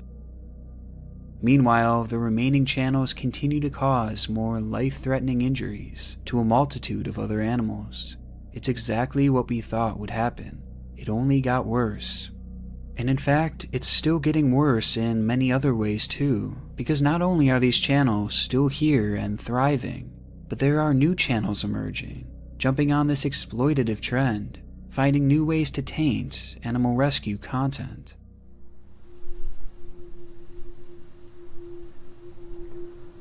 Now, the animal rescue genre itself is quite honestly a goldmine.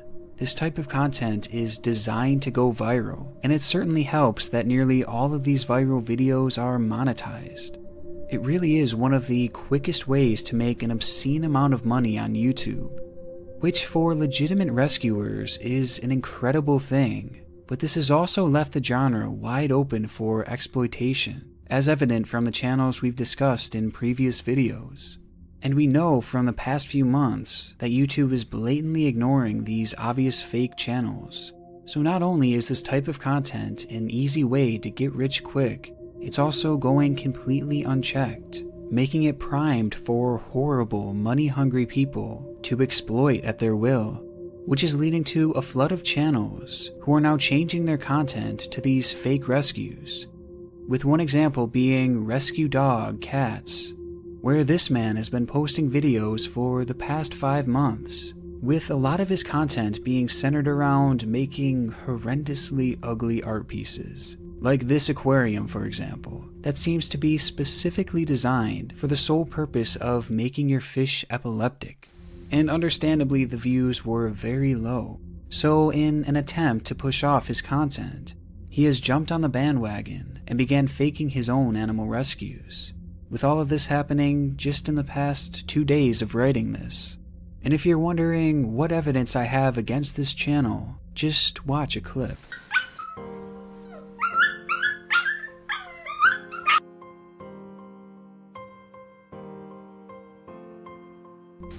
Yes, his acting may be even worse than his art. And judging by him hearting this comment, he isn't even trying to hide this scam. And normally I would say he should stick to what he was doing before, but I'm gonna be honest, I don't think that was his calling either. Now just at a glance, it's very obvious to me that this guy's videos are staged, but there's been a last-minute development that actually proves this, as in his most recent video, he rescued the same kitten as he did in a video prior. And just look at what he did to this kitten. He stuck it on some kind of glue trap. And just imagine the pain of being ripped off of this. It is straight up torture at the hands of this man. But this is something that I'm seeing so much of.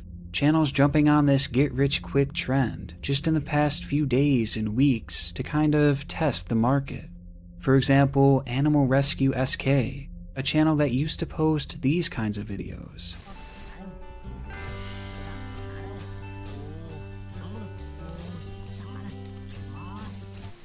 Has now done a 180 and is rescuing animals in more painfully obvious fake videos, resorting to rescuing the same cat on multiple occasions.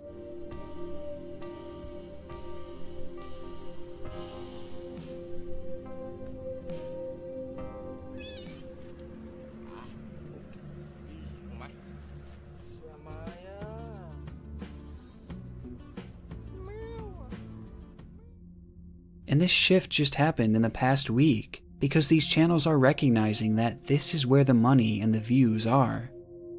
Now, while we're on the topic of switching over to this genre, I want to show you the channel Pets Rescue, a channel that just a month ago had focused on restoration and art projects, but has recently switched over to rescuing animals. In looking at their videos briefly, I can't help but get the feeling that they're staged. The poor acting, the impossible situations. But is there any actual proof? Well, as it turns out, there is. When you click on this Pets Rescue channel, it links to another featured channel called Rescue Kitty, a notoriously fake channel that I've been investigating for about a month now, who has, like many others, used the same cat in multiple rescues. So that connection alone made me even more suspicious of this newly conformed Pets Rescue channel. So I kept digging, and what I found was another fake rescue ring. A ring that includes, of course, Rescue Kitty, as well as the channel Rescue Kitten, and yet another channel called Rescue Kitty.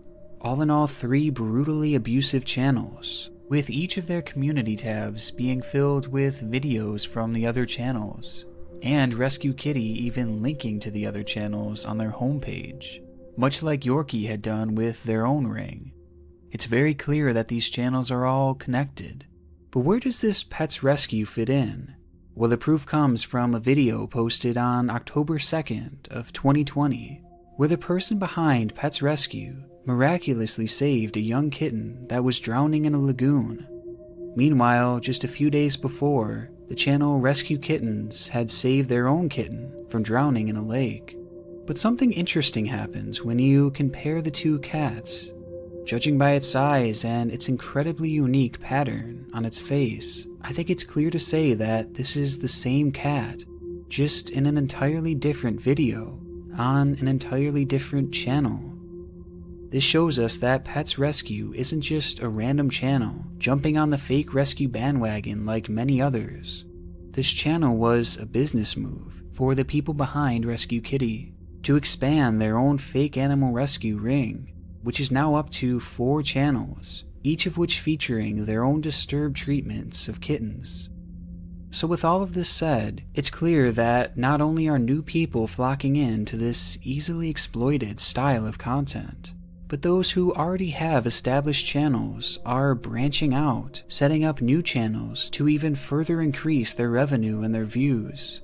All of this points to the fact that this genre is expanding. The channels are multiplying and growing by the day, and if YouTube doesn't intervene and do something, new fake channels will just continue to emerge, leading to who knows how many deaths and catastrophic injuries to these innocent animals.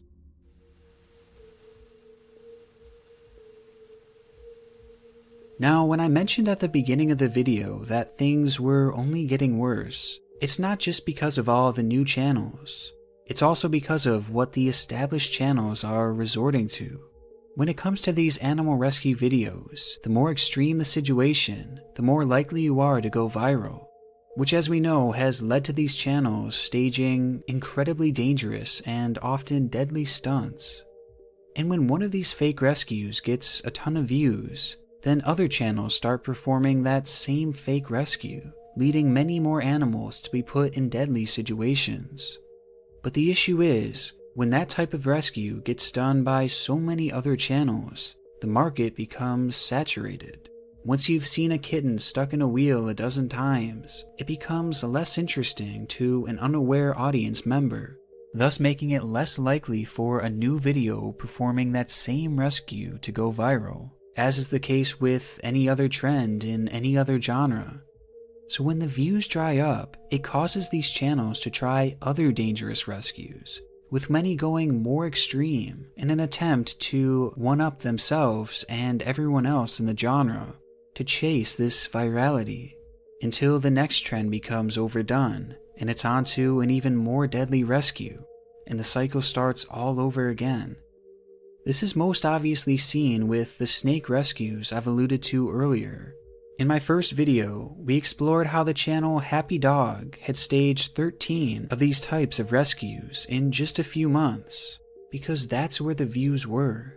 But since then, this trend has now become old news, as everyone has seen puppies and kittens being rescued from snakes, and because of that the views have dried up completely, which has caused channels to push even more boundaries to try and get that next viral trend, with many of these channels now pretending to rescue different, more exotic animals from staged snake attacks, like the channel KH Survival Life, who has continued filming these snake attack videos, only this time they've staged these fights with turtles, Komodo dragons, and even alligators.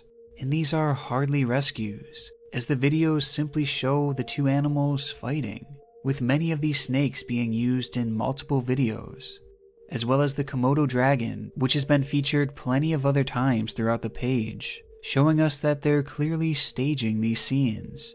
It's become straight up animal fighting. You can't even call these rescues. But a few days ago this did change, as the man behind the camera intervened as a snake was attacking a group of guinea pigs, which honestly may be one of the most laughable fakes yet, as guinea pigs don't even exist in the wild anymore. And just the way he handles this guinea pig shows you just how little regard for these animals these supposed rescuers really have. So over the course of just about a month, this channel has cycled through 4 different types of animals that they're abusing, plus not to mention the different snakes that they're putting through this, all to find that next big video. And KH Survival Life is far from the only channel doing this. The channel Wilderness Like 2020 has resorted to rescuing a goat from a snake attack, and this wasn't a one-off thing. In fact, they've rescued the same goat on 11 different occasions, all in the span of just 1 week. No breaks in between these videos either, by the way, which just shows how shameless they've gotten. And of course, it's monetized. And then there's Wilderness Life, a channel who has resorted to staging attacks of snakes on baby ducks, chickens, and even eels. And this Wilderness Life channel is especially heinous, by the way, and it probably could warrant its own video. But all of this just shows that this genre of fake animal rescues is nowhere near stagnant. These channels are constantly trying to push things further and further, and they are willing to sacrifice any animal you could think of to get that next viral video. It's honestly one of the most dangerous cycles on YouTube right now, because this will keep getting worse and worse and worse. Because remember, these channels are all centered around money and views, so it's inevitable that they'll keep upping the danger of their rescues to reach peak virality until the torture almost can't get any worse.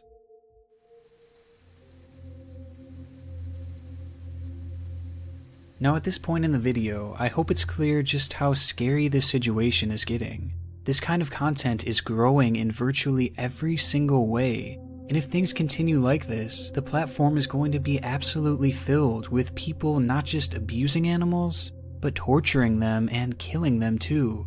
And if you don't believe me, well, it's already happening. Because in reality, even right now, things are in a dire spot. This is no longer an issue with just a few channels to worry about. In fact, when researching for this video, I found 108 other fake animal rescue channels. 108! Just think about the pain that just one of these channels causes, and now multiply that by 108. It's got to the point where I'm thinking these fake channels are no longer the small minority, as I've actually found more of them than actual real animal rescuers. And there's no way for me to expose every single one I found in this video, so let me just share a few of the worst. The channel Love Animals US has taken the long-standing trend of saving an animal from the landfill to a whole new level, as this time they've actually set the garbage in that landfill on fire with a kitten inside of it so they can pretend to rescue it. Meanwhile, the channel Pets Rescue Club has taken the trend of finding a baby animal in a bag alongside the road to the ultimate extreme, as they are not only tying these kittens and puppies up in these plastic bags, but they are then throwing these bags into water, trapping the animals in a plastic death trap, as they can do nothing but drown, as the bag slowly fills with water. And this trend aside, Pets Rescue Club has been responsible for the deaths of 5 puppies and kittens in the past month alone, making this one of the most deadly channels that I've stumbled upon. And they're just getting started too, as this channel is just 2 months old.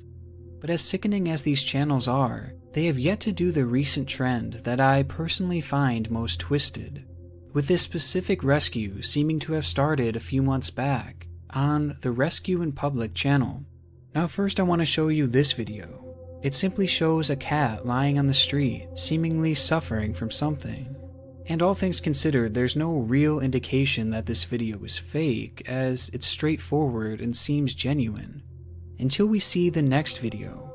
A video so vile that I was left speechless, as what we see is the same exact cat, as evident from its unique facial markings. Only this time, the cat is dead. And not only is that cat dead, but it is completely buried in the ground, with only its head sticking out, its deceased eyes wide open, with red ants and other bugs crawling all over it. It's the same cat, and just a few days later it's found dead like this? It's obvious that the people behind this channel had buried this cat, likely after they had filmed that initial video, for them to come back and record. And I wish this was where this segment ended. But as I was doing some final research, I saw that the channel Rescue Kittens, that we had already discussed earlier, has now copied this rescue style. Only this time, the cat was alive when they found it. It's so twisted, and it's not even the only one, as the channel Monkey Monkey has done the same thing now. This is shaping up to be another big trend, and it's far more dangerous than many of the other rescues I've seen. And not to mention, it's probably the most obvious fake, as let's be real, this would never happen in real life. But this is the state of animal rescue content on YouTube. This is where it is now, and now just imagine it getting even worse, because it's inevitably going to.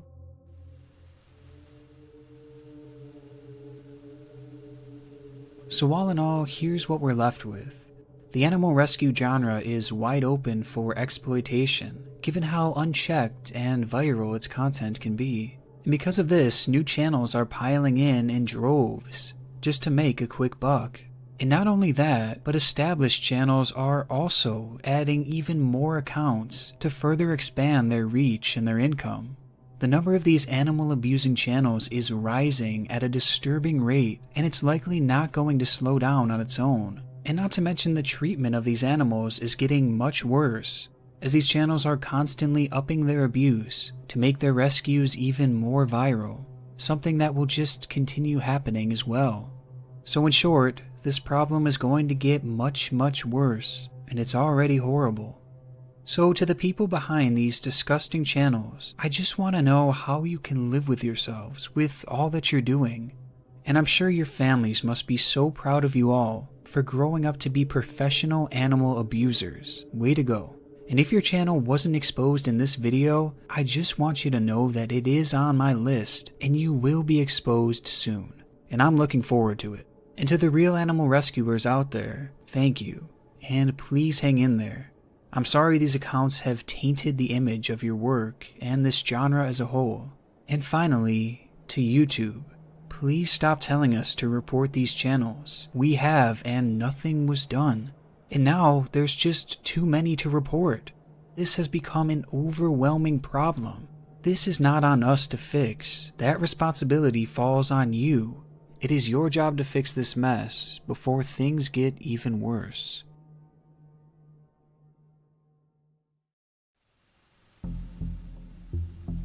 But on a few occasions, the mystery goes the opposite direction. It gets deeper, and the further you look, the further down the rabbit hole you get.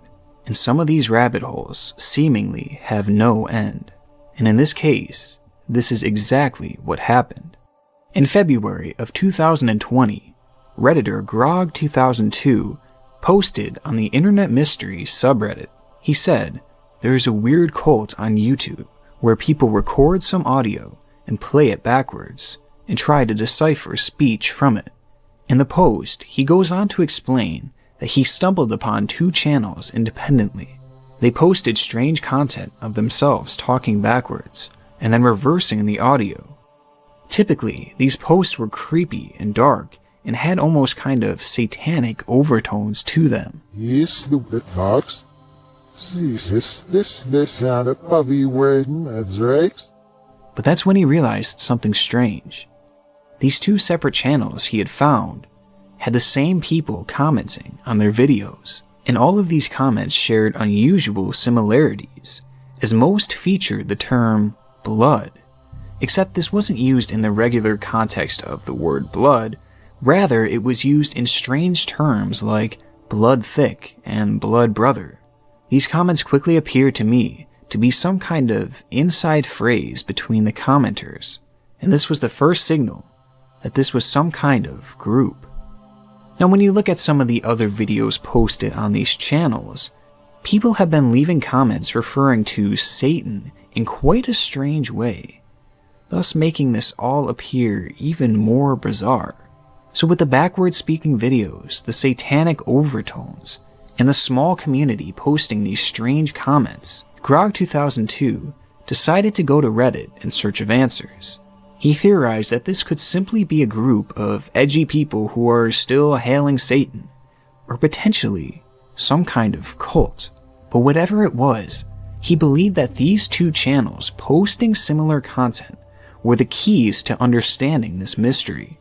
And the backwards videos were almost like rituals that linked this group together. And based off of the information he provided, this seems like a logical starting place.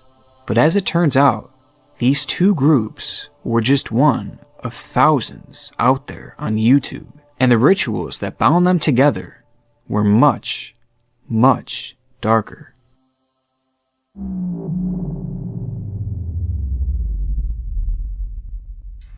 As a few more Redditors began investigating the case, they started finding more and more related channels in this group. 2 channels turned to 10, and then 30, and now is at a number that's too high to fully determine. I mean, the scale of this all is just relatively huge. And when you click on any of these pages and look under the Channels tab, they all link to hundreds of other channels that post similar content to them. And when you do the same with one of those channels, you'll find hundreds more. These people are all part of one massive group on YouTube, and they all follow and support each other, which is actually kind of sweet in a way. But it gets creepier. So we have this group, but what actually binds them together? What is this group founded on? Well, it seems to be a ritual called blood over intent.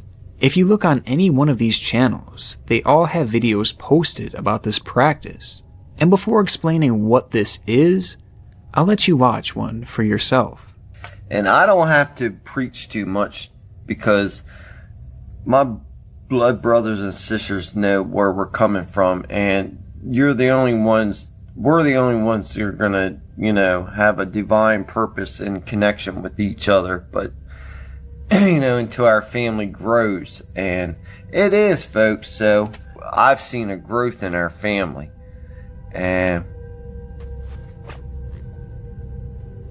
But until you have divine, I intend to release everyone from bondage of time and money. I have spiritual currency that runs in my blood to release everyone from bondage. So pretty strange, right? These videos feature a piece of paper, someone pricking their finger so it bleeds, and then rubbing the blood all over the paper. This is blood over intent, but what actually is it? Well, as I mentioned earlier, it's very hard to find information on this ritual, but after researching and gauging the motives of those who posted these videos, here is what it appears to be. This is blood magic. Now defined, blood magic is simply the use of a few drops of your own blood to create a magical bond between yourself and a spell. And the rituals associated with blood magic all stem around you intentionally releasing your own blood. And this blood magic, in the context of these videos, is being done, allegedly, so that people can charge what is known as the sigil. I have no idea if I'm pronouncing that right, sorry if I'm not. But in magic, a sigil is the manifestation of your outcomes, and that typically requires a sacrifice to charge it. So what this group is doing is writing out something that they want to happen on a piece of paper and dripping blood over it as a sacrifice so that it comes true. Some of these rituals are done for a personal desire, but most are done to, quote, bring forth heaven onto earth for the benefit of all, which will make more sense later. It kind of goes along with the whole speaking it into existence idea, except here they are basically sacrificing it into existence. It's a strange yet interesting concept, but it does have an element of risk involved. For starters, blood is said to be one of the most powerful ways to charge your sigil. And in many cases, believers in blood magic will often say that its powers are potentially dangerous, especially for beginners, as it can be hard to contain. And in most other faiths, blood magic is used very sparingly. For example, in Wicca, blood magic is explained by saying this: despite the dramatic effects you'll see in movies and on television, most witches use blood magic only rarely and for very specific purposes. It's not something that's undertaken on a whim, but with proper safety precautions, blood magic can be a mighty boost to spell work. Most experienced practitioners agree that blood magic isn't for beginners, because there are plenty of other things you can use for magical links before you get to the powerful use of your own blood. And this is literal witchcraft that we're talking about here, and they still really aren't fully messing around with this stuff. But meanwhile, we have new people performing this blood over intent ritual every single day. Now apparently putting your blood to something is a very big deal in the context of magic, and it binds you to the outcome no matter what. It allegedly brings forth your imagined desires into the physical world. So this is pretty serious stuff that we're dealing with here if you were to believe in the idea of rituals and dark magic. And the issue with this ritual is that a lot of first-timers and people who don't know enough about what this group actually is are just kind of jumping into it. So these people are using allegedly one of the most powerful types of sacrifices without really knowing anything about it. It's pretty crazy, honestly. And even if you're like me and aren't a believer in this kind of stuff, it's still definitely creepy. Plus, stripping everything else away from this does qualify as the promotion of self-harm. I understand that it's on a very small scale, but at the end of the day, that's still what this boils down to. And this is typically the biggest factor that has rubbed people the wrong way with this movement, because it's fairly disturbing, and it only gets more disturbing from here. I am fucking Satan himself in the flesh, get over it. So as I mentioned before, dropping your blood onto a sheet of paper is basically viewed as a contract in this belief system. And it's one of those things that you just can't go back on unless you take special measures. But it's more than just a contract to your desire. It's also seemingly a contract to this group. Now, I don't think this group actually has a name, but it consists of many people I mentioned before who partake in these rituals. And these people refer to others in the group as blood brothers and blood sisters. And it all seems very tight-knit as they quickly post comments on each other's videos in support. And this group has a leader. Mark Braun was the first person to post a blood over intent video back in 2013. On YouTube, he goes by the name of Quasi-Luminous, and he proclaims that he himself is the reincarnation of Satan. He began this movement and has since encouraged others to join him in sacrificing their blood for intent. He claims that he actually has opened the book of life, and that he only has 144,000 names in it, and the only way to get your name in the book is to follow his ritual. According to Braun, if you don't spill your blood to sign your name, then you will be doomed in an endless cycle of pointless suffering and death. So basically he's saying, do this ritual to join this group, or you're going to die.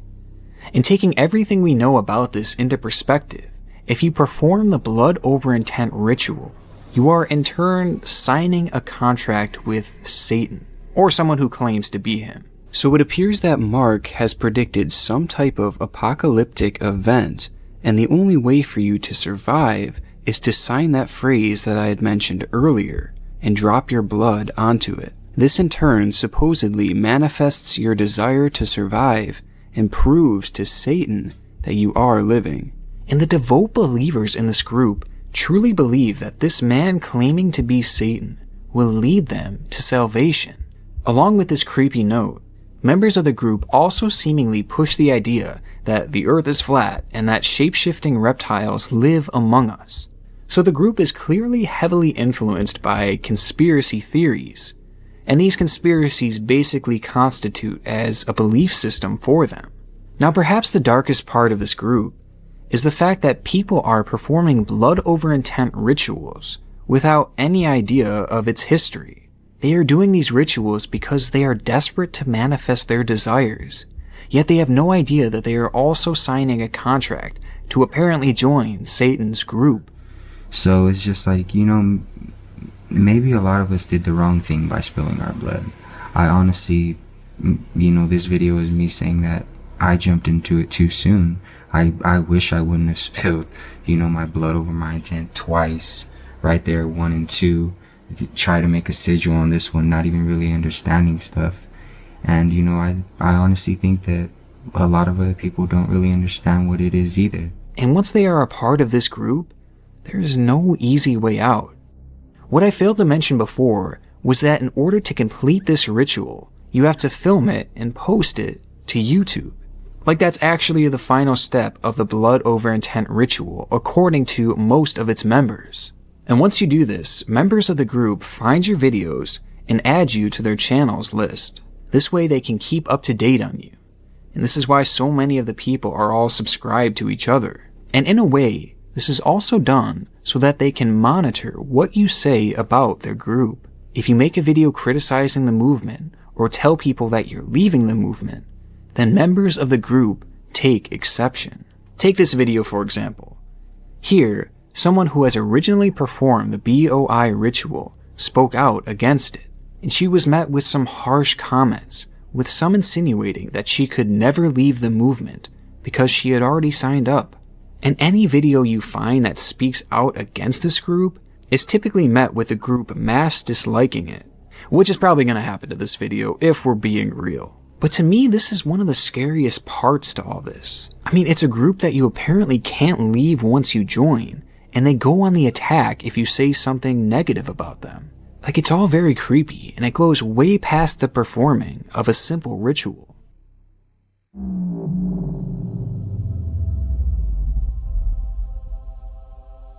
Now, is this group actually a cult?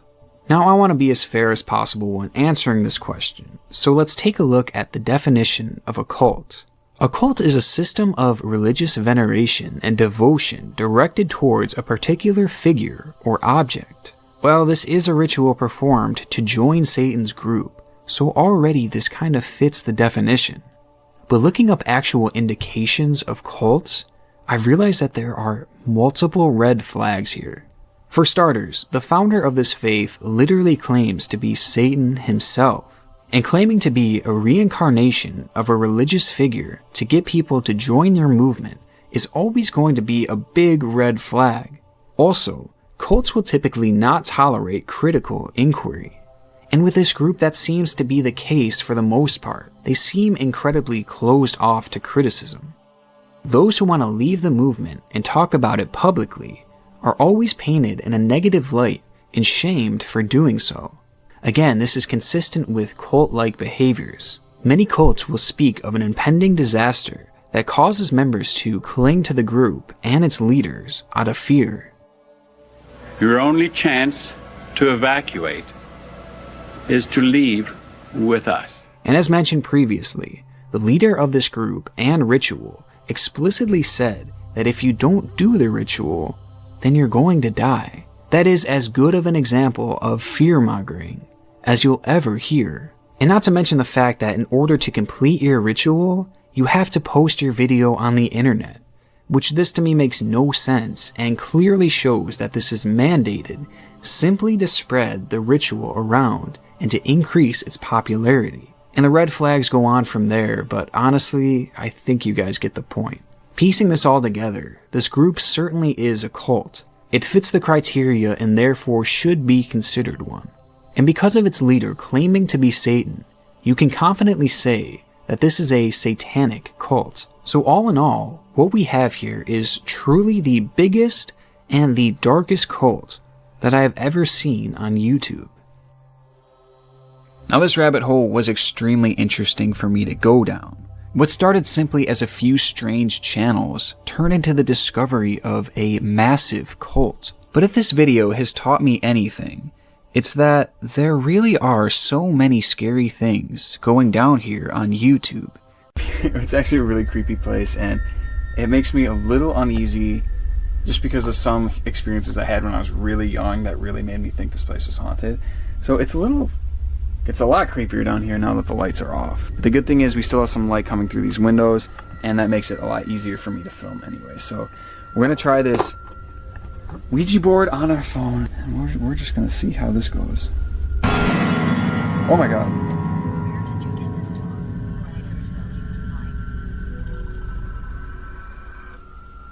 That scared the hell out of me. Freaking ads. Alright, let's go. Alright, we're gonna start our seance. Hello, is anyone there?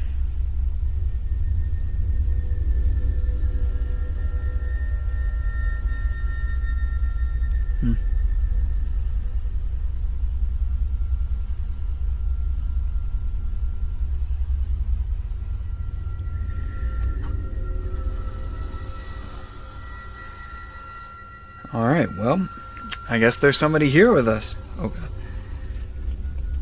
What is your name?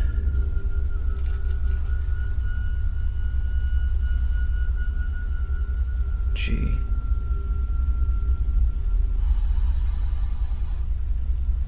Okay, D. A.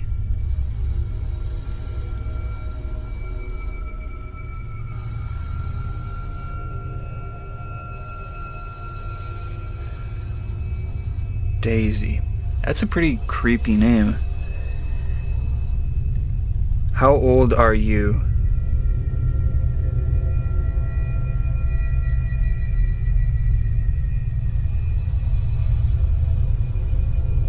One years old. Nope, nope.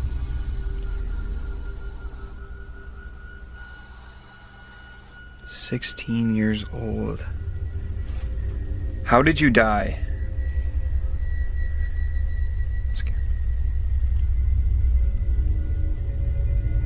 How did you die?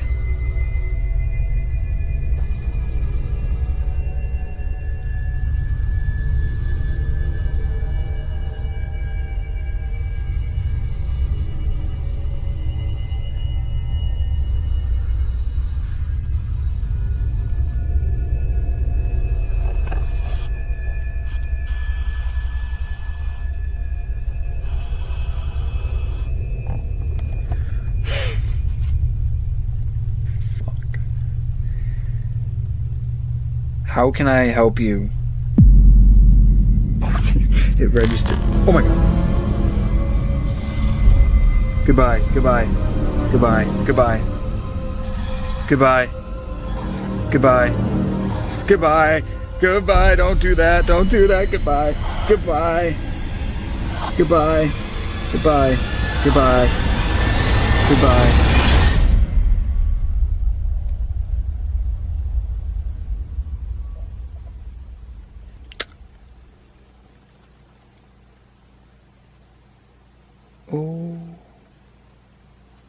Okay. I am going to walk upstairs now and pretend like that app didn't just scare the shit out of me. So it was a little bit creepy, kind of sent a shiver up my spine, but you know what? That being said, I know it's not real, but it was certainly creepy, and I guess, you know what, that's all I can really ask for these apps. I knew most of them were scams anyway, but this one is at the very least a fun and creepy scam. So if you guys want to test it out, I will leave a link to it in the description, and if not, you know what, whatever. It's a non-spawn, so it doesn't really matter to me. And yeah, that's the end of the video.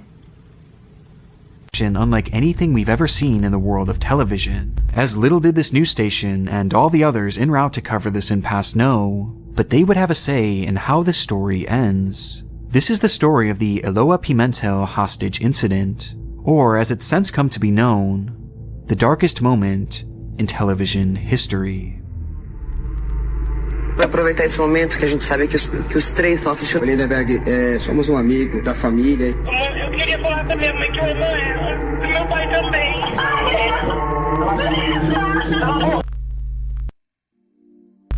Before we fully dive down this rabbit hole, I want to give a major thank you to today's sponsor, Beam. For most of my life, I've struggled with sleeping. Whether that be falling asleep or staying asleep, it feels like I'm never waking up feeling fully refreshed, which always seems to negatively affect my mood and my ability to focus while I'm working. I've even tried sleep supplements in the past, but none of them ever really seemed to do the trick until I tried Beam's Dream Powder. This is a healthy hot cocoa mix scientifically formulated to help you get the best night's sleep possible. And not only does it taste good, but it's really worked for me, as I noticed myself getting tired much faster than usual, and I haven't been waking up nearly as often in the middle of the night. Because of this, I'm waking up feeling more refreshed than usual, and I'm not feeling nearly as groggy as I did when I tried those other sleeping aids. In fact, every once in a while, I'm actually starting to wake up before my alarm for once. I can't talk enough about how important getting good sleep is, as it leads to better focus, more energy, improved mood, and of course, less stress, which I think we can all use. Beam's Dream Powder has become a staple in my nighttime routine, as it's genuinely been a game changer when it comes to improving my quality of sleep. Beam even went through a clinical study which showed that 93% of participants reported that Dream helped them get better sleep. So if this sounds like something that you might be interested in, go to shopbeam.com/NickCrowley or scan the QR code to start shopping Beam's biggest sale with up to 50% off their products. Don't miss out on this limited time offer. The discounts are all auto-applied, so no codes necessary, and I hope that you guys enjoy it as much as I do.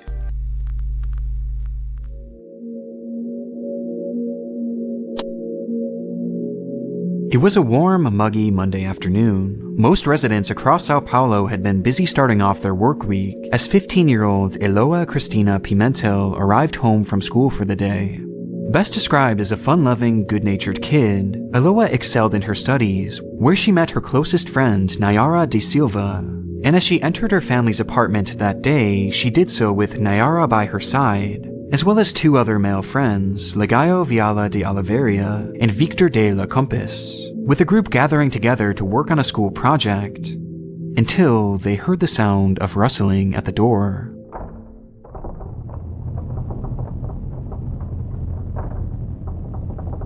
By this point, Eloa's parents Ana and Aldo had been busy at work, while her brother Douglas had stayed after school, meaning that the sound they had just heard couldn't have come from either of them, with Eloa's confusion quickly turning to fear as the door was pushed in and then broke completely open, revealing the source of the sound. Standing there was 22-year-old Lindenberg Fernandez Alves, a man who Eloa had come to know all too well.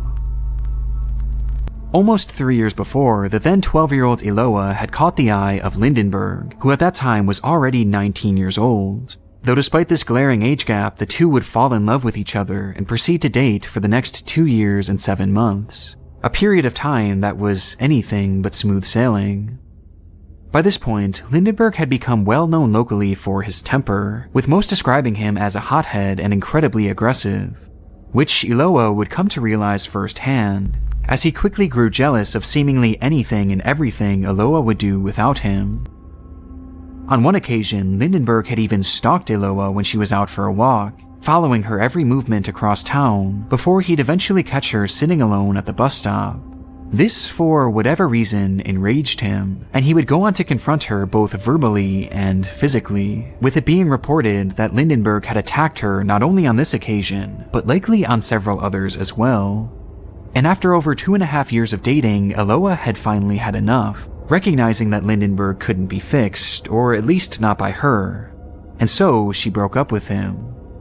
But this was something that Lindenberg just couldn't accept, as in his mind, life without Eloa was no life at all, and he had to do something about it. Now, Lindenberg stood in the doorway facing the girl who had broke his heart just months before, with his pistol pointed directly at her. Eloa immediately screamed, but was silenced by Lindenberg, who slapped her across the face, before going on to express frustration towards the other 3 in the group as they weren't supposed to be there. They were simply in the wrong place at the wrong time, and yet he claimed that this would not spare them from his wrath.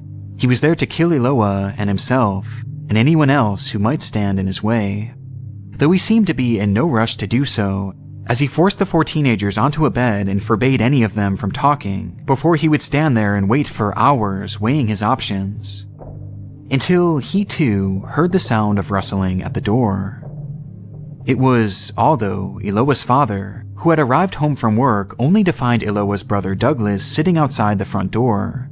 Douglas had gotten home over an hour before, only to find the door locked and the inside deathly quiet, forcing him to wait for his father to arrive home with the keys, all the while having no inclination that inside, his own sister was being held at gunpoint. As Aldo approached the door, Lindenberg would begin yelling, shouting at him to back away and that he had his daughter and her friends inside, marking the official beginning of the standoff. Police would arrive almost immediately to the scene, where they would quickly realize just how daunting the task before them was.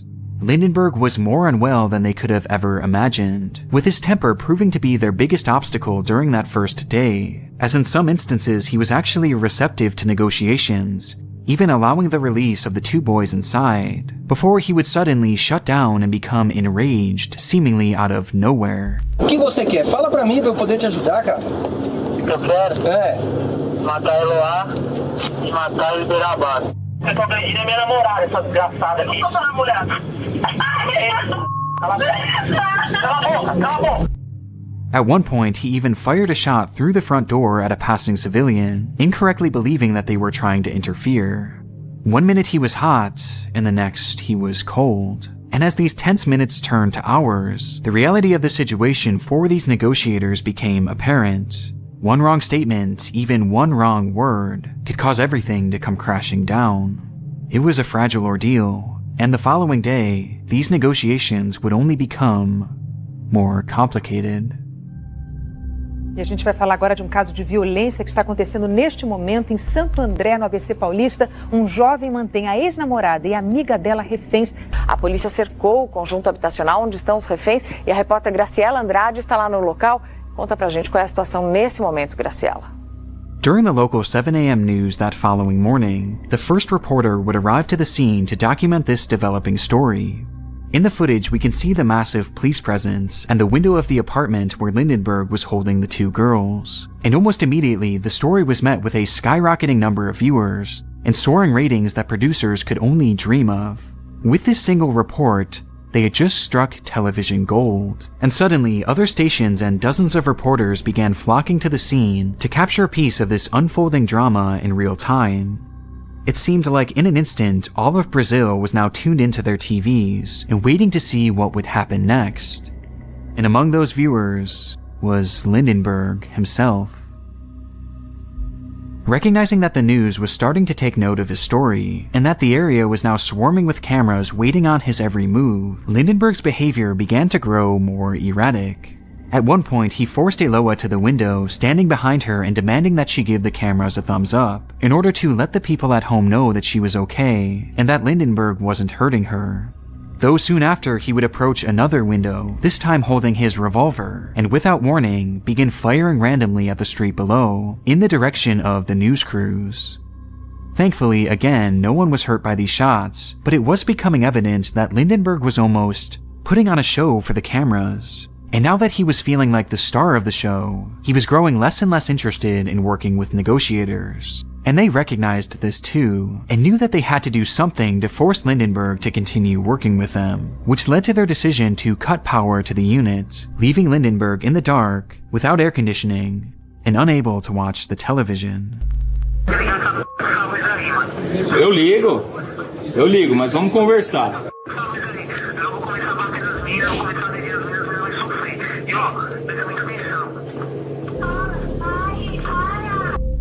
As a result, Lindenberg went ballistic, striking Eloa while on the phone with negotiators. Though despite his initial reaction, this move actually ended up working, as Nayara was eventually released under the condition that the power be restored, which meant that Lindenberg was now down to just one hostage, the person that he had sought out from the very beginning, and the whole reason he was there. As the sun set on that Tuesday evening and the standoff passed its 40th hour, some remained positive, while others viewed the whole thing as helpless. But whatever opinions those in the area had at the time, it's safe to say that no one could have expected the baffling turn that this case was headed for just the following day. It was 1:30 p.m. on Wednesday the 15th, the third day of Eloa's captivity, when suddenly, inside that quiet apartment building, the silence would be interrupted by the ringing of a telephone. Lindenberg rushed to pick it up, expecting it to be the negotiator who he had been speaking with the previous day, but instead, he heard a different voice. Lindenberg, tá tudo bem aí? Oi, Lindenberg, somos amigo da família, a gente queria saber se tá tudo bem, só isso. Lindenberg, é Luiz Guerra, tudo bem? Somos conhecidos da... Luiz Guerra. Sou da Sônia Abrão, repórter da Sônia Abrão, a gente só tá em nome da sua família, porque sua mãe está desesperada, a gente quer saber se tá tudo bem, só isso. Acting without the permission of the police or Eloa's family, a reporter named Luis Guerra from the Sonia Abrero news station managed to track down the apartment's phone number and call Lindenberg while in the middle of this active hostage situation. Vocês estão ao vivo aí? Não, estamos gravando e vai ser exibido na Sônia Abrão tudo o que você falar, tudo. Às 2 horas entra no ar, se você estiver falando, vai ficar no ar. It's not hard to understand why this is such a terrible idea, as we already know that Lindenberg was highly emotional and could be set off on a rampage with just a single word. And yet, Luis had called anyway, and he was clearly unprepared to handle an interview of this magnitude, as he nervously starts by first lying to Lindenberg, claiming to be a friend of his family, before eventually revealing that he was actually a reporter, and that their phone conversation would be played for the world to hear. Throughout this nearly 8-minute-long phone call, Luis would push things further and further, even at one point speaking directly to Eloa. Alô? Oi, Eloa, é Luiz Guerra da Sônia Abrão, tudo bem? Quem tá falando? Luiz Guerra, repórter da Sônia Abrão, tudo bem com você? Tá tudo tranquilo. Eu quero almoçar. Você quer almoçar? Eu tô fraca. Fica tranquila, eu conversei com o Lindenberg, a gente vai conversar de novo. Ele tá te tratando bem? Tá me tratando bem. Who sounds weak and exhausted as she sends a message to her family telling them that she loves them. Olha, você tá precisando mandar um recado pra sua mãe, alguma coisa? Eu queria saber como ela tá, como meus familiares estão. Tá tudo bem com eles, tá tudo tranquilo. Um beijo da minha mãe pro meu pai. Pode fazer uma... Com eles. Pode falar de novo, mande um beijo de novo. Eu queria falar pra minha mãe que eu amo ela. Pro meu pai também. And in what might be the worst moment of the entire call, Luis accidentally speaks over her at one point, before his producer clearly tells him to get her to repeat that line, in a shameless attempt at getting a good soundbite for their story. Tá tudo tranquilo. Beijo da minha mãe pro meu pai. Pode fazer uma... Com eles. Pode falar de novo, mande um beijo de novo. Luis's stunt was indescribably unprofessional, as he had inserted himself into hostage negotiations that he was utterly unprepared to take on. And though his words didn't immediately lead to any escalations from Lindenberg, the effects of this interview were nothing shy of devastating. Just one day prior, Lindenberg had seen his work on TV for the very first time, and now with this interview it fully sank in just how important he was. For the first time in his life, all eyes were on him. He was the main character of the biggest story transpiring in all of Brazil. And now, he was inspired to write another chapter. From here, Lindenberg would continue his antics at the window, using these opportunities to interact with the cameras and hold the media's attention, while using Eloa as a human shield to prevent police snipers from firing at him. As at one point, he forces her to use tied-together sheets to lift up food from negotiators below. All the while, he's looming ominously behind her. And this wasn't solely for the cameras either, as by this point, the audience wasn't just watching at home, but many had gathered outside the apartment to watch the action unfold in person, treating it like some sort of public spectacle. And all while this was happening, police were trying desperately to continue their negotiations, but by this point, Lindenberg was far too distracted by all this attention, as he would even hop onto another live interview shortly after. Todos os amigos estão dizendo, o pessoal que te conhece também está falando que você sempre foi calmo, sempre foi trabalhador, sempre foi um cara legal, que o que você está fazendo hoje deve ser um surto que você está passando, uma crise emocional muito séria. Mas você, de qualquer maneira, mesmo em crise, você está se segurando, você está fazendo as coisas com um certo critério, você está liberando as pessoas, você não está fazendo mal para ninguém. Então, já dá um final para essa história que seja todo mundo são e salvo, inclusive você, inclusive você. While on air, the host herself didn't just ask Lindenberg questions, but she began actively trying to negotiate Eloa's release, despite again having no authority and no training for this kind of event. Tá, você vai entregar os 2 revólveres para ela, você vai tirar as balas e entregar na mão da Eloá. Exatamente, mas eu não vou dar a hora e não vou falar qual que vai ser o momento. Tudo bem, mas você vai descer e a gente vai deixar isso aqui claro para o Brasil inteiro. Você está dizendo que você vai descer desarmado, completamente indefeso, com as mãos para cima, ou seja, você vai se render sem nenhuma resistência, para que as coisas terminem em paz. É isso? Confirma pra gente, confirma para o Brasil inteiro isso. Tá confirmado. Na melhor hora eu vou fazer isso. It was evident from both interviews that these reporters were not taking this case as seriously as they should be, failing to understand just how violent Lindenberg was, and just how quickly he could become enraged. And if it wasn't obvious just how twisted the media's perception of this case had become, they would then go on to air a segment with their trusted legal consultant, who gave his expert opinion on how he believed this case would end. Ademar Gomes, né? Vamos falar do que espera o Lindenberg aqui fora. Boa tarde, viu, doutora Ademar? Prazer tê-la aqui novamente. E com a sua experiência nos orientar aí sobre o que vai acontecer daqui pra frente, para que a gente possa ter uma ideia. Bom, claro. Eu sou muito otimista, né? Eu espero que isso termine assim em pizza, né? E num casamento futuro entre ele e a namorada apaixonada dele, né? Certo. Ele está passando uma fase momentânea, né? Ele também tem perdido a motivação de viver, porque um rapaz jovem, quando se apaixona, muitas vezes se desequilibra, que é o radicaliza caso do... mesmo, né? Então, mas isso vai terminar realmente em um final feliz, graças a Deus, eu tenho plena certeza. With the reporter theorizing that this would all end in pizza, with the couple having a meal and reconciling their differences before eventually going on to get married, as this was all just a phase for the young man and his passionate girlfriend. And they somehow made things even worse, as the host would follow this segment up by stating that Lindenberg was still going to have to answer for his crimes, before running down the list of every single charge that he was going to face. A gente tem a informação que ele vai responder aos crimes de sequestro e invasão de domicílio, disparo e porte ilegal de arma de fogo. Que ele deve ter um alívio na pena porque ele não tem antecedentes criminais, ele é réu primário e a pena para sequestro seria de 1 a 3 anos. This obviously only made the situation even more helpless in Lindenberg's mind, as she was essentially telling him that no matter what happens from here, even if it were to all end peacefully, his life was already essentially over based on the crimes he had already committed. And this wasn't the only thing his TV was telling him. As mentioned previously, these news crews were on the scene 24/7, watching and listening to everything that the police were doing all the while. And as a result, they would overhear officers discussing their plans on how they were going to attempt to end the situation. To which, incredibly, these stations would proceed to air this information in real time, meaning that everything the police were trying to do to help Eloa would be heard by Lindenberg well before they would attempt to carry it out.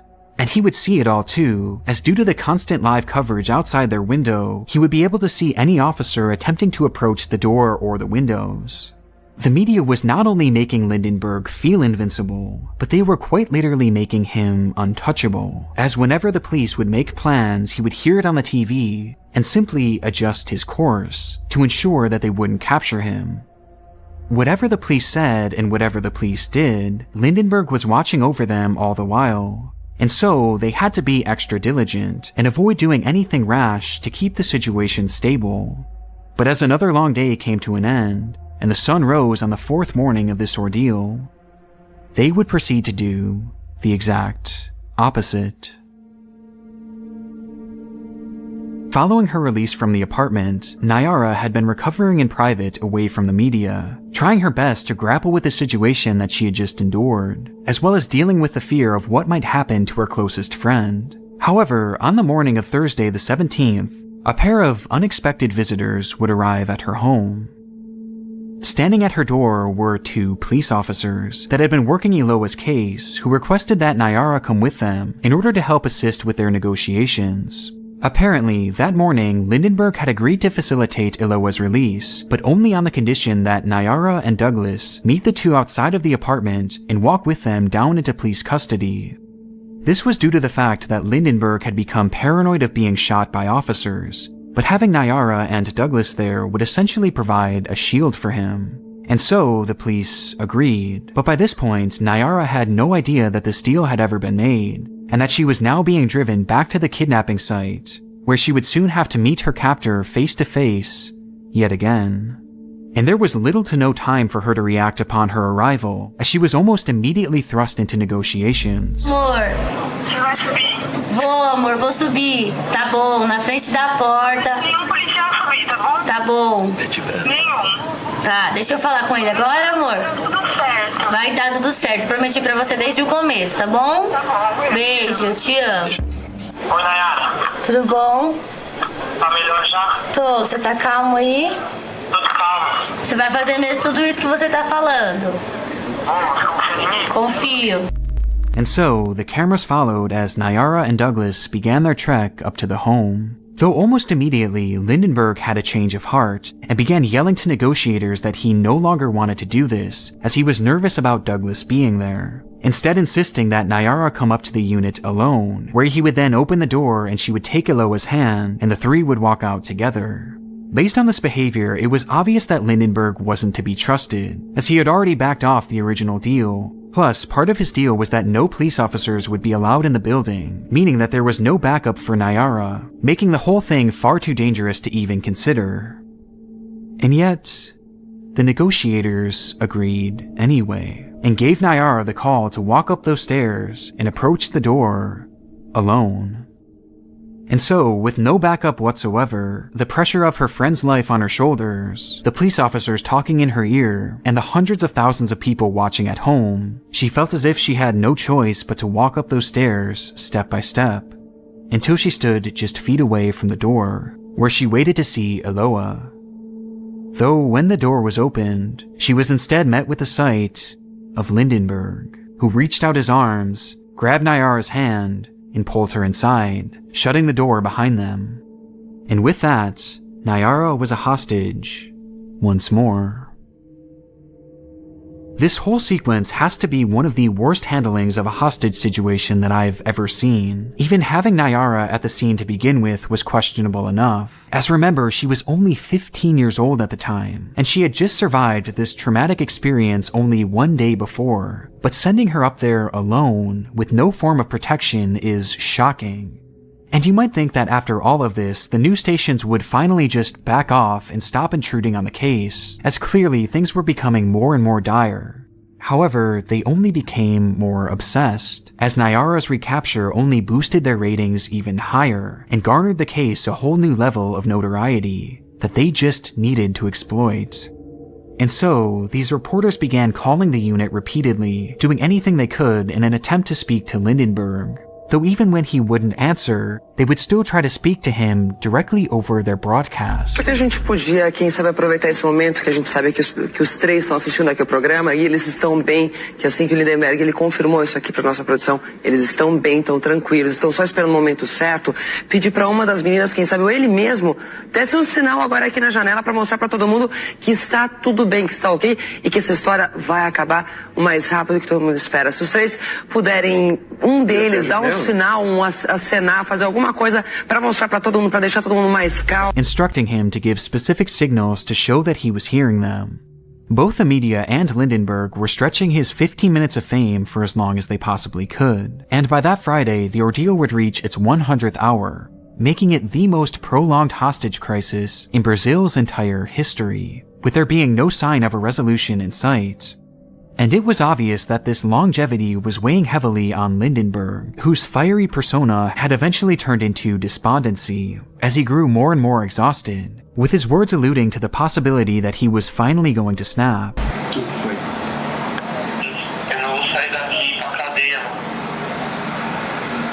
Mas por que isso?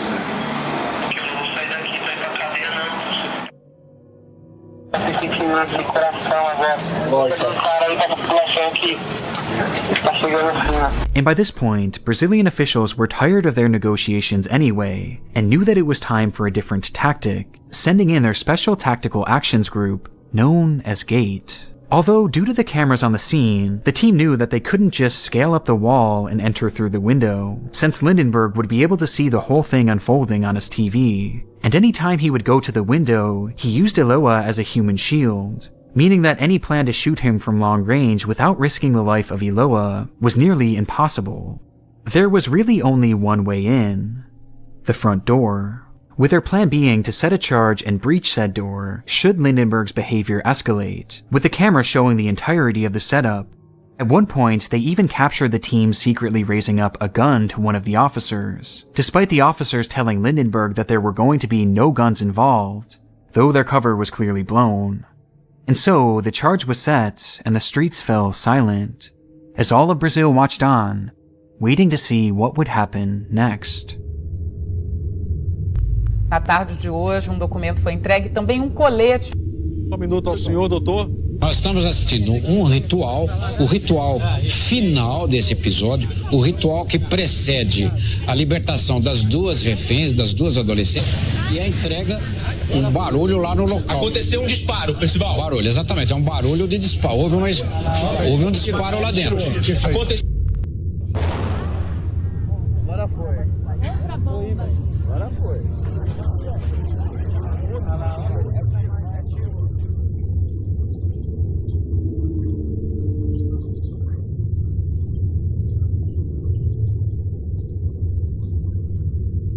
It all happened in the blink of an eye, as in an instant, Gate would blow open the door, which was followed by a puff of smoke and 4 loud gunshots. The scene is hectic for a minute, until suddenly, we see Nayara stumble out of the door, bleeding heavily from her face, where she falls into the arms of an officer.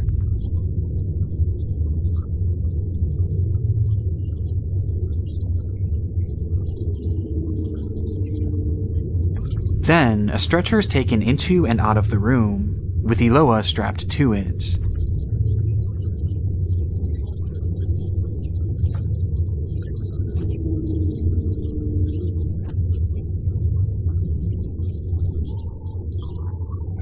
As she is rushed down the stairs and taken into an ambulance. And even at this point, these news crews just couldn't help themselves, as they stuck their cameras in the window of that very same ambulance, where rescue workers were desperately trying to save Eloa's life.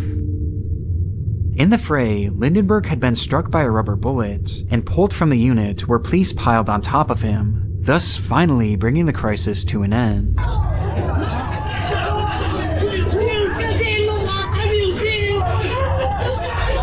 But not before he would fire his weapon 3 times. One shot would hit Nayara's hand, with the bullet traveling directly through it and then striking her in the face, while Eloa was struck twice, once in the groin and once directly in the head. Despite being given immediate medical attention, Eloa Pimentel fell into a coma, and though she fought bravely for many days, she was eventually pronounced brain dead, before she would ultimately pass away. Her funeral was held days later, where over 30,000 people would pay their respects for the girl whose kidnapping many had watched on their household TVs. In the days that followed, Nyara would make a full recovery, and she would later go on to speak out about her story and how she was pressured by law enforcement to revisit the scene that day, with her accounts leading to heavy criticism against the officers who were working her case. And it wasn't just for that reason either, as her testimony also exposed just how poorly planned out Gates' entry of the home actually was. According to officials, the team only entered the building because they had heard a gunshot, claiming that Lindenberg had fired first, which prompted them to react. Though it's evident from the footage at the scene and from Nyara's own testimony that this actually wasn't the case, and Lindenberg had only begun shooting as a result of that door being blown open. And making things even more troubling, despite blowing the door open, it took officers as long as 7 to 15 seconds to enter the apartment, a time span in which Lindenberg would fire all 3 of his shots. It's unclear why they hesitated for so long before they entered the home, but they must have known that the blast was going to trigger some sort of reaction from Lindenberg, and their decision not only to breach the door in that manner, but also their decision to wait, undoubtedly contributed to the death of Eloa. And truthfully, it's a miracle that Nyara wasn't killed as well, due to their incompetence. Though obviously, it wasn't just law enforcement who had failed Eloa in the situation, with many pointing their fingers at members of the media, especially those who directly interfered with the situation, as their behavior undoubtedly factored into Lindenberg's behavior. Though despite this, none of the journalists ever expressed any regret over their handling of the situation, and to my knowledge, none of them faced any form of repercussions. As a result of his many crimes, Lindenberg would be sentenced to 90+ years in prison, though due to Brazilian law, the sentence was reduced to just 30 years, making it likely that he will someday be released from prison. Which, for now, brings us to the end of this tragic story. Though there is one more detail about this case that I just had to mention at the end here, because it somehow makes this story even more bizarre, as just days after Eloa's death, her father Aldo would disappear. Throughout the entire hostage crisis, Aldo was essentially invisible to the public, as the press was forbidden from interviewing any of Eloa's family. But as a result of Nyara's recapture, Aldo had become so stressed that he collapsed and was rushed to the hospital. There, he would make a full recovery, but when he was carried away from the scene, the cameras would capture his image as he lay on a stretcher, with the photo being broadcast all over the news that day, where a detective at home just so happened to recognize him. As it turns out, Aldo was a wanted man, having been accused of murdering at least 2 people back in the 90s as part of a Brazilian gang, one of which was even a police chief, and from that moment he had been on the run ever since, with Aldo actually being an alias for his real name, Everaldo. During this whole situation, Eloa's father was quite literally a killer on the run, and he had been blending into his new life for over a decade, until the moment his face was broadcast all over Brazil, which in turn caused him to flee the area immediately after. Though eventually, after a full year later, Everaldo would finally be captured and sent to prison, marking the end of one of the most shocking television cases we've ever explored, and what may very well be the darkest moment in television history.